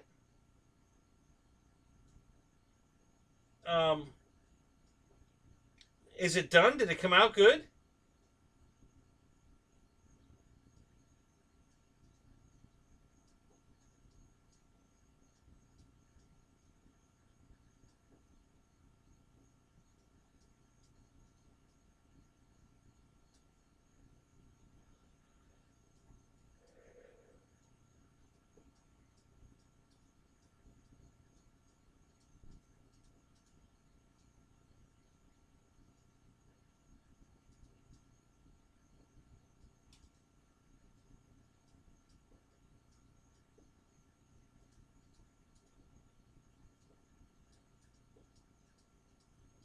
sweet. That's really cool, Tug. That sounds like a really cool project. Now, you said the Aero Bat. Are you talking about the Aero Scout? Or are you talking about like the Carbon Z Cessna 150 because it's an Aero Bat? So I just want to clarify which one what you're talking about so I know I'm on the same page.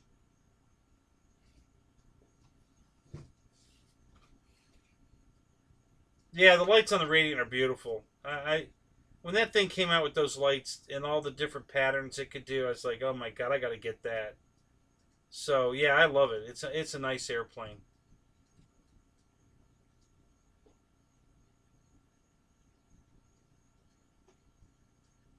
I'm going to add some more lights to mine.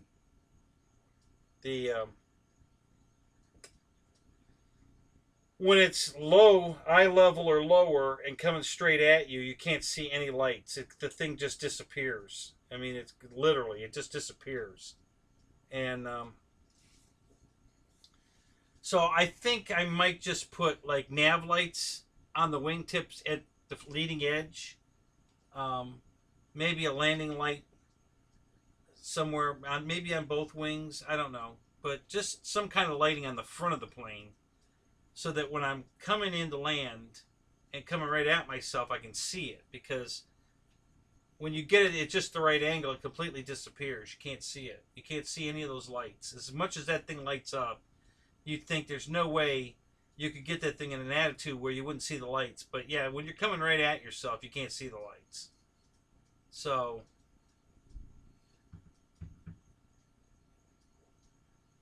okay, the Duraplane Aerobat. Gotcha. Gotcha, gotcha, gotcha. Okay.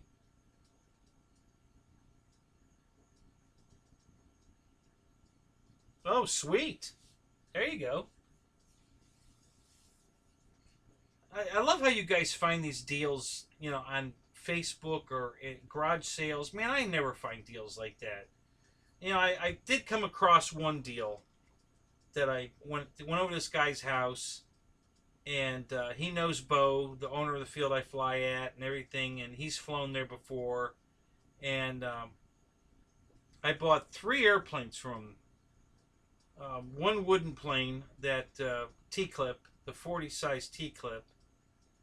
I have the 60 size still in the box, but I didn't have the 40 size. So I bought the 40 size T-clip from him. I bought an Avanti from him and a um, Wildcat.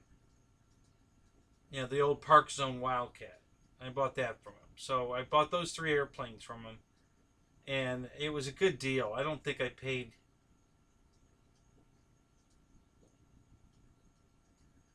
I might have paid $400 for all 3 airplanes, and they're all plug and play, nothing to do. They're all the servos, everything are all in. Everything's ready to go. Motors, servos, speed controls, everything. All and the Avanti even had a light burner in it with a battery, and he left the battery with the plane. A little 300 milliamp hour 2-cell to power the lights on the burner. So so it was a really good deal. Oh my god, $5! Holy crap! I never find those deals. Jesus, wow. $5! Oh my god, what a freaking bargain that was. Holy crap.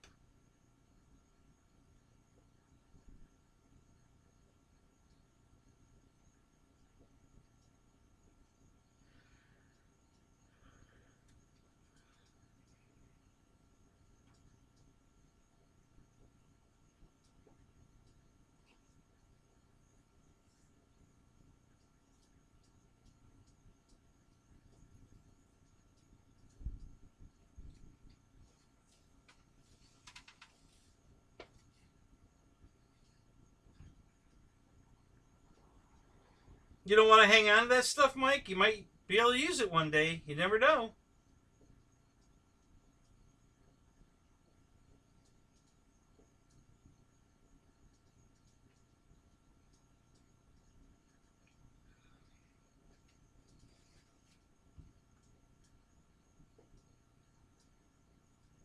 Yeah, that's a good point, Matt. Yeah, when the lights cost more than the airplane. Yeah, it's going to be a fun airplane.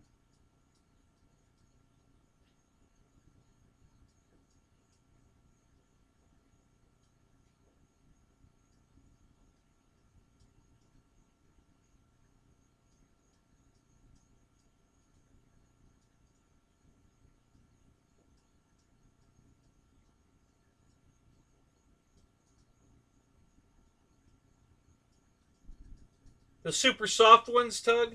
Is those the ones you got? Oh, the turbo timber wheels. Oh, okay. I was thinking the Tundra wheels. All right, Victor. Hey, good to see you, man. Have a good night.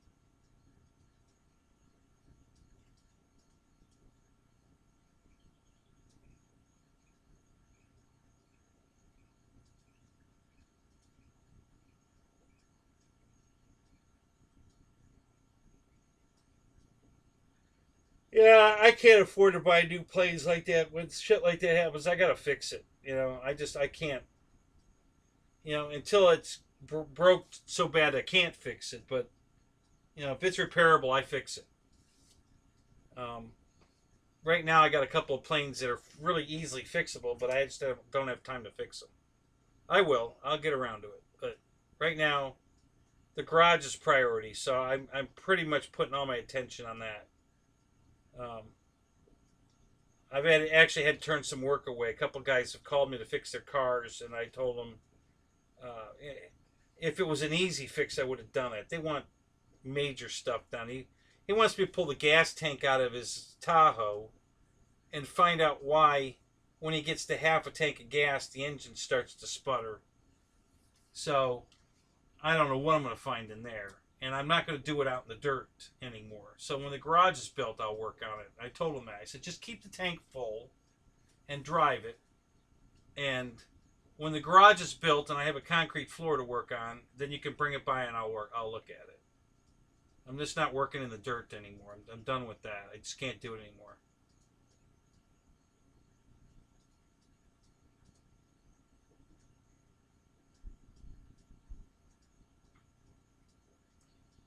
Really, Michael? Oh my God. What kind of planes are they throwing over the fence?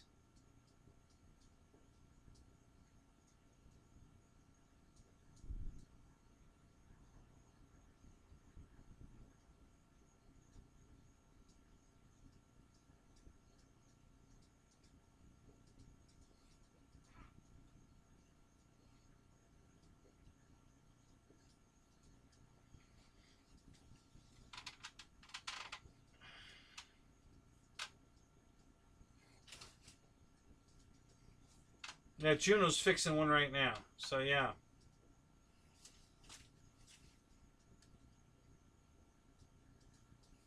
No, no. I look. I got here's a project I'm gonna do. Finish too. So I crashed two Quickie 500s. Now both these fuselages are more than 40 years old.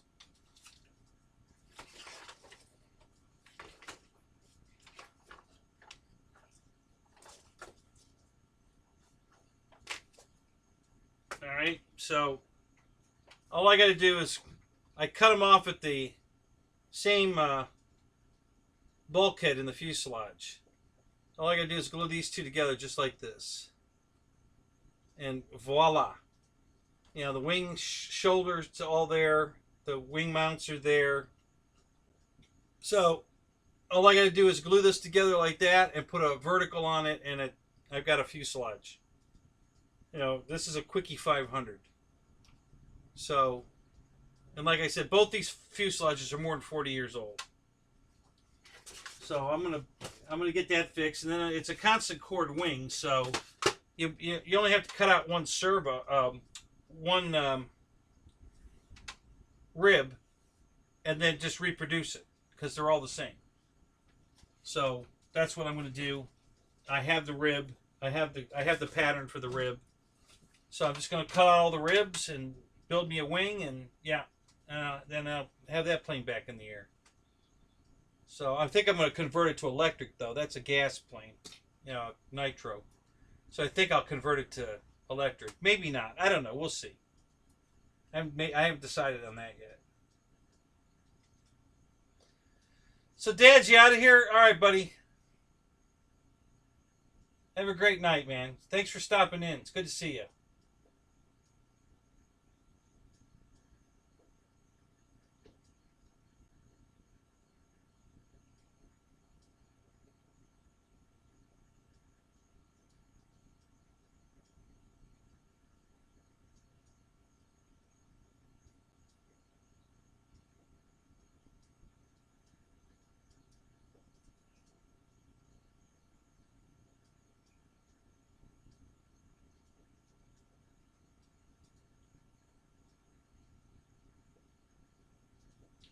John, good morning.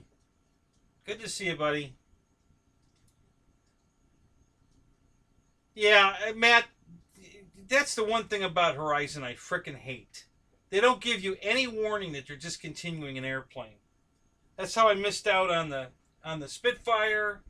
I wanted another Corsair because I wanted a premium, pristine one to hang up in the new garage. And yeah, this shit just keeps disappearing right and left. The 150 disappeared, and of course they brought it back as a tail dragger, but who knew they were going to do that? So that was discontinued. And well, wait a minute. You know what? I take that back. Nate said it was discontinued, but I think I looked and it wasn't. So, but yeah, I just hate that about Horizon. I wish the hell they would, give us a heads up. Jason let it slip the other night that they were doing away with the EC 1500. So if you want one, you got to get it soon because they're gonna be gone, and they're not gonna make it again. But he did say they have plenty of parts. So he says we got parts for a long time. So, but yeah, it just irritates the crap out of me that they don't give us a heads up that they're going to shut down production on an airplane. Give us a chance to get one.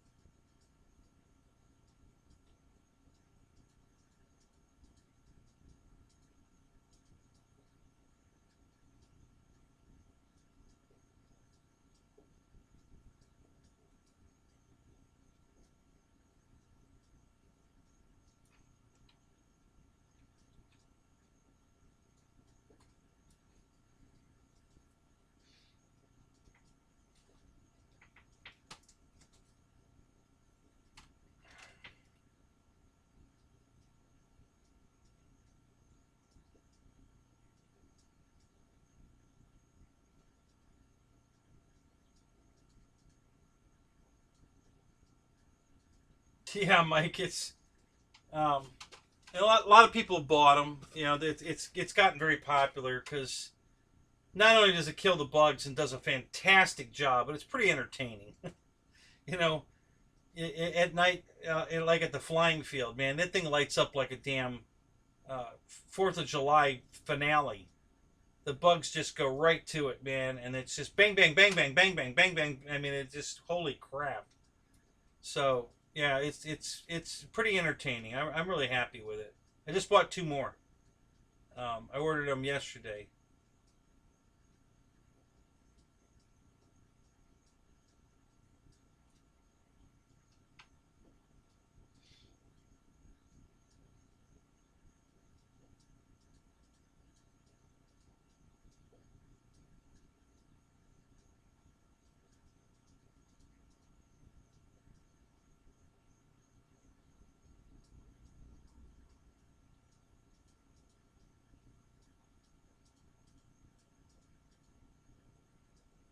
Yeah, maybe they'll bring the Corsair back with a tricycle gear. Yeah. Well, they made a Cessna tail dragger, so what? Why the hell not, right? You know, Jesus, unbelievable. But I'm hoping they at least bring it back with the smart stuff in it. I'm hoping that's what they're going to do with it. Um, I'm sure that was a popular airplane. I mean, it's a beautiful airplane. So I can't believe that um, they would let that go and not bring it back with the safe stuff in it. I just can't believe it. So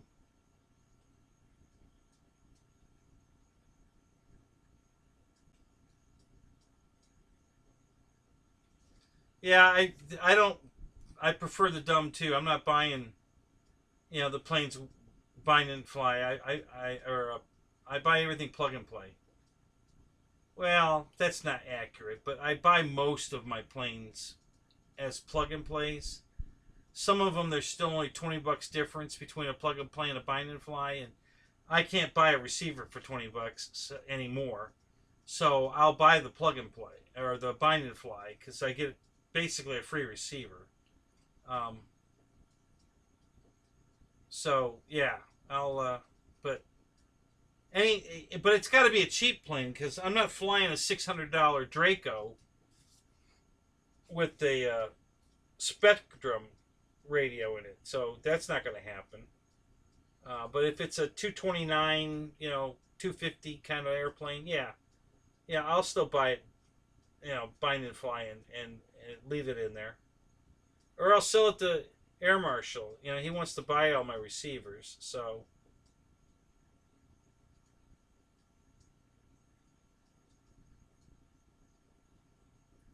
yeah, you're right, Matt. And I don't think I had the P-47, the original one, the silver one, and I upgraded to the green one because the green one had the flaps and retracts in it. I don't think that has AS3X in it either, if I remember right. The silver one didn't for sure. I don't think the green one does either. I don't think it was out yet. So I think I have, a dumb P-47. The Park Zone one.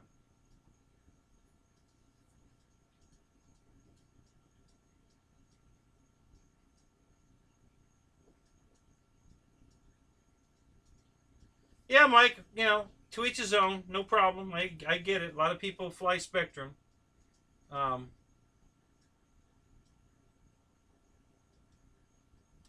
yeah, the P-47 was great. Dumb. It didn't need it. That's a great flying airplane. The Corsair is too.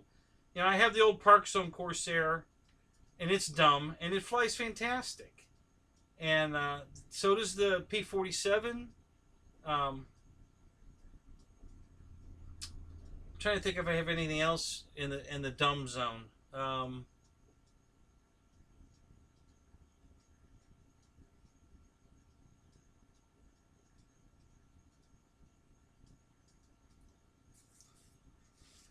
And I'm not sure. I'm sure I have more, but I can't think of them offhand. I'm trying to go through the rack in the bedroom and see what's in there that's dumb. No, I think. What about the living room? The living room planes are older. Let me think. Well, my F4 Phantom is dumb. That didn't come with a receiver. That's a dumb one. Um, that's one of the planes I bought. They had the plug and play version on sale, $100 off. And I'm like, oh, yeah, $100 off. I'm buying that plane. And I love that airplane. It's a great airplane. It's a good jet. Uh, so yeah, I'm super happy with that. And it doesn't need a gyro. That thing's rock solid. So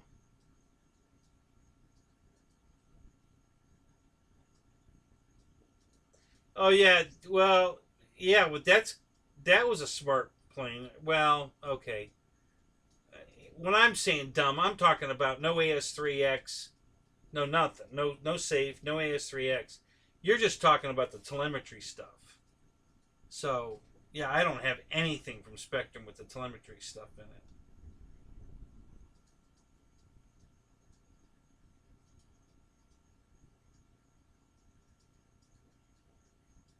Right, mate, Matt. Yep, your thumbs make it smart. Yep.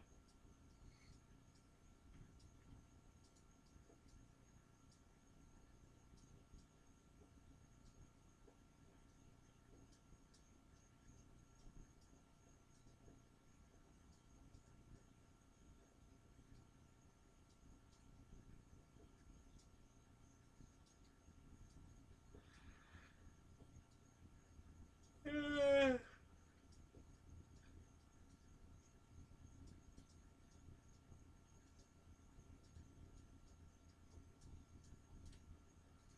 yeah, I love that plane.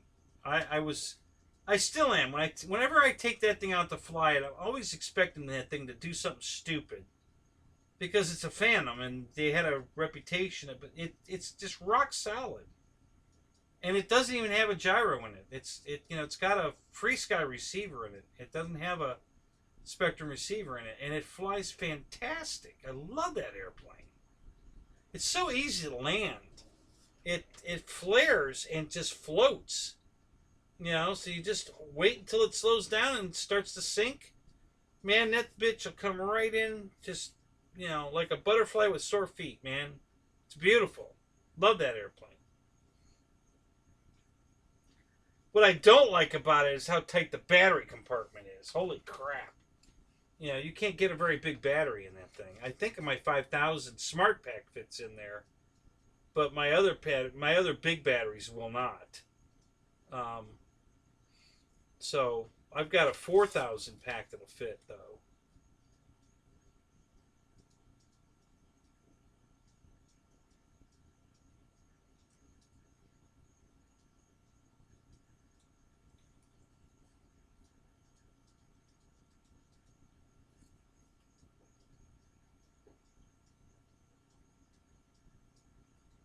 Um, Jonah, what you mean? Just flying it? You want to just me videotape me flying it, landing it? Is that what you're talking about?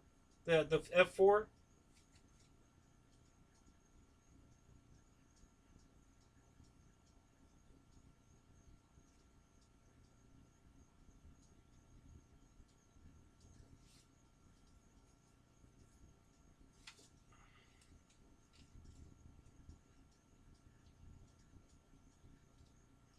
All right, I'll see what I can do. You know what? Jeff's got that new challenge out. The Tuco 5 landing challenge for National Pilot of the Year award. That's a mouthful. So yeah, I'll film it for that. I'll do the 5 landings in a row with my F4. Um, yeah, it's an awesome airplane. I love that airplane. It's a good looking airplane and it flies amazing. So yeah, I really like that plane.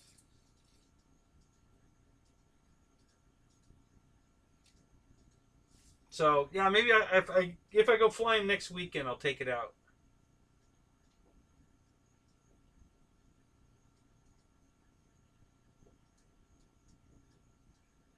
Oh yeah, what are they unboxing, Mike?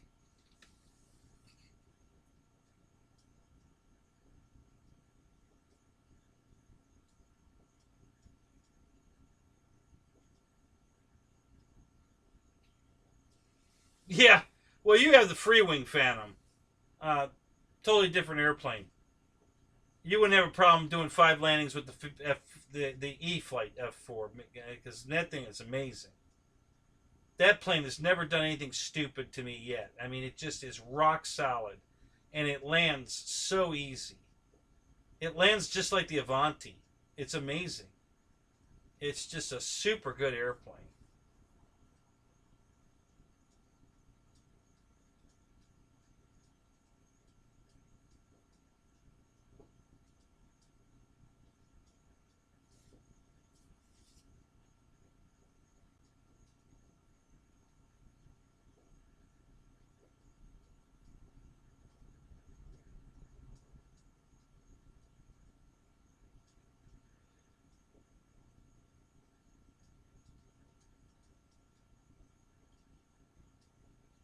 A dancing wing hobby savage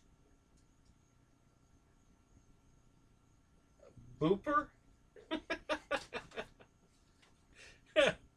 I don't know what that was. Your phone correcting?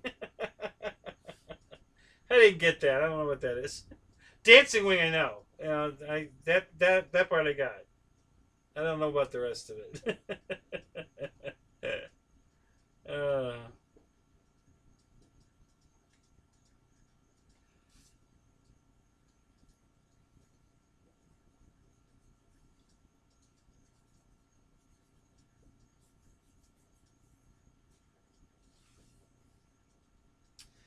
yeah, Jeff did say it was a challenge, so I guess I'll use a challenging airplane.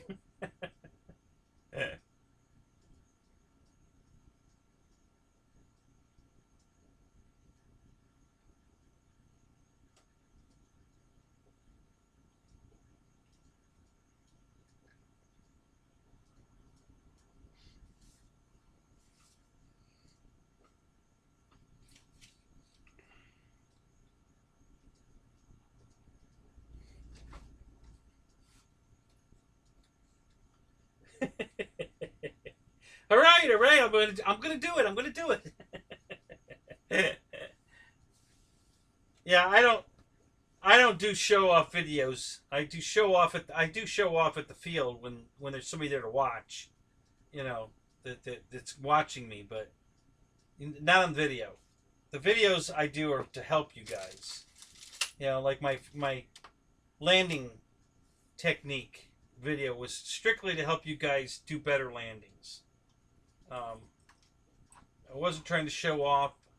I was just trying to demonstrate the difference with a plane even with a plane with a gyro in it. You know how hard because I find that plane harder to land because of the gyro. Now I'm not saying it's to take the gyro out. I would never take the gyro out of that plane. Um, but it made me a better lander because it taught me what I was doing wrong to land that airplane. I had another plane just like it. You know, the E-Flight. Well, this box here, well, no, that's the Corsair. But I've got the Stombach or whatever, however you say that.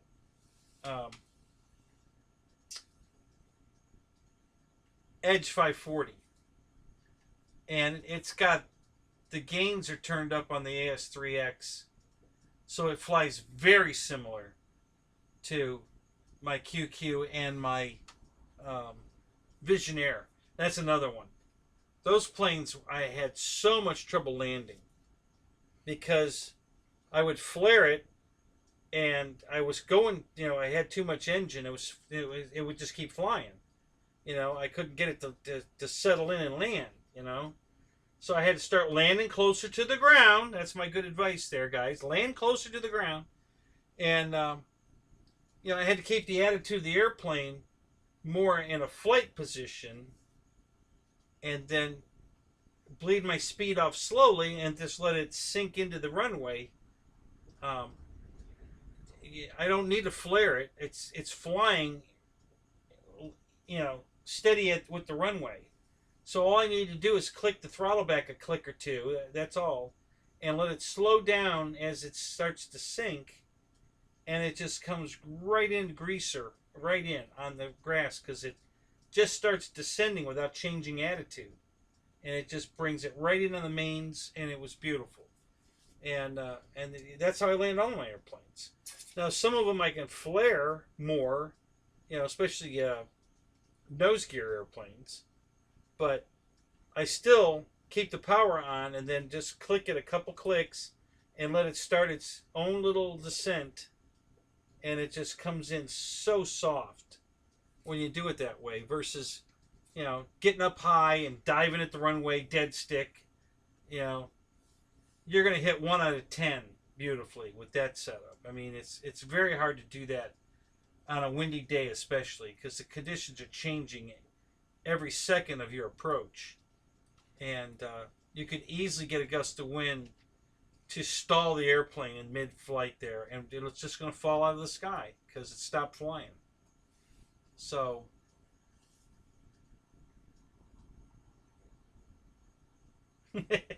right. See, Mike, how easy that was? So, but anyway, yeah, those 3 planes were my menaces for sure.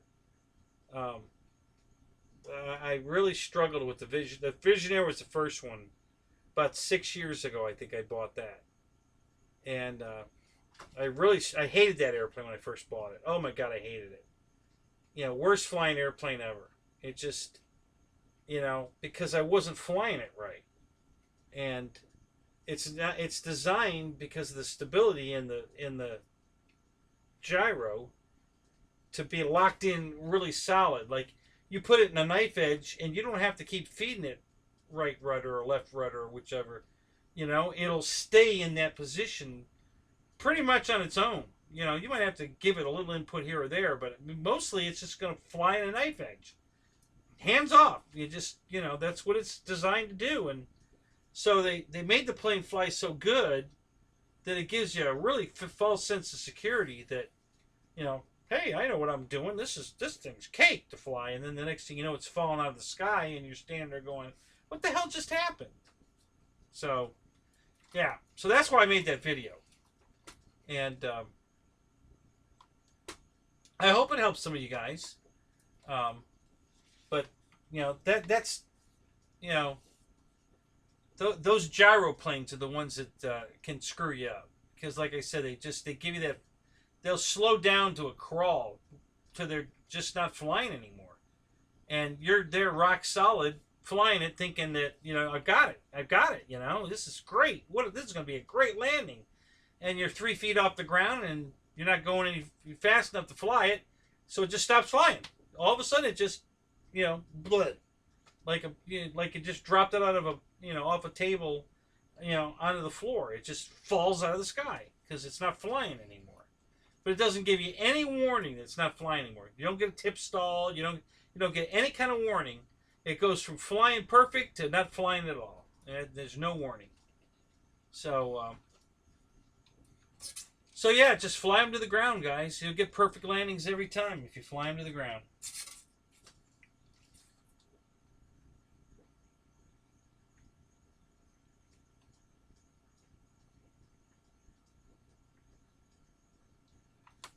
Is that the Mamba 60 or the Mamba 10?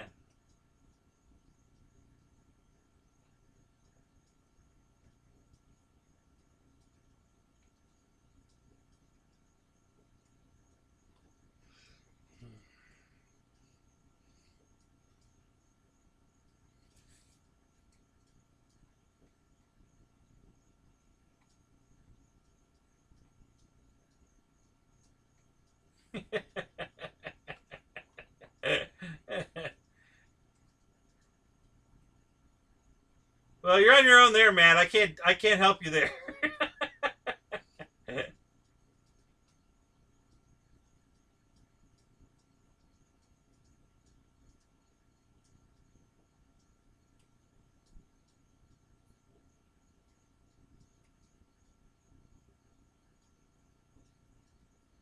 Oh, so you got the 10.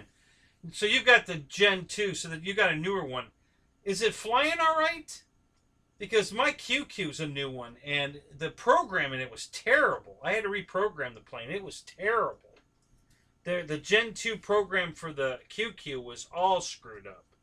And 3 guys out the field all hated their new planes, and they couldn't figure out what was wrong with it. And I flew them, and I'm like, yeah, God, this thing is really crap. What the hell? So I thought, I'm going to get the new one, and I should get a good one because it's brand new, right? So I got it. I got the night version one, the green one, and yeah, see, yours is screwed up too. So I'll tell you how to fix it. So I went on to Flex's website, and I went to the QQ programming. So they've got a little programmer that you could download. It takes like 5 seconds to download. It's an old DOS written program. Super simple to operate. Super easy to manipulate. It's really a piece of cake. And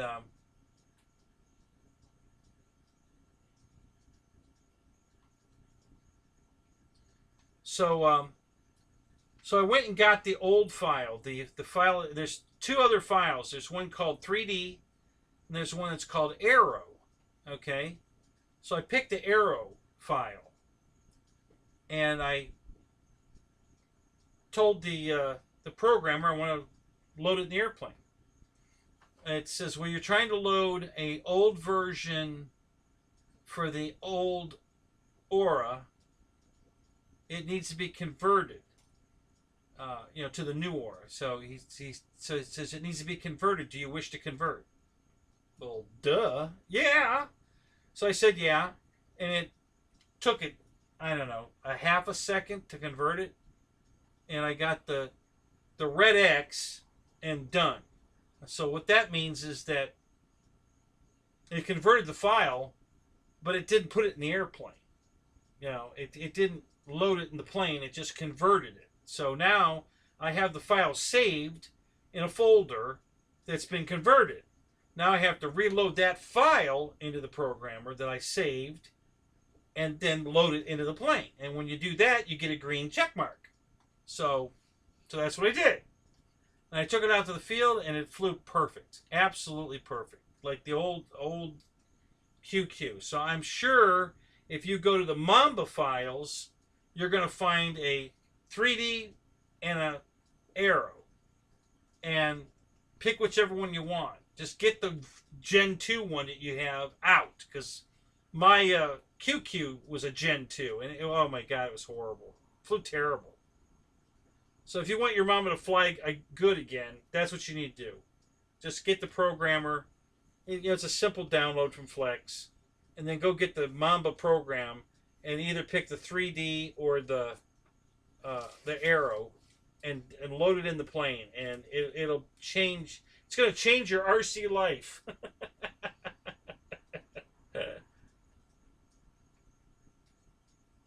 You're really tired of looking at the Jeep?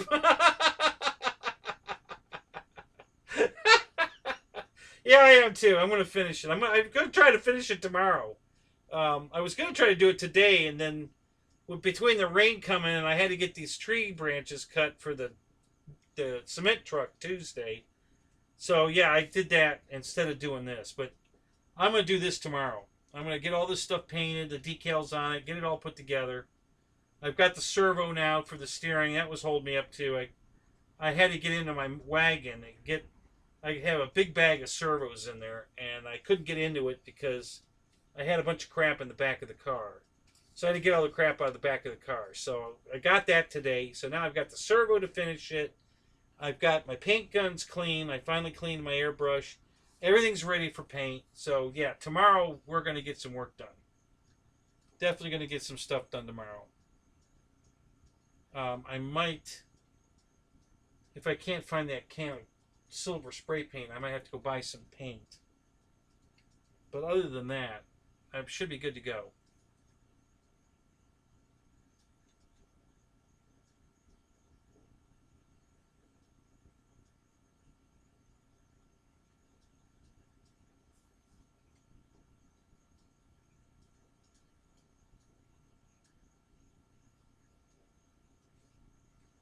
Oh, you really? You're gonna cut flaps into your J3 Cub? Wow. I can't figure out. Cubs have flaps. Why don't they put them on the models? I don't think any of my Cubs have flaps for some reason. I don't know why.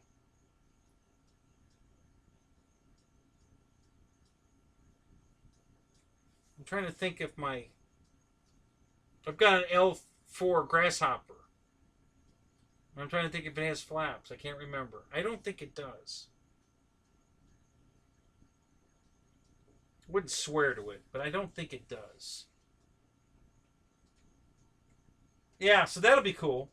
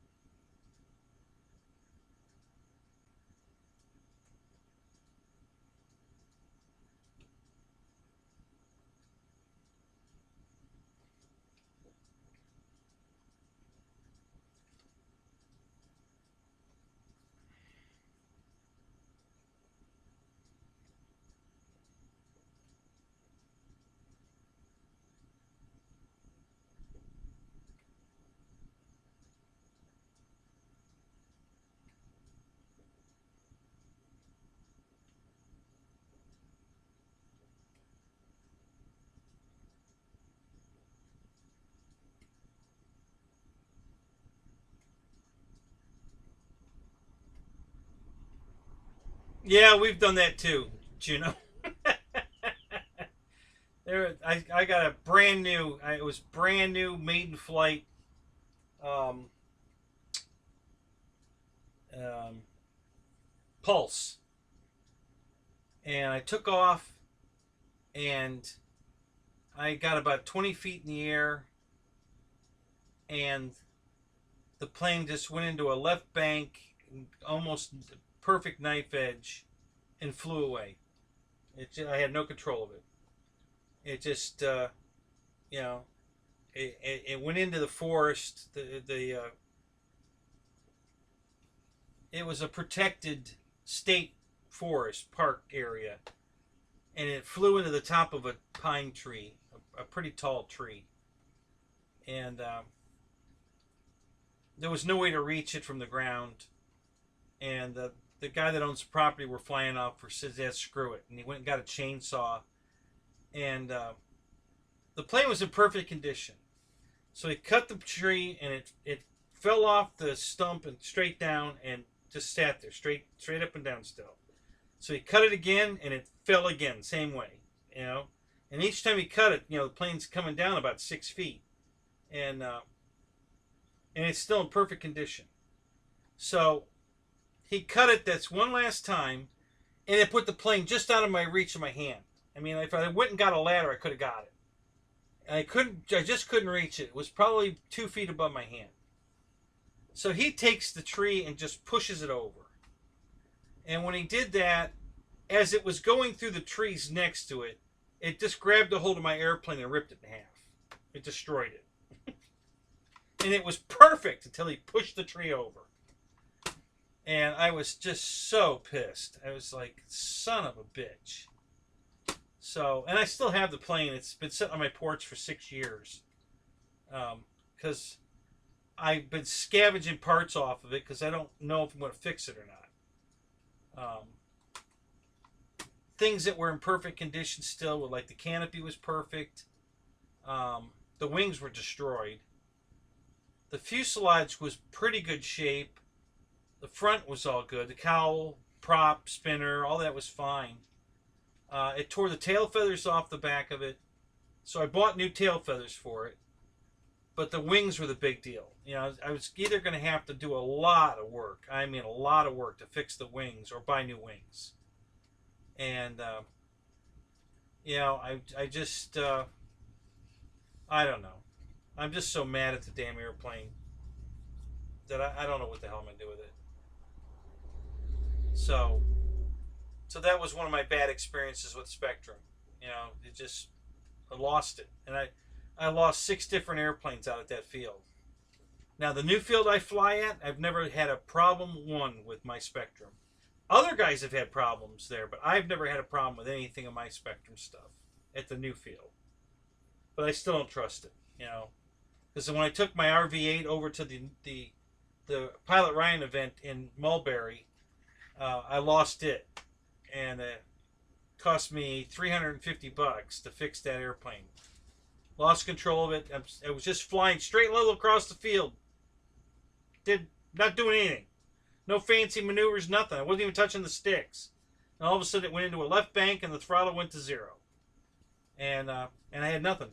And it just descended into the ground till the main gear hit the ground, and it twisted that back up and punctured a hole in the wing. And, you know, just destroyed it. I had to replace the fuselage. It was gone. I had to replace the cowl, the prop, the spinner.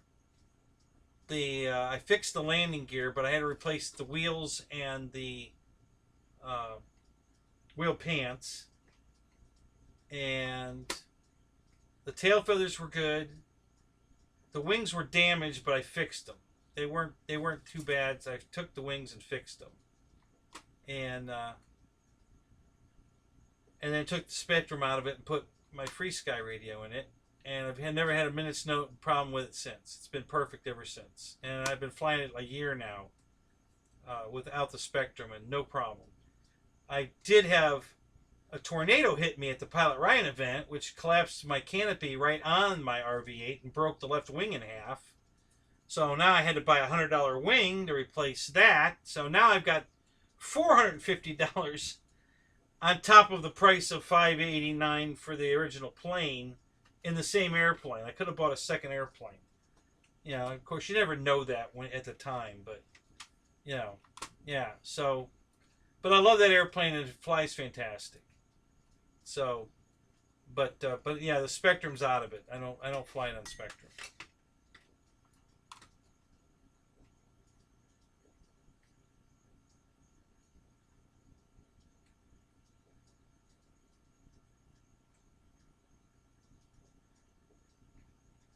Yeah, that's the problem with doing that, Juno, is when you pull it out of one plane and put it in another, it could be all reversed. Now, you guys have the capability of reprogramming that receiver. So, you can watch videos on YouTube. There's all kinds of videos to show you how to do it.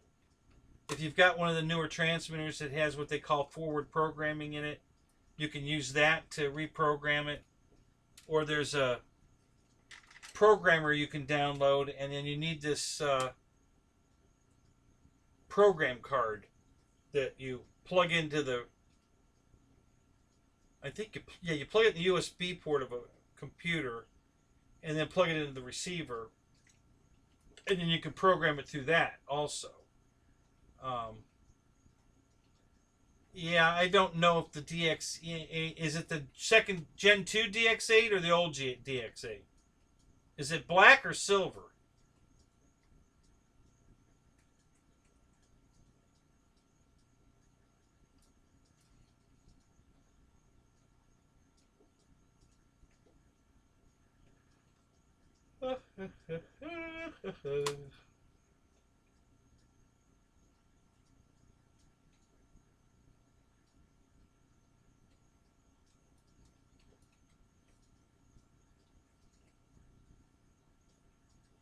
Okay, that might have the forward programming in it.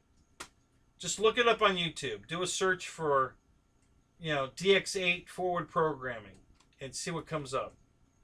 And they'll teach you exactly how to do it step by step.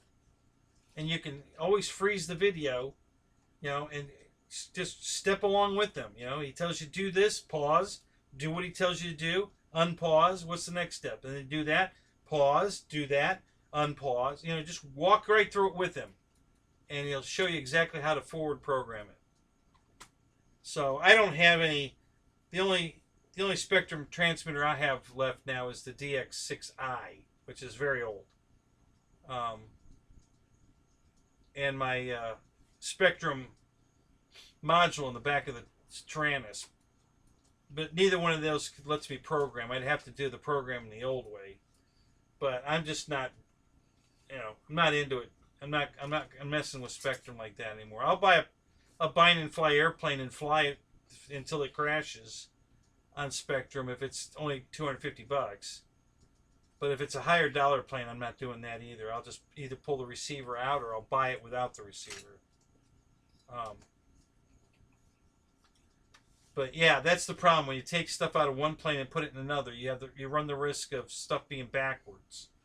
So, and good thing you caught that, because a lot of people just throw it in there thinking, oh, it'll work, no problem, and just take off and don't pre-flight it and check it, and you know, and it's all backwards, and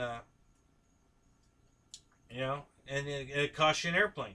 So yeah, you got to be very careful of that. They're not designed to just take out of one plane, put in another. Every one of them is custom made for the plane it's in. You know, the gains are set differently. You know, they set it all up. They go out and fly it first, and then they make adjustments so that the plane flies the way they like it to fly, which might not be the way you like it to fly, but that's what they do. And every plane's different, and they do that on purpose to force you to buy another receiver, not swap one out of a crash plane into another plane. You know, but now they've decided that they're losing too much business with that mentality. So now they're giving you that forward programming right on the transmitter. So you don't have to do anything. You just, you know, bind to the radio, the receiver, and then go into forward programming, and, you know, and it'll show you exactly how to, you know, how to reprogram it. So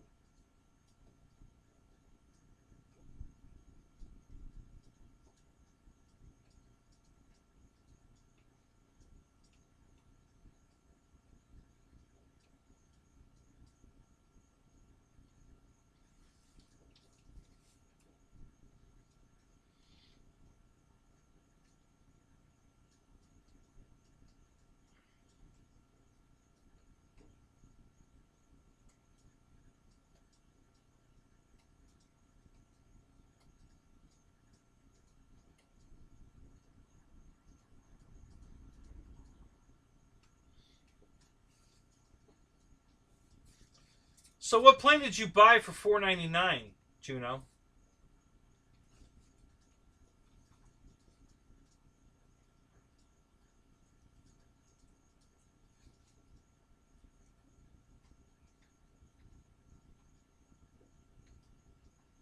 Correct, Mike. That's right. You know, the old receivers, the 636s.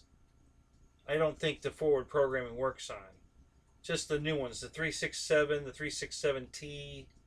I think all of those you can use the forward programming and program it with the transmitter. Now there may be a version of the 636 that lets you do that, but I'm not that familiar with those. Like I say, I don't mess with Spectrum anymore. So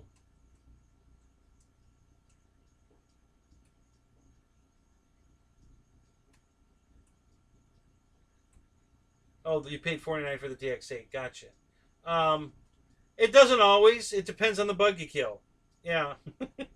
Most of the time, I have no smell, but every once in a while, I'll kill something and it stinks. You know, but it goes away fast. It doesn't stink long. But yeah, I've had some stinkers.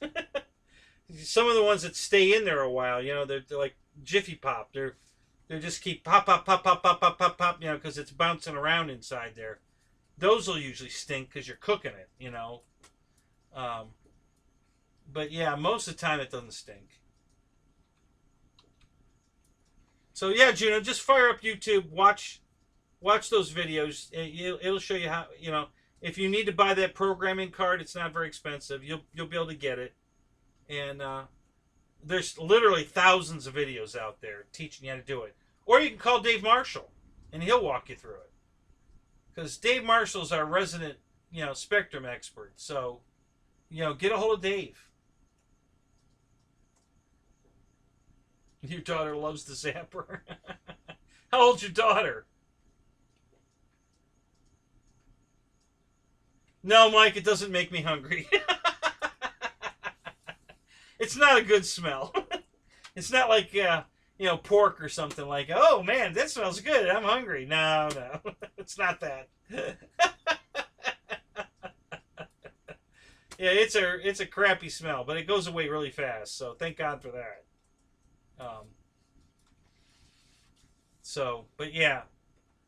I really the bug zapper is great, guys.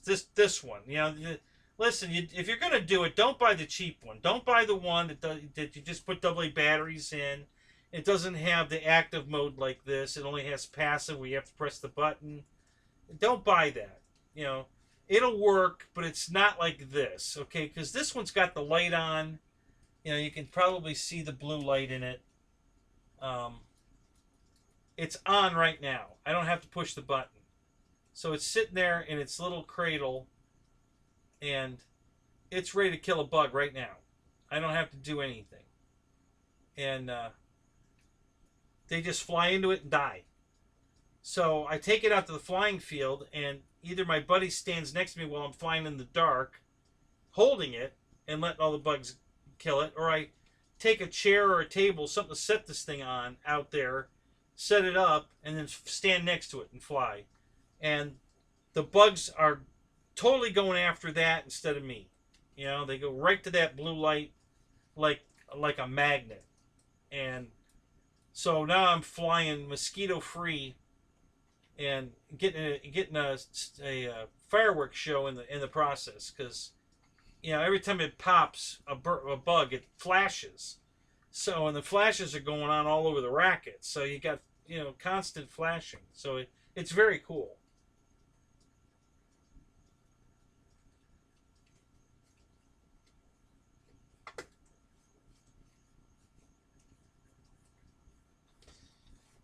All right, guys, I'm going to call it. What time is it, man? It's 3:15. 3:16. Yeah. Time to call this show. Thanks for coming, guys. I'm really glad you did. I had a great time tonight. I know Sunday night's not my normal night, but when I get a request to come do a show, I honor that request, and I always will, guys. If it's at all possible, if you guys contact me and want me to do a show that night because somebody's bailed, I'll be happy to do it. More than happy to do it. So yeah. So if you guys ever run into that, oh, so that's what that new button is. Create a poll. Wow, I never saw that before. I've got a new toy to play with. I can create a poll online now. Right here in the live Zoom. And so I'm going to make use of that. That's good. So all right, Mike. Have a good night. All the rest of you, Jono, and Mike, and Jono, and Mike, and Michael, if you're still here, and Jono. Have a great night, guys. We'll see you. We'll probably see you in Marshall's show tomorrow night. So I'll see you there. All right, guys. All right. Take care.